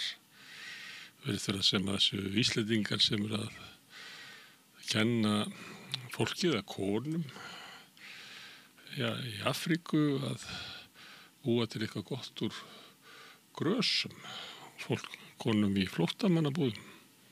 Og þetta var svo áhugavert að ég fékk hingað þær úr stjórn Lífgrasa. Það Anna Rósa Róbertsdóttir sem grasalæknir og Ingibjörg Birna Ólafsdóttir, viðskiptafræðingur. Finnst ykkur skrítið að mér finnst þetta skrítið? Nei, það fullkomlega eðlilegt. Það fullkomlega eðlilegt. Hvað það, segja mér frá þessu? Já, og ég segi fyrst, sem sagt Lífgrös eru góðgerðarsamtök, almannaheillafélag sem við Ingibjörg stofnuðum ásamt 3. manni fyrir 2 ár síðan, 2,5 eitthvað svo leiðis. Og þau ganga út á það að við rekum verkefni í flóttamannabúðum. Við byrjum í Írak, Kúrdistan Írak, vorum þar með einsásverkefni og þá fór ég og kendi konum að búa til sem sagt jurtasmyrsl og aðrar vörur með það í huga að þær bæði fái fyrir sjálfa sig en eins það geta aflað sér tekna því þær hafa enga möguleika á einhver lífsviðværi. Þannig að það heila hugmyndin í rauninni að kenna konum í flóttamannabúðum eða þá mjög fátækum stöðum að hjálpa sér eða semst bara afla sér tekna hreinlega og það hefur gengið nokkuð vel. Við vorum með ársverkefni í Írak sem var enda síðan bannað af stjórnvöldum það er önnur saga en hvað var það 600 konur sem við kendum eitthvað svoleiðis. Já. Og svo erum við mikill áhugi. Mjög mikill áhugi og svo erum við núna semst að vinna verkefni í Úganda með Sameinuðu þjóðunum og styrk frá utanríkisráðuneytinu, atvinnustyrk í gegnum fyrirtæki hjá mér og ég nú ekki með fjöldan á hreinu en ég sem sagt fer 2-3 ári sjálf og kenni en aðalmálið þar það að ég að kenna konunum að kenna námskeiðin mín. Þannig að ég til dæmis kom tilbaka í júní og síðan þá hafa 100 konur fengið kennslu og vörur þá líka. Þannig að þetta svona held ég í hnótskurnina hvað við erum að gera. Viltu bæta ykkur við? Það sem ég líka svo áhugavert og kannski gott fyrir þetta fólk að Anna Rósa kemur þarna með þekkingu inn þau taka vörur af svæðinu eða sem sé jurtir af svæðinu og hún að búa til græðandismyrsl og til dæmis verið að bera á naflan og litlubötinu nýfættum olíu með sóti úr þakinu á kofun. Þannig það verður þá komið veg fyrir með því að koma með græðandismyrslinn til þess að hjálpa þeim að draga úr sýkingum hana. Og svo líka verður að vinna með moskítófælu. Já, það verðum að vinna nokkur verkefni í Úganda sem sagt. Já. Og eitt af þeim því sem ég var að lýsa að við kennum þeim að búa, ég kenni námskeiðin fyrst, svo kenni ég þjálfurum að kenna námskeiðin mín. Svo ég líka að þróa moskítófælu í samstarfi við læknana, þetta þeirra hugmynd. Úr sem sagt náttúrulefnum, hvað erum við að gera meira? Við erum að vinna aðeins með býflugnabændum líka og svo ljósmóður á svæðinu einmitt og ætlum að gera verkefni í sambandi við sýkingar í naflastreng og sýkingar í sambandi við fæðingar almennt. Það verður næst því fyrir væntanlega eftir núna í september að þá ætlum við að framleiða kringum 400 krukkur og gefa svo í 3 mánuði. Semst öllum nýburum á svæðinu í þessum flóttamannabúðum og sjá hvaða að því við erum með tölfræði yfir sýkingar. Þannig að sjá hvort við getum lækkað sýkingarnar næstu 3 mánuði. En hvað það, Anna Rósa, sem að þú þekkir í fánu þessara landa sem að þau þekki ekki sjálf? Nei, það máli. Ég þekki það ekki endilega mikið en ég þekki kannski eitthvað eitt og ég til dæmis þessu tilviki þekkti eitt tré sem heitir nímtré sem ég hef notað sjálf hérna á Íslandi. Og málið það að þú getur gert vör úr bara einhverju einu. Og þetta fólk kann náttúrulega sjálfsögðu miklu frekar á jurtirnar heldur en ég og þekkir það út og inn, en þau kunni ekki búa til úr því. Þau kunni ekki búa til smyrsl sem síðan hægt að markaseta, afla sér tekna. Þar vantar þekkingun alveg og þar ég með 30 ára reynslu að búa eiginlega til úr engu. Það eiginlega heila málið, En þau nota jurtirnar? Til lækninga? Já, og mikil þekking þar. Já, mjög mikil þekking, en líka sem sagt í rauninni gerðu skaði með því, til dæmis í sambandi við fæðingar. Þar verið að nota ánkunnáttu líka sem getur valdið skaða, þannig að þetta beggja blans og eitt af verkefnum hjá okkur að safna saman upplýsingum fyrir fólkið. Þannig að þú stundar svona rannsóknir? Já, svona óbeinar myndi ég segja, það ekki mjög vísindalegar, en jú. tvímælulaust þá verður að gera það líka held ég til að halda utan hlutina. En þú kynnið þig líka mikið að rannsóknum bara almennt. Já, ég er alltaf að skoða. Já, ég les náttúrulega vísindaransóknir og allt það því að svo náttúrulega læri ég á flóruna þar sem ég sko. En ég til dæmis kom þarna inn með uppskrift frá Írak sem ég síðan aðlagaði. Það verkjaolía sem við gerum sem mikil þörf á því að það vinna svo mikið á ögrunum og eru mjög þjáðar. Og þetta verkjaolíu úr kryddi sem þú getur keypt út í búð og jurtu sem þú getur tínt. Þannig að ég breytti henni þannig að hún hentaði Úganda til dæmis. Og það eiginlega triksið, alltaf sjálfbærnin. Að því að þýðir ekkert að segja við einhverja flóttamannakonu sem á engan pening, farið bara í næsta bæ og keypt eitthvað. Það tekur 5 tíma að keyra þangað, hún á engan pening. En þið samt að búa til vöru sem það þarf að kaupa. Já, það heila málið. Sko. Þannig til dæmis býflugnarækt, við notum bívaks í smislin. Þetta í rauninni bara olía, einhver jurt og bívaks. Og þá ertu komið vöru til að selja og aflaði viðværi. Og því vantar þessa vöru fyrir fæðinguna og eksemið og allt það líka, sko. Og það náttúrulega bara mjög erfitt að afla allra fanga þarna, bara yfir höfuð. En hafðu þau ekki notað bívaxi til þess að búa til smyrsl? Nei, ekki ég gerði það mér sem svona, ég hef sagt í manna svona rakakrem sem að hefur verið notað í leikhúsum í fátæku leikhúsum í Englandi. Já. Það var bara, ég minni svona kannski 20% bíflugnavaks, svona 50% sikkur óljan og svo vatn til að finna þess. Og þetta fína smyrsl. Einmitt, alveg ljómandi. En þarna vantar þekkinguna af einhverjum ótskýrðum ástum og það vantaði líka, vorum í 3 flóttamannabúðum í Írak og þar vantaði alla þekkingu líka. Þannig að það bara mismunandi, hérna höfum við svo miklar upplýsingar, þarna hefur fólk það ekki. Það ekkit endilega tengt internetinu til dæmis. Bara því að það hefur verið að búa til eitthvað úr af jurtum og líklega eru til þekking á því að nota græðandi jurtir og minnir það. Já. En þið eru að koma með eitthvað sem hægt að búa til og verðið að kaupa. Já.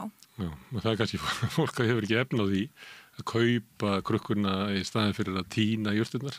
Já. Eitthvað svona... En það eru aðrir þá sem hafa efna því, þú veist, þetta er flóttamannakonur kannski sem eru að búa til, en það fólkandi sem að við erum til dæmis þegar komið pöntun í næsta bæ sem 5 tíma í burtu.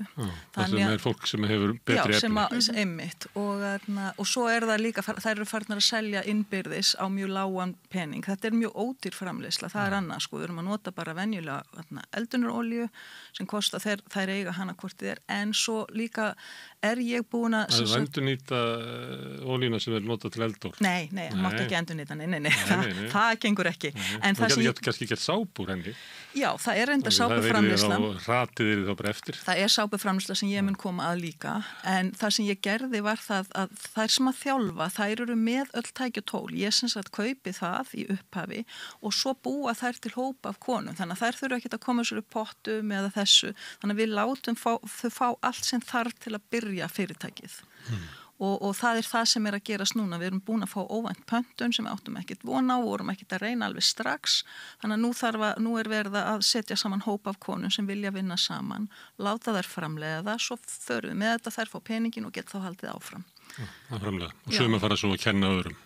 Já, það eru þjálfari sem ég þjálfa sérstaklega. Og sit yfir og kenni með og fylgist með að þær viti hvað að gera og þetta náttúrulega allt þýtt fram og tilbaka, við erum með 2 tungumál í gangi þannig að það alltaf stuð sko.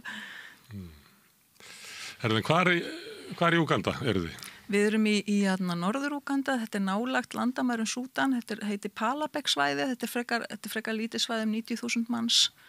En þetta er allt öðru sem heldur en Írak, en það engar tjaldbúðir þarna. Þetta hefur verið gert þannig sem mjög gott að flóttamennirnir hafa fengið efni til þess að byggja sína kofa og hafa fengið fræðilega að rækta sitt grammeti, þannig að þeir lifa með innfættum sem oft af sama ættbálki líka.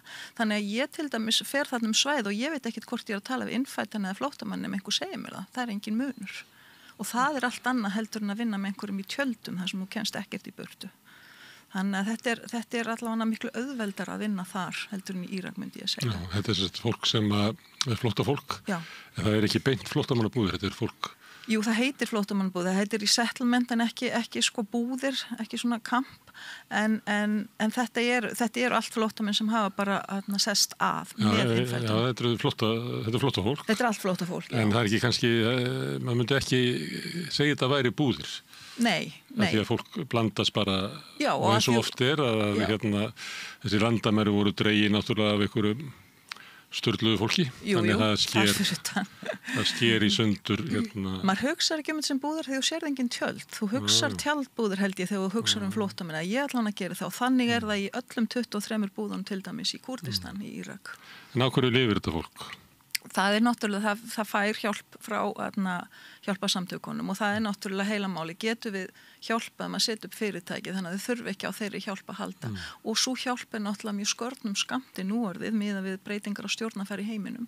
Það er búið að skera niður allt, ég er nánast að verða með eina verkefni þarna, það er bara búið að hætta verkefnum alveg hægur og vinstri frá því að ég fór þangað fyrst fyrir ári síðan, það var orðið gífurlega breytingar. Bandaríkjamenn farnir? Já, peningurinn er farin. Þess ári er mjög mikil breyting. Já, mjög mikil breyting, bara frá því ég fór seinast og kom svo núna aftur núna í sumar. Þannig að það er ramman reypa draga, eða hvað maður segir. Þetta er ekkert grín þarna, þannig að það skiptir eiginlega, ég myndi segja ennþá meira mála að einhver komi inn eins og við erum náttúrulega með hjálp stjórnvalda þarna sem er að nota skattféð í að hjálpa fólki og það skiptir bara rosalega máli að einhverju aðri komi inn. Ég minna allt þetta venjulega er að fara og fólki hefur ekkert. Það er ekki eins og að komi einhver sér svona og græi hlutina. Það er ekkert til staðarskilur. En hvað er fólkið að flýja? Stríði í Súdan náttúrulega, já. Það er semst á þessu svæði, svo er náttúrulega frá Kongo og öðru svæði í landinu. Ég held að ég fari rétt með að Úganda er það land í Afríku sem tekur á móti flestum flóttamönnum af öllum löndum í Afríku. Þannig að þetta er líka... Samt voru breytandi með þá hugmyndum að hvort Úganda geti tekið á móti sínum flóttamönnum? Já, einmitt, já. Þeir eru með alls konar, þeir vilja Rúanda líka, þeir eru nú búin að gera samning held ég við Rúanda sem er náttúrulega land við hliðina. Já, þetta er ekkit grín með flóttamennina. En hafður þú verið í Afríku áður? Ég hafði komið ánga einu sinni þegar ég var 20 til Ghana reyndar. Það er mjög langt síðan. Hefur þú komið til Afríku? Nei, ekki ennþá. En mér langar bara að segja að mér er svo magnað að fylgjast með Önnu Rósu því hún er náttúrulega driffjöðurinn í þessu. Að bara ástríðan og krafturinn í henni og hvernig hún hugsar alltaf við lausnum. Að því við erum náttúrulega búin að lenda á mjög mörgum veggjum eins og til dæmis í Kúrdistan. Að þá einhvern veginn finnur hún bara nýja leiðir og heldur áfram og það sem að þarf til þess að ná árangri í verkefnum eins og þessu er þessi ástríða fyrir að hjálpa fólki og það er bara þannig með hann að hún er alltaf tilbúin til þess að veita hjálparhendi ef einhver er lasin eða eitthvað að hún er alltaf fann að spyrja, byrju, hvað segir, hvað er illt í maganum og fann að leita lausna og hún er bara mætt á, fyrir utan dyrnar hjá manni, ef maður kvartar eitthvað aðeins, bara með ykkur tektúru, þannig að það er nú kannski ekki við alla. Nei, það fá ekki allir svona heim, en það er svo gaman að sjá þessa ástríði fyrir, hún er svo bara mikill sem sé mannvinur og mér finnst bara frábært að sjá hvað hún er að leggja mikið fram af sinni þekkingu og reynslu og mér finnst bara, ég trúi svo mikið á fiðrildi áhrif. Ef þú hjálpar einni mannesku hvar sem hún er í heiminum, að þá hefur það áhrif áfram sem að skila sig með tíman. En það sem hún kemur með í krukku þegar þér illt í maganum, virkar það? Já. Og sérstaklega græðandi kremin, en maður horfi bara á húðina sína gróa ef maður brennir sig eða fær bitt. Og ég er ekki að selja, ég er ekki að prósentum. Þannig það er eitthvað ekstra græðandi við þetta og já. Það er markað, það áttur náttúrulega markaður út af bitmínu fyrir græðandi smysl. Já, ég er búin að selja mikið að græðandi smysl fyrir lúsmi. Það er smysli sem hún er að tala um. Það er nota mjög mikið fyrir lúsmi. Það var eitthvað sem sagði mér í apotekum að þetta væri bara horfið. Já. Svo líklega vaknar ykkur og flytur bara meira inn öruglega en já. Það geturst hægt svolítið. Já, þetta er rosalega. Þýðir ekki að vera með þetta selst alltaf, sagði ykkur í kaffélaginu. Það ágætt, sko. Ég man þetta kom fyrst, þá seldi ég, sko, það var eitthvað sem auglisti mig á Facebook, bara mér óavitandi að þetta væri að virka fyrir Lúsmi og ég bara var marga vikur að framleiða. Það bara seldist bara jafnóðum það sem ég gerði, sko. Og hvað notar í það smyrsl? Heyrðu, 4 íslenska jurtir, það mjög og það einmitt bívaks og olía, en reyndar ólífólía í þessu tilviki. Það sem bara eiginlega stofnin í smyrslinu? Já, bara eins og svona þú varst að tala nema það ekki vatnið í og svo ég með 4 íslenska jurtir. Þetta mjög einfalt smyrsl, geta allir búta til. Mjaðjurt, haugarva, vallemar og birki. Þannig að þetta ekki flókið og ég reyndar kennd að búa til svona smyrsl í mörg ár en ég nú hætt því núna. Og eitthvað af þessu græðandi, eitthvað af þessu minkar kláðan? Já, þetta fer yfirleitt alltaf saman, sko, en já, þetta sem sagt kláðastillandi, græðandi, að bara bólgueyðandi almennt, þetta nota fyrir allt, sko, ekki bara Lúsmi og ég náttúrulega búin að framlega þetta í 15 ár núna eitthvað svoleið, sko. Er þetta þekking á Íslandi hvernig jurtirnar virka? Já. Sem að við eigum eða er þetta eitthvað sem að þú þurft að staðfæra hjá þjóðum sem hafa vendað þessa þekkingu kannski betur? Bæði, ég náttúrulega lærði, sko, þetta var 4 ára fullt nám þegar ég var í þessu fyrir 35 árum eða eitthvað. Og hvað lærður um að spyrja? Í Bretlandi, já. Og þetta bara venjuleg háskólagráð í dag í Bretlandi, en sko, það er nefnilega með þetta smyrsl, ég nota mjaðjurt í það og hún til dæmis ekki notuð erlendis mikið, ekki lengur, en ég fann gamlar heimildir og staðfærði það af því að hún vex algjörlega út allt og það kom svona líka vel út. Þannig að það einmitt það að staðfæra og ég myndi segja að það væri svolítið mín sérhæfing að vinna með mjög eitthvað lítið efni að því að hérna á Íslandi var eitthvað allt bannað og hérna náttúrulega mjög það var bannað að flytja inn svo marga jurtir á sínu tíma og svo eru mjög fáar jurtir hérna miðað við erlendis þannig að ég þurfti alltaf að sníða stakka eftir vext og ég held að það sé þekkingin sem kemur svo vel til góða. Ég fer bara til einhvers lands og ég hef engar áhyggjur af þessu. Ég veit alveg ég finna allavega eina jurt sem ég þekki. Þar vexa góða jurtir eins og illgresi. Já, alls staðar. En einhvers staðar las ég hérna að við búum við það sem minna jurtum og það vaksa stundum hægar og svona á jaðri þess að geta vaksið. Já. En það eru einmitt þær jurtir sem eru kröftugastar. Er það þannig? Sko, ég man ekki hvað ég lesa þetta fyrir þetta er svona, ég myndi segja þetta væri pínu mýta en þetta var rannsókn gerð, eina eða 2 sem að staðfesta þetta einhver leiti en ég samt svona svolítið efins eins og til dæmis vallhumall, hann vex hérna og ég nota hann mjög mikið, vinir mínir í Bandaríkjum rækta vallhumall, hann alveg rosalega góð líka, þannig að ég ekkert alveg samfélag. Já, þótt hann vaxi hraðar og sé öðruvísi þá er ég komið frá teinu, af því að teið verður betra því herra sem að fer upp í hlíðina. Og alveg þegar komið á mörkunum með þess að hægt að rækta það er besta teið. Já, það er algjörlega rétt hjá og kannski er þetta bara algjörlega rétt en fyrir mér svona skiptir eiginlega ekki einhver höfu máli af því að ég bara þetta er það sem ég hef í höndunum ég er náttúrulega tína allt sjálf sko. Þetta því að Íslendingar færu að virða sig og sína náttúru meira eða heyrðu eitthvað svona. Já. Við okkur hætti til þess að finnast allt betra í útlöndum. Já. Það er alveg rétt, en við erum líka svolítið hættu með að hugsa að sé allt ennþá betra í okkur. Já. Meiri segja hvað var að túle eða sem auglýsti þannig. Já, einmitt, það passar. Herðu, en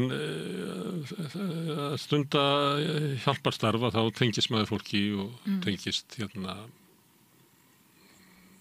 maður deilir vonum með fólki en stundu gengur það ekki upp eins og var í Kurdistan. Var það ekki erfitt að yfirgefa? Sko, já og nei. Jú, við vorum búin að vinna þetta í heilt ár og gekk rosalega vel og við erum sérst með unga konu sem kennir fyrir okkur. Ég fór í nokkur skipti en hún kendi þess á milli algjörlega og það var ansi erfitt en það var svolítið svona, já, ok, ég get ekkert gert í þessu akkurat núna þannig ég verð bara að fara að gera eitthvað annað. Ég hugsa svolítið þannig. Þannig að ég er ekki mikið að svona festa mig í fortíðin. Það þýðir voða lítið en ég gat ekki sleppt tökunum á svo heldur þannig að ég fór beint til Úganda og fór að vinna það en ég hélt áfram að tala við hana og héldum áfram að hugsa getum við gert eitthvað til að breyta þessu og gaman að segja frá því fyrsta skipti opinberlega við erum byrjað aftur fyrir 20 síðan þá byrjuðum við aftur að kenna við fundum leið fram hjá yfirvöldum fengum við til að samþykja við mættum kenna breyttum námsefninu alveg fram og tilbaka og við erum byrjuð með skóla aftur þannig að hvaða yfirvöldur það? Heilbrigðisyfirvöld í Kurdistan þau sögðu við okkur þið megið ekki kenna að búa til Kamilusmysl vegna þess að konunir eru ómentar og vita ekkert hvað eru að gera. Þetta var bara svona karlremba, bara next level. Þetta kurdarnir væru skárri en flestir aðrir? Maður hefði haldið það en það var ekki. En okkur tókst að samfæraðu að gefa okkur aftur séns og við erum að vinna með öðrum samtökum. Þetta veltur allt á því hverjum og vinnur og hver hefur tengsl og allt þetta í svona löndum. Og hún semst byrjaði fyrir 2 dögum að kenna og nú erum við með, semst við vorum alltaf bara að kenna svona 1 námskeið einu, nú erum við með 2 vikna námskeið sem við byggum til námsefni fyrir. Þannig við bindum ansi mikla voni með að þetta er eftir að ganga betur. Það má líka bæta við að Anna Rós er henni verið kennir þessari ungu konu. Já. Og kemur henni í tengsl við sem sé skóla í Bretlandi. Já, hún er að læra graslækningar allar. Þannig fyrir hennar önnur Rósu tilstilli, þá læri þessi unga konu graslækningar og fer að kenna með henni. Já, og er mjög góð. Já. Og svo byggum við bara til námsefni saman, við vinnum mjög vel saman bara í gegnum Zoom. Þannig að... Ingibjörg, það er fyririlda-effektin.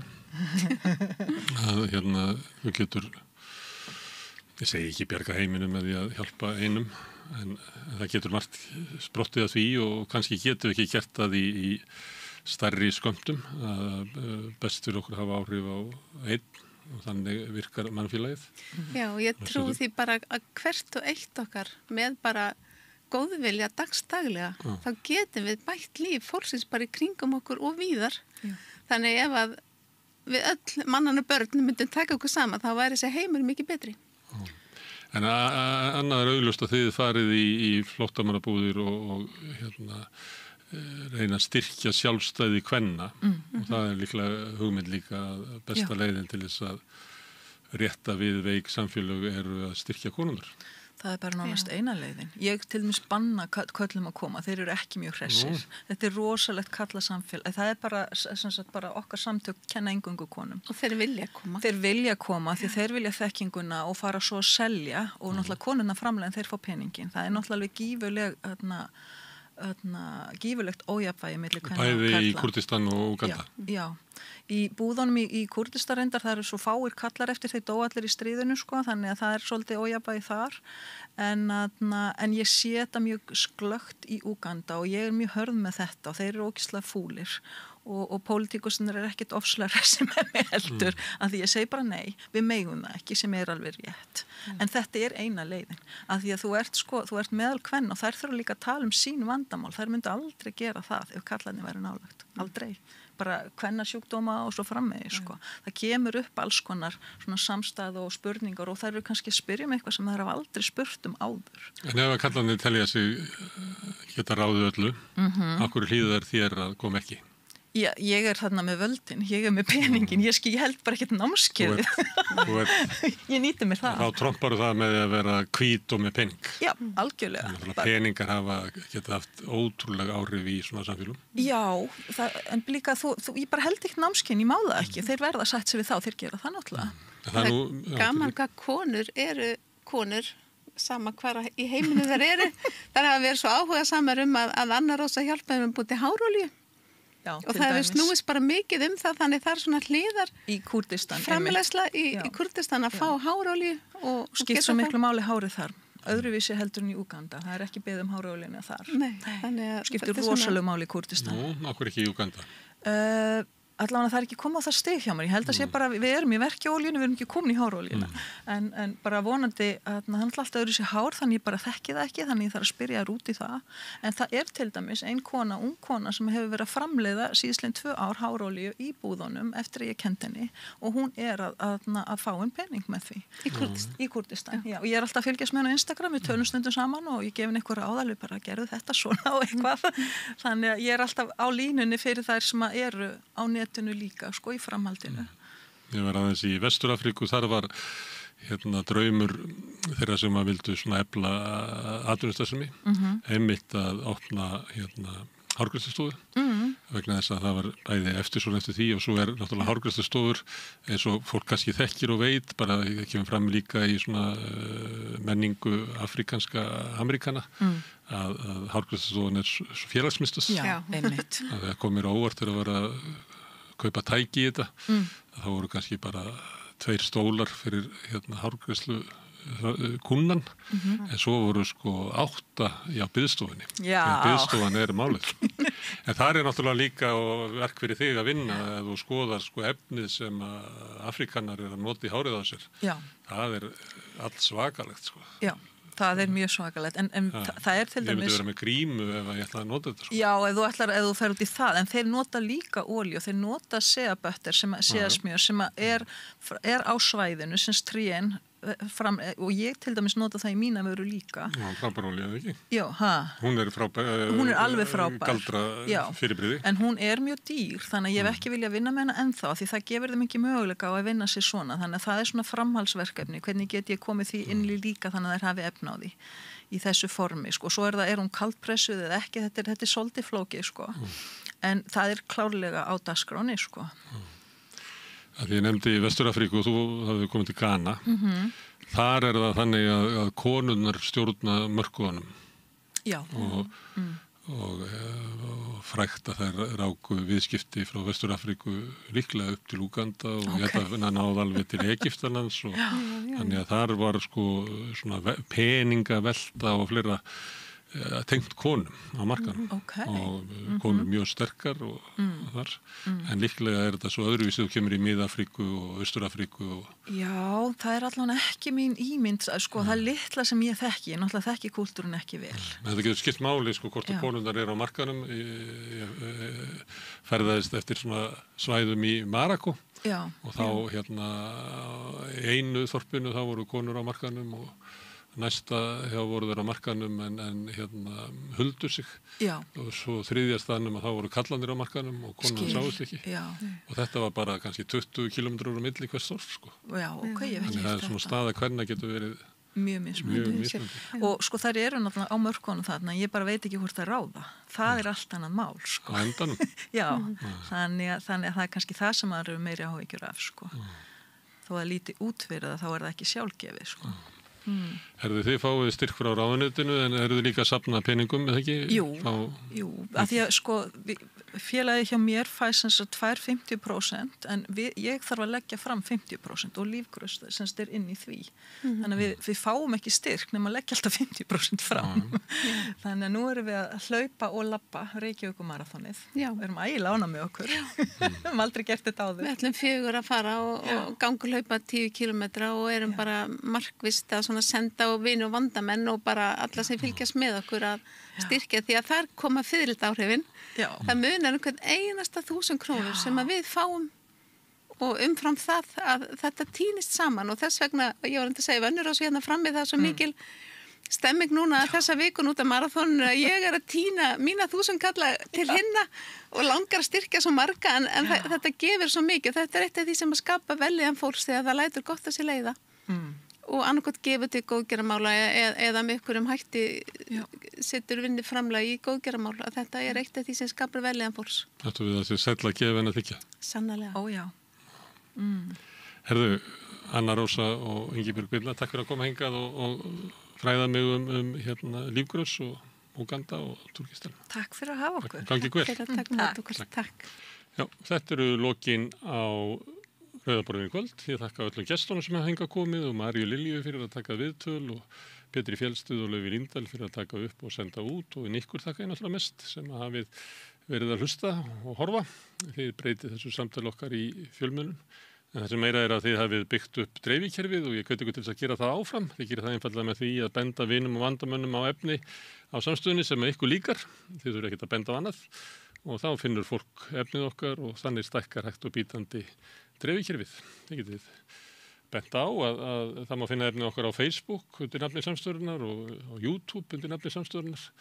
Við erum í öllum hlaðvarpsveitum, bæði undir nafni samstöðurinnar og einstakra þátta. Við erum í útvarpinu á stór höfuðborgarsvæðinu á 89,1 á FM. Það sendingar nást alveg á sunnanvert Snæfellsnesi, langt upp í Borgarfjörð, upp á litlu kaffistofu og út á Reykjanes þá. En þar fyrir utan má sækja útvarpssendingarnar á spilarann, það er spilari.is er á netinu og svo er spilari líka app sem má hlaða niður í síman og hlusta á samstöðuna og allar íslenskar útvarpsstöðvar hvað sem er í heiminum. Við erum komin í sjónvarpið til þeirra sem er svo heppin að skipta við fjarskiptafyrirtæki Síman, þar er númer 5 á fjarstýringunni. Kannski ef til munu önnur fjarskiptafyrirtæki líka bjóða sínum viðskiptavinum upp á efni frá samstöðunni sem er 24 tíma sólarhring, 7 daga vikunar, allan ársins hring, samfélagsumræða við þetta rauðaborð og í öðrum þáttum samstöðunar. Það sem að knýr samstöðun áfram er sá hluti áhorfenda og áheyrenda sem hafa gerst áskrifendur. Það er fólk sem átta sig á því að samstöðun er góður þáttur í lýðræðislegu samfélagi og mikilvægt að samstöðun haldi áfram. Lognist ekki út af eins og fjölmiðlar gera gjarnan á þessum síðustu og vestu tímum og fólk leggur eitthvað til. Grunnáskriftun okkar er 2.750 krónur á mánuði sem að mér er sagt að sé hlægilega lágt verð með það efni sem við búum til hér. Þið megi borga meira eða þið viljið og þeir sem að kjósa geta látið áskriftina renna sem félagsgjöldin í alþýðufélagið en það er alþýðufélagið sem á og rekur samstöðuna. Þetta er svona tilraunaverkefni það hvort að okkur takist að búa til fjölmiðil sem er í eigu hlustenda. Sjáum til hvernig það gengur. En ef þú vilt slást í þennan hóp, að þá getur þú farið inn á samstöðun.is, þar er hnappur sem ástendur áskrift og framhaldið þetta liggja í augum uppi, eins og sagtir. En þetta er orðið gott í bili, ég segi góða nótt, en sjáum svo aftur á morgun á slaginu klukkan 8, en þá var það sagðar fréttir samstöðurinnar.